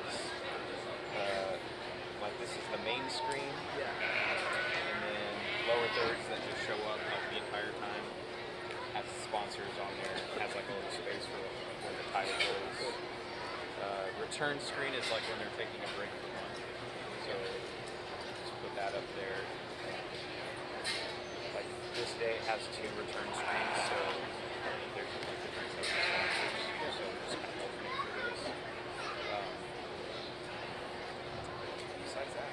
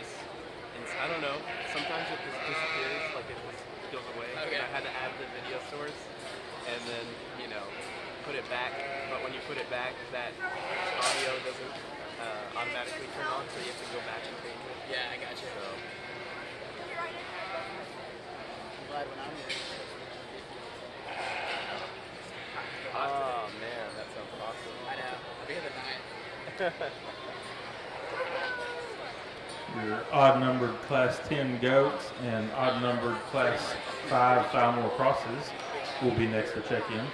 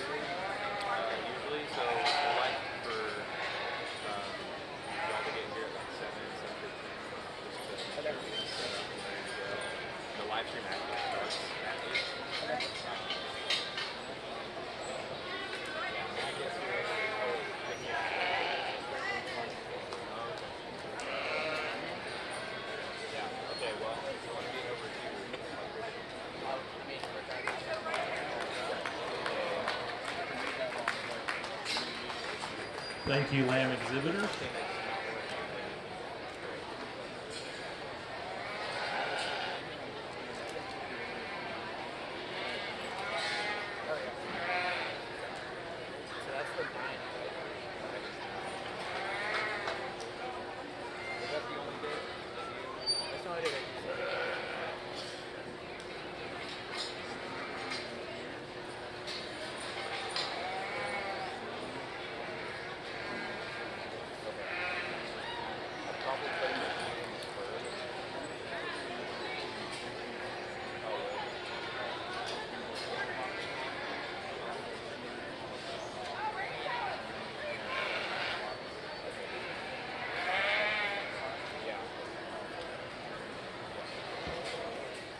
Yeah, we don't have to put it on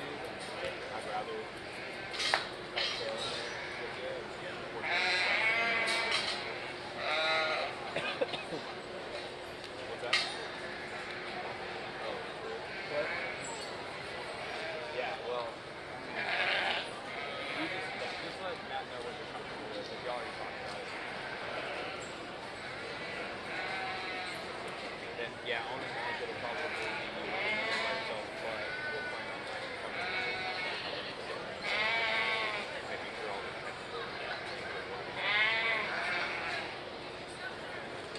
Yep, as long as you don't have any other questions.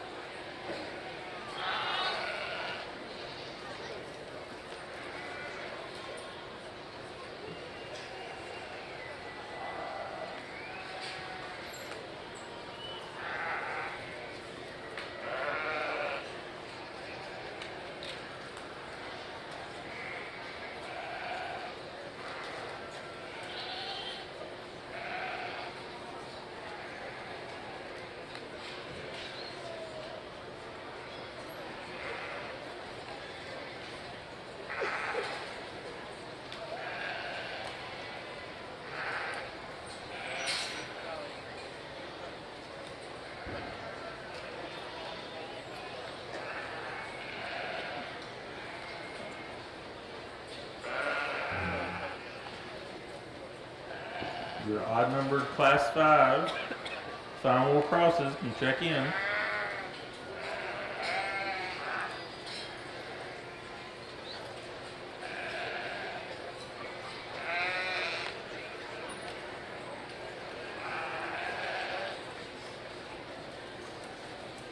Still missing 8 goats for class 10 odds. If you have an odd numbered class 10 goat, please check in.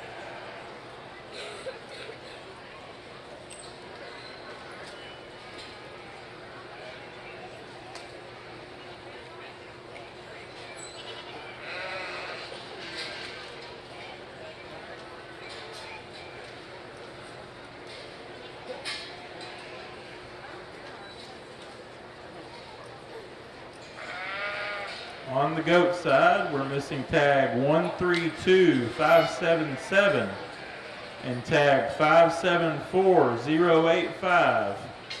You need to check in on the goat side.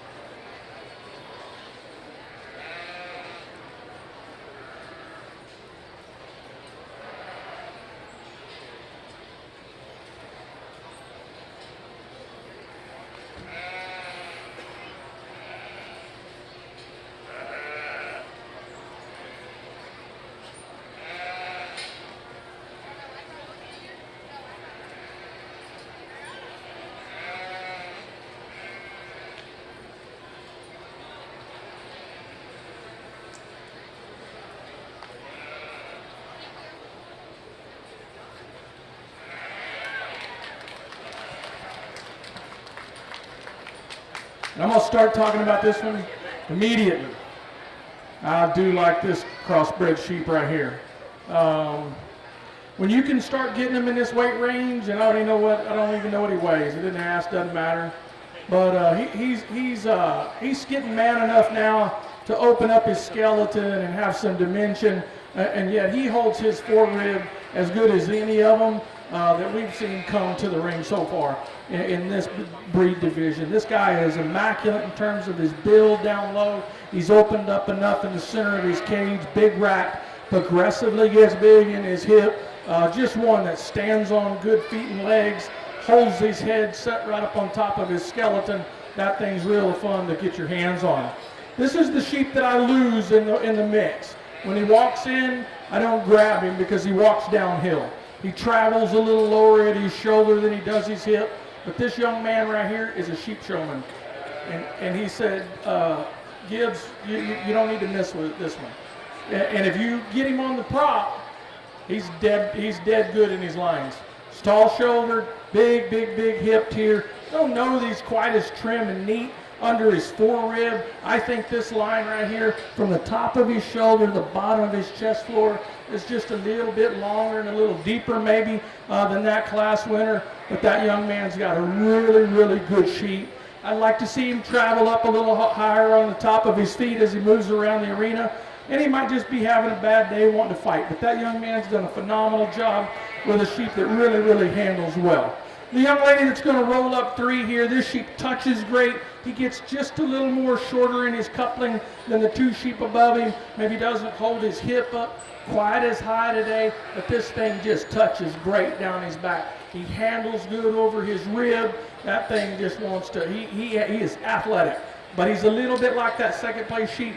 His chest plate wants to get just an inch down on him, and I'd like to maybe just lengthen him out and open that hip ever so slightly. A good pattern sheep here that lands 4.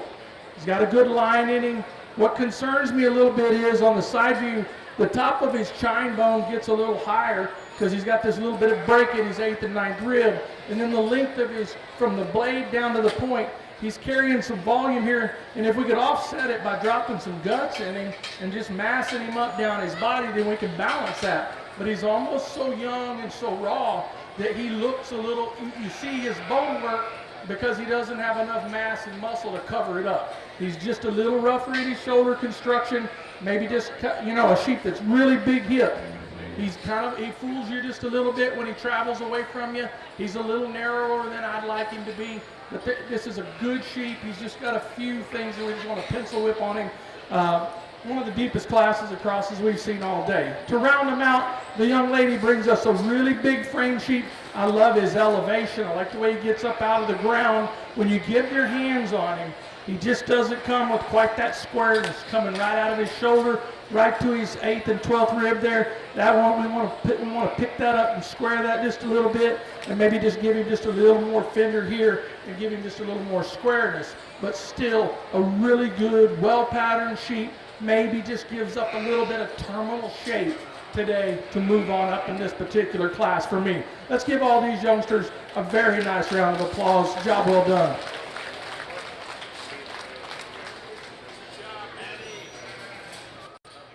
From the chutes to the stalls, barns to the big leagues, Sullivan Supply has you covered with innovative products designed for success.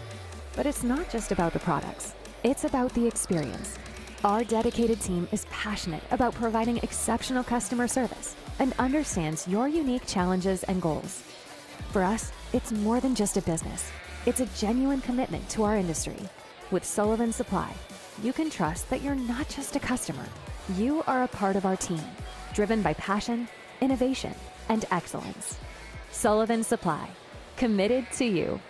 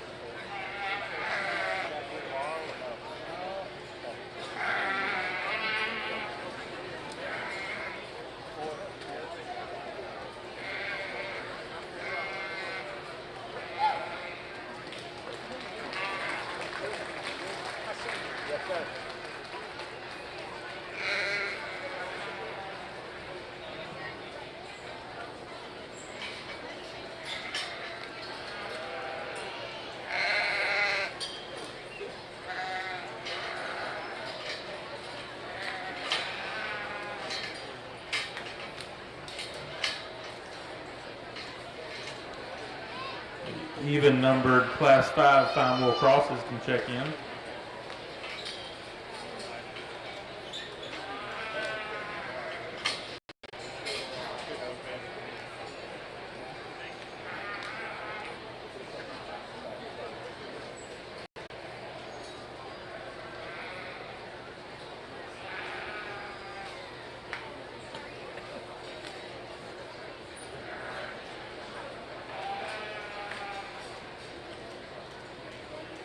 Results from Class 4 Finewool Cross.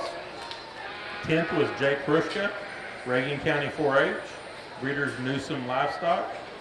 9th, Avery Walton, Eastland FFA, Breeders Struby Livestock. 8th, Matty Joe Souter, Southdown FFA, Breeders Smithwick Club Lambs. 7th, Lane Powell, Erath County 4-H, Breeders Struby Livestock. 6th, Riley Barrett, Tom Green County 4-H, Breeders Jackson Show Lambs. 5th, Emma Osborne, Llano County 4-H, Breeders Stoltz Sheep Company. 4th, Chloe Clem, New Home FFA, Breeders Justin and Bridget Jonas. 3rd, Raina Powell, Erath County 4-H, Breeders Struby Livestock. 2nd, Matty Joe Souter, Southdown FFA, Breeders Newsom Livestock. And our class winner was Bailey Rainbolt, Sweetwater FFA, Breeders Stoltz Sheep Company.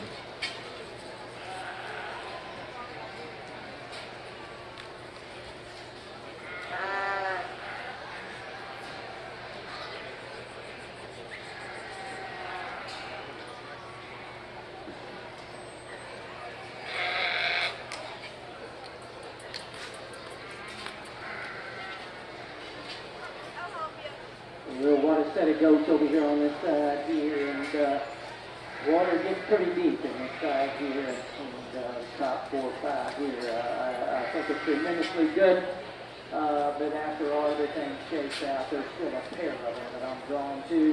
They're goats that are extremely well balanced, they're good looking, they're put together good, and yet they still got good fresh power in them. Whenever you get that put in any kind of species, regardless of what you're talking about, of any kind, you got to compile in show stock, and I'll just tell you that to you too. Young fellas up front, man, he gets out here and gets everything he can out of it. It's a good showman up there on the front end of this one here. And he comes in that gate over there, and both of these go, they'll grab your attention real quick, because the first thing you notice about both of them, they're extraordinarily high quality. For me, the advantage lies up front in this goat here that wins this class. You just get right in front of them. This is one wide open one here. Get up at the side of him there, and he's got a humongous blade in this guy. But with that being said, he's still seamless. If he goes from there into his forward and his center body, get up on top of this guy, and there is not a chink in his armor up there. That is one flat back one. He transitions extraordinarily good. He's flat and wide there where he hooks in. He's flat down in his jump buckle. Comes with a nice shape and turns to his hip there. I think that's a really, really good one. If you want to get on this guy a little bit, he's not as exotic up front, probably not as long in this as that one that comes out ahead of him, and probably, maybe if you want to say this, he's probably just not as hard just in terms of pure hard muscle as the one that comes out in 2, but by no means that one there's not enough muscle in him. I like the way that one puts everything together, and it's a good looking package, tremendously well balanced, sturdy, he's got all the tricks there. I like that one a lot. One that comes out here in 2, you come in, hey, that is a show day. That thing comes in, and he's flexible. He flops his head up in the air. He comes rolling out across there. He's good. He comes away. He works out of his front end, gets to his hip and hind leg, and that guy's got good flex, good set to it, got plenty of balls, plenty of power. You get up and handle this one here, and you guys have done a tremendous job of feeding this one here. He's got a nice fresh, hard handling this one here. I like all those things about him. If we just make a class comparison, and that's what we're going to do here, I don't want to do a lot of that, but you had to beat the one that's come out ahead of you, and the reason I didn't think you could is just this one's top line. When I get up and handle this one here, he's not as smooth. He's got just a little up in his loin there. He wants to pinch just a little bit as you grab him, as he goes in from his loin and his hip, and he's not just quite as flat as you get into his jump buckle. I think that's a tremendously good pair of goats there. If you like them the other direction, and you thought this one here was a little better looking, maybe just a little more shapely, I could live with that, but I like that pair a good bit. I like the one that's a little flatter back, the one that's a little stouter in the tail. The one that comes out here in 3, What a powerhouse. It didn't take long to find this one here either. This is a tremendously powerful one. He's got big grip back, and this one here, he's got big shapely legs, thinner body and everything. It's got plenty of round body shape, upper rib straight. I like all those things about him. Now he's a little bit full. For me, he's catching just a little bit of air. When you get up there and grab that guy, it's noticeable. He doesn't transition as good there in his hip and his one. He wants to get up and his jump just a little bit. But for me, the one thing that needs to be fixed on him, in comparison to the two that goes out ahead of him, is a little more upright in his shoulder. He wants to quiver on his knees just a little bit. We need to set those back in him. We need to set his shoulder back in him. And once we do that, then he can make a better run at that pair. That's just the way I see him. He's actually a heck of a show goes there. A lot of positives with him in terms of just pure power. The one that comes out here next, he's smooth as all get out. He gets out here and he balances up straight. I love the underline balance. And this one here, his top line hangs in. He's good and flexible. Opens up with just plenty of shape and plenty of power. You get up and handle him, and he's just not as fresh still. He doesn't handle with that same kind of square shape as you come out of his top there. He wants to play out as you get into his loin there and just kind of close up just a little bit as he transitions there. Not that same flat, wide power as we work into his loin on into the back side of that guy. But he is a good looking one there that balances up good. That I like a lot of things about him. Just not as elite in terms of some of these pieces, in terms of his shape. That's the one that go out ahead of him. Another one here that comes out in 5, a real shapely goes. In terms of just getting up and grabbing one as he comes out of the back of his shoulder, he's as good as anything we've got in here. He's big, square there, works his way back with a tremendous amount of power, real shapely, real high quality carcass goat, if that's what you want to say here, because he is, and he'll hang a whopper. In terms of a balance standpoint, he's not as good to me. He's not as good in terms of the way he fits in his underline. He wants to drop in his flank just a little bit. He wants to get just a little off. In terms of his hip, he doesn't want to go to the ground with as much ball and his foot and substance as those ones that got ahead of you.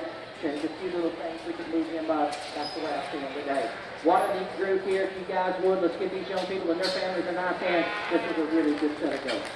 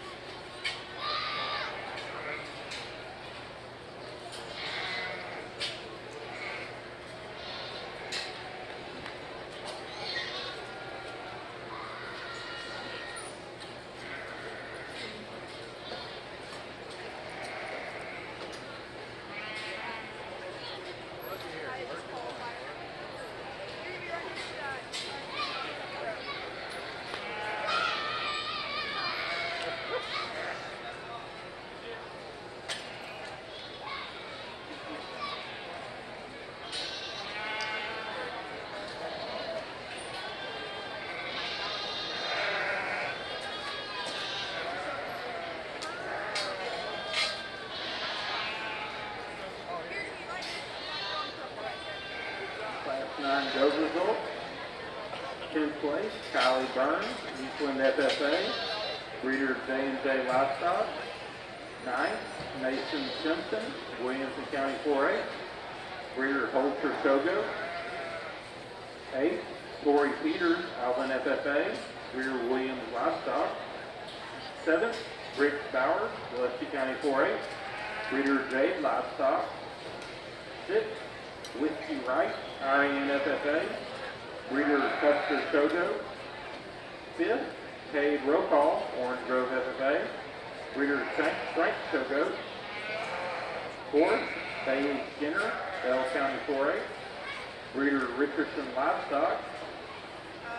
3rd, Blaze Mock, Graff County 4A. Breeder Mock Livestock. 2nd, Rylan Miller, Denver City FFA. Breeder Blue Team Weather. And our class winner, Briscoe Black, Brown County 4A. Breeder Blue Team Weather. Congratulations.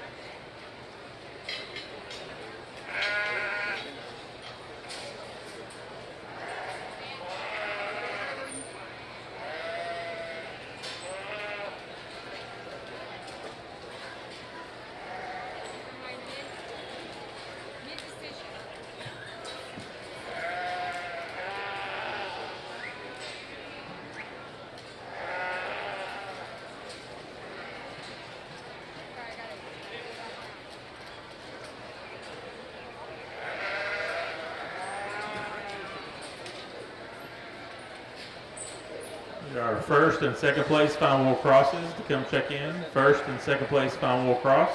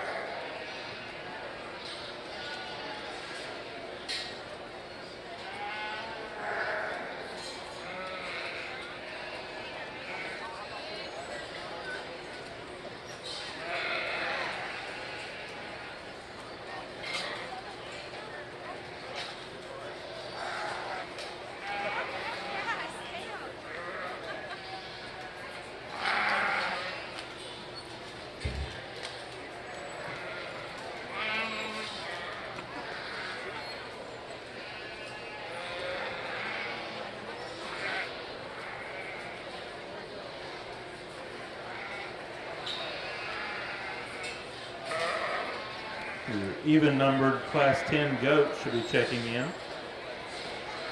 Even-numbered Class 10.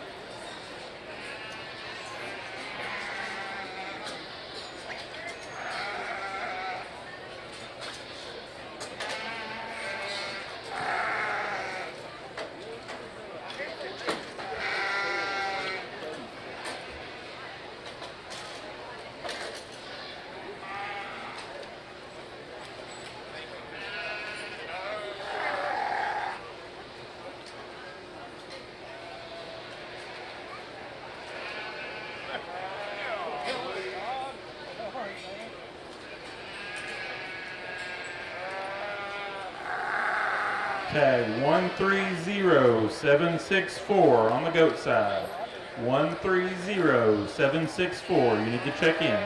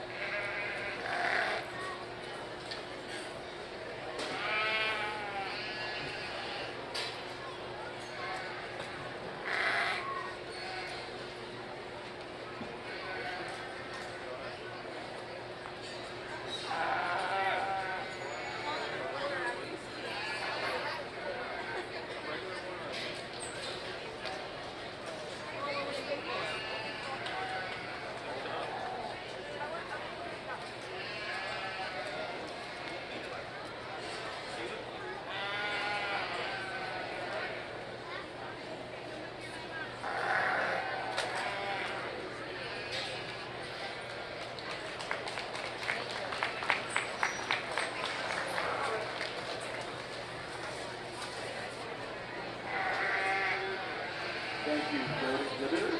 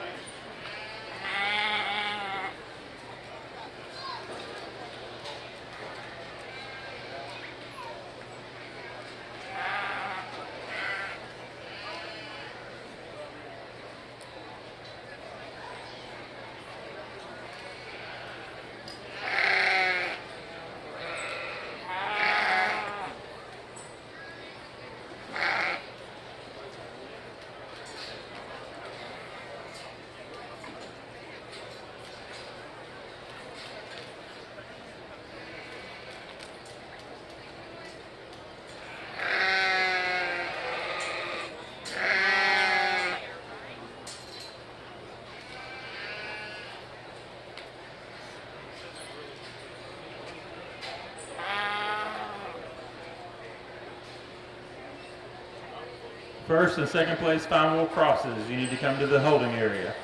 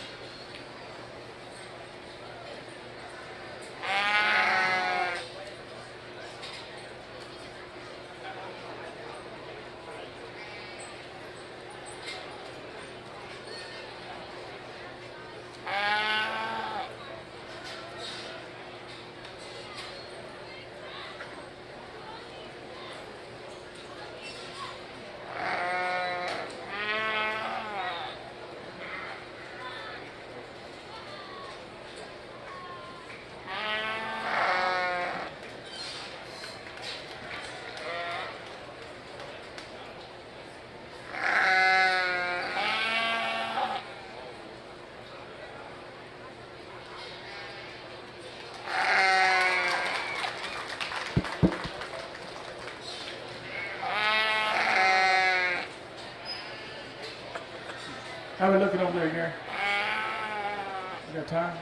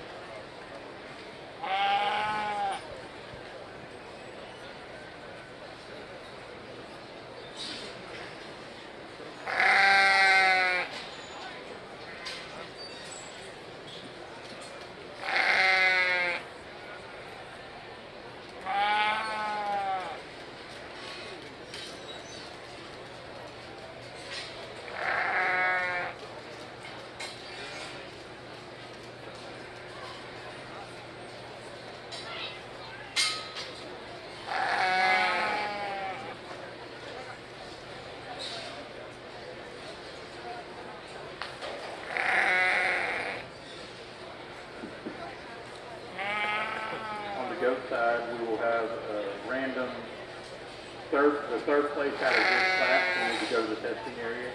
Third place out of class 10 will need to go to the testing area, so we'll need a parent or advisor when that decision.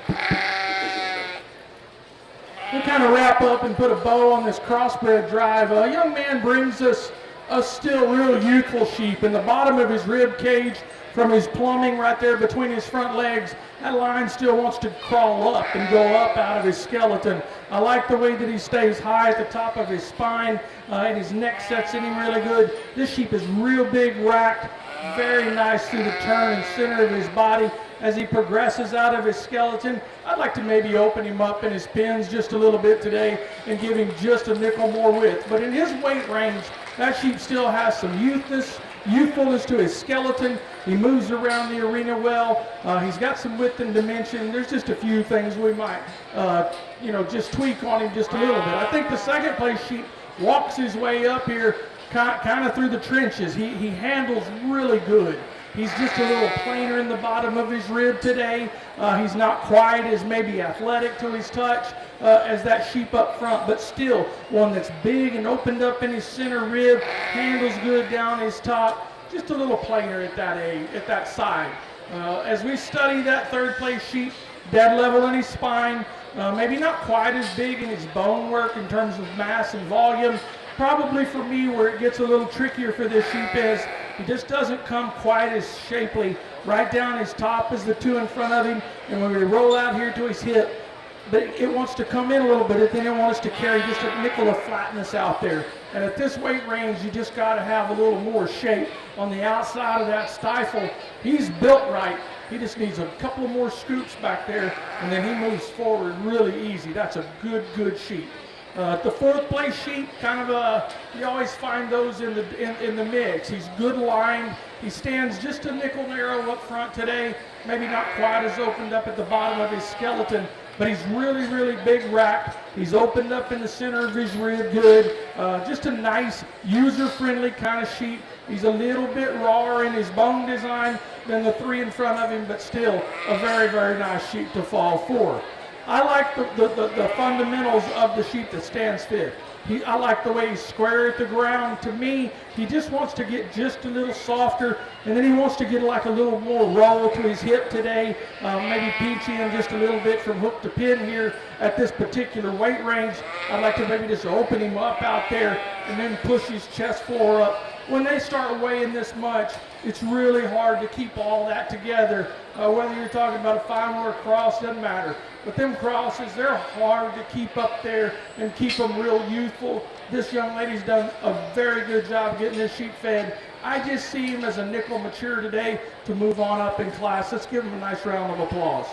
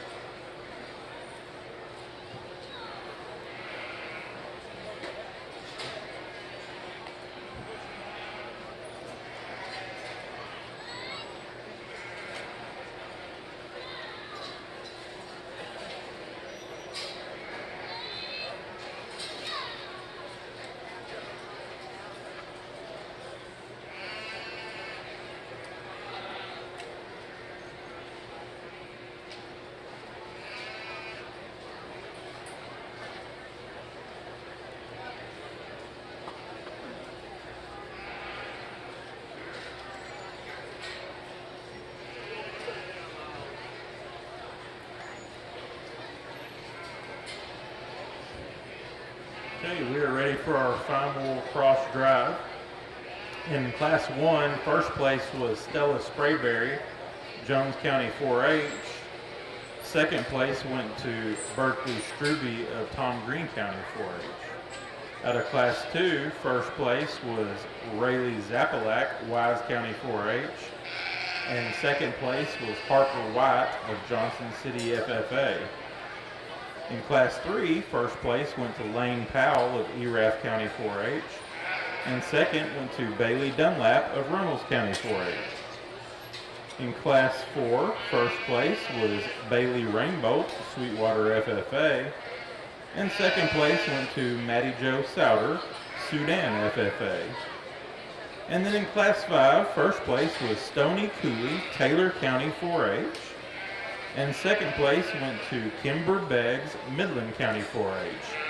Folks, let's give these lamb exhibitors a big round of applause.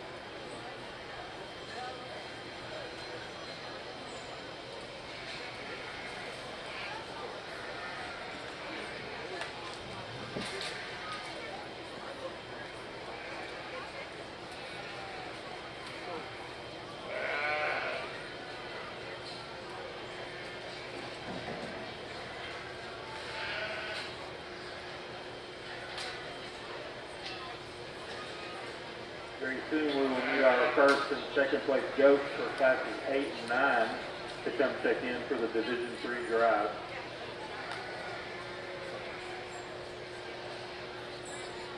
And our Division 1 and 2 champions and reserves need to be thinking about it as well.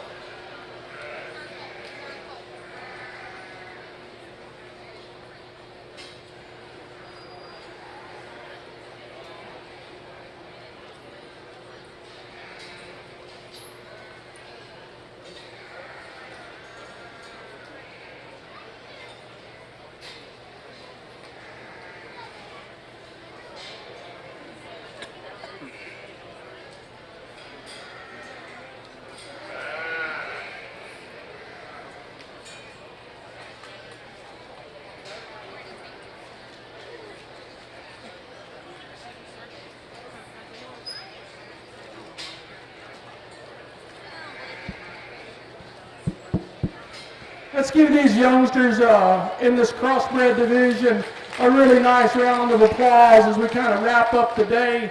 A really excellent set of sheep. I was pretty high on the Finewools. I didn't talk every class. At my age, probably people get enough of listening to me. So I'll try to keep it as short as I can, gravitate to the ones that kind of fire me up. I'm not saying they all look alike, but I think they all have a general theme. I think they have, some elevation. I think their chest floors have to be right for me. I prefer them to be deep flanked and then progressively just get wider as we move back in their skeleton. And so I think that as we study each and every one of them, and I've got buddies that I visit with all the time, and like anybody that sorts sheep or shows sheep, they say, oh, well, good ones can come in all shapes and sizes. Well, that's kind of, you can find the good in all of them. But at the end of the day, I try to beat myself up and make them look as close as I can in terms of the way that they're built. I like them up fronted, I like them deep flanked, and I like their butt to be the biggest thing on them, and I like their neck to come out of the top of their shoulder. And man, there's one right here that does that real easy for me. So instead of me talking about it, I'll let y'all look at him all day, and then I would go home and I would take very good care of this sheep tonight because there's some more sheep show tomorrow. Let's give this young lady a very nice round of applause.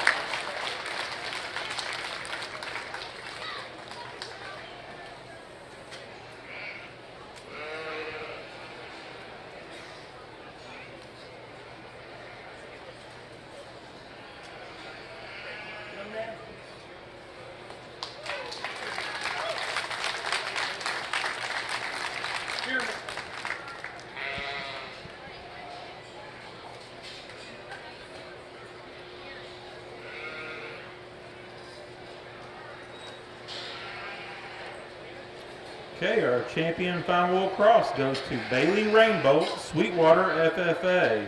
And reserve champion cross goes to Stony Cooley, Taylor County 4-H. Congratulations to both these exhibitors.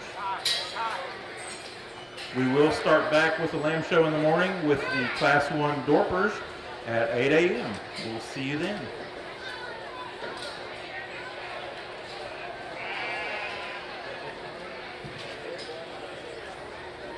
We do need our first and second place, Class 8 and 9 goats to the holding area, the RSG staging area. From the chutes to the stalls, barns to the big leagues, Sullivan Supply has you covered with innovative products designed for success. But it's not just about the products. It's about the experience.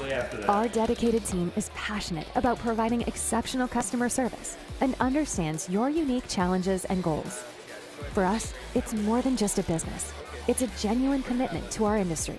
With Sullivan Supply, you can trust that you're not just a customer. You are a part of our team, driven by passion, innovation, and excellence.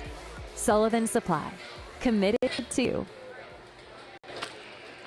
From the chutes to the stalls, barns to the big leagues, Sullivan Supply has you covered with innovative products designed for success. But it's not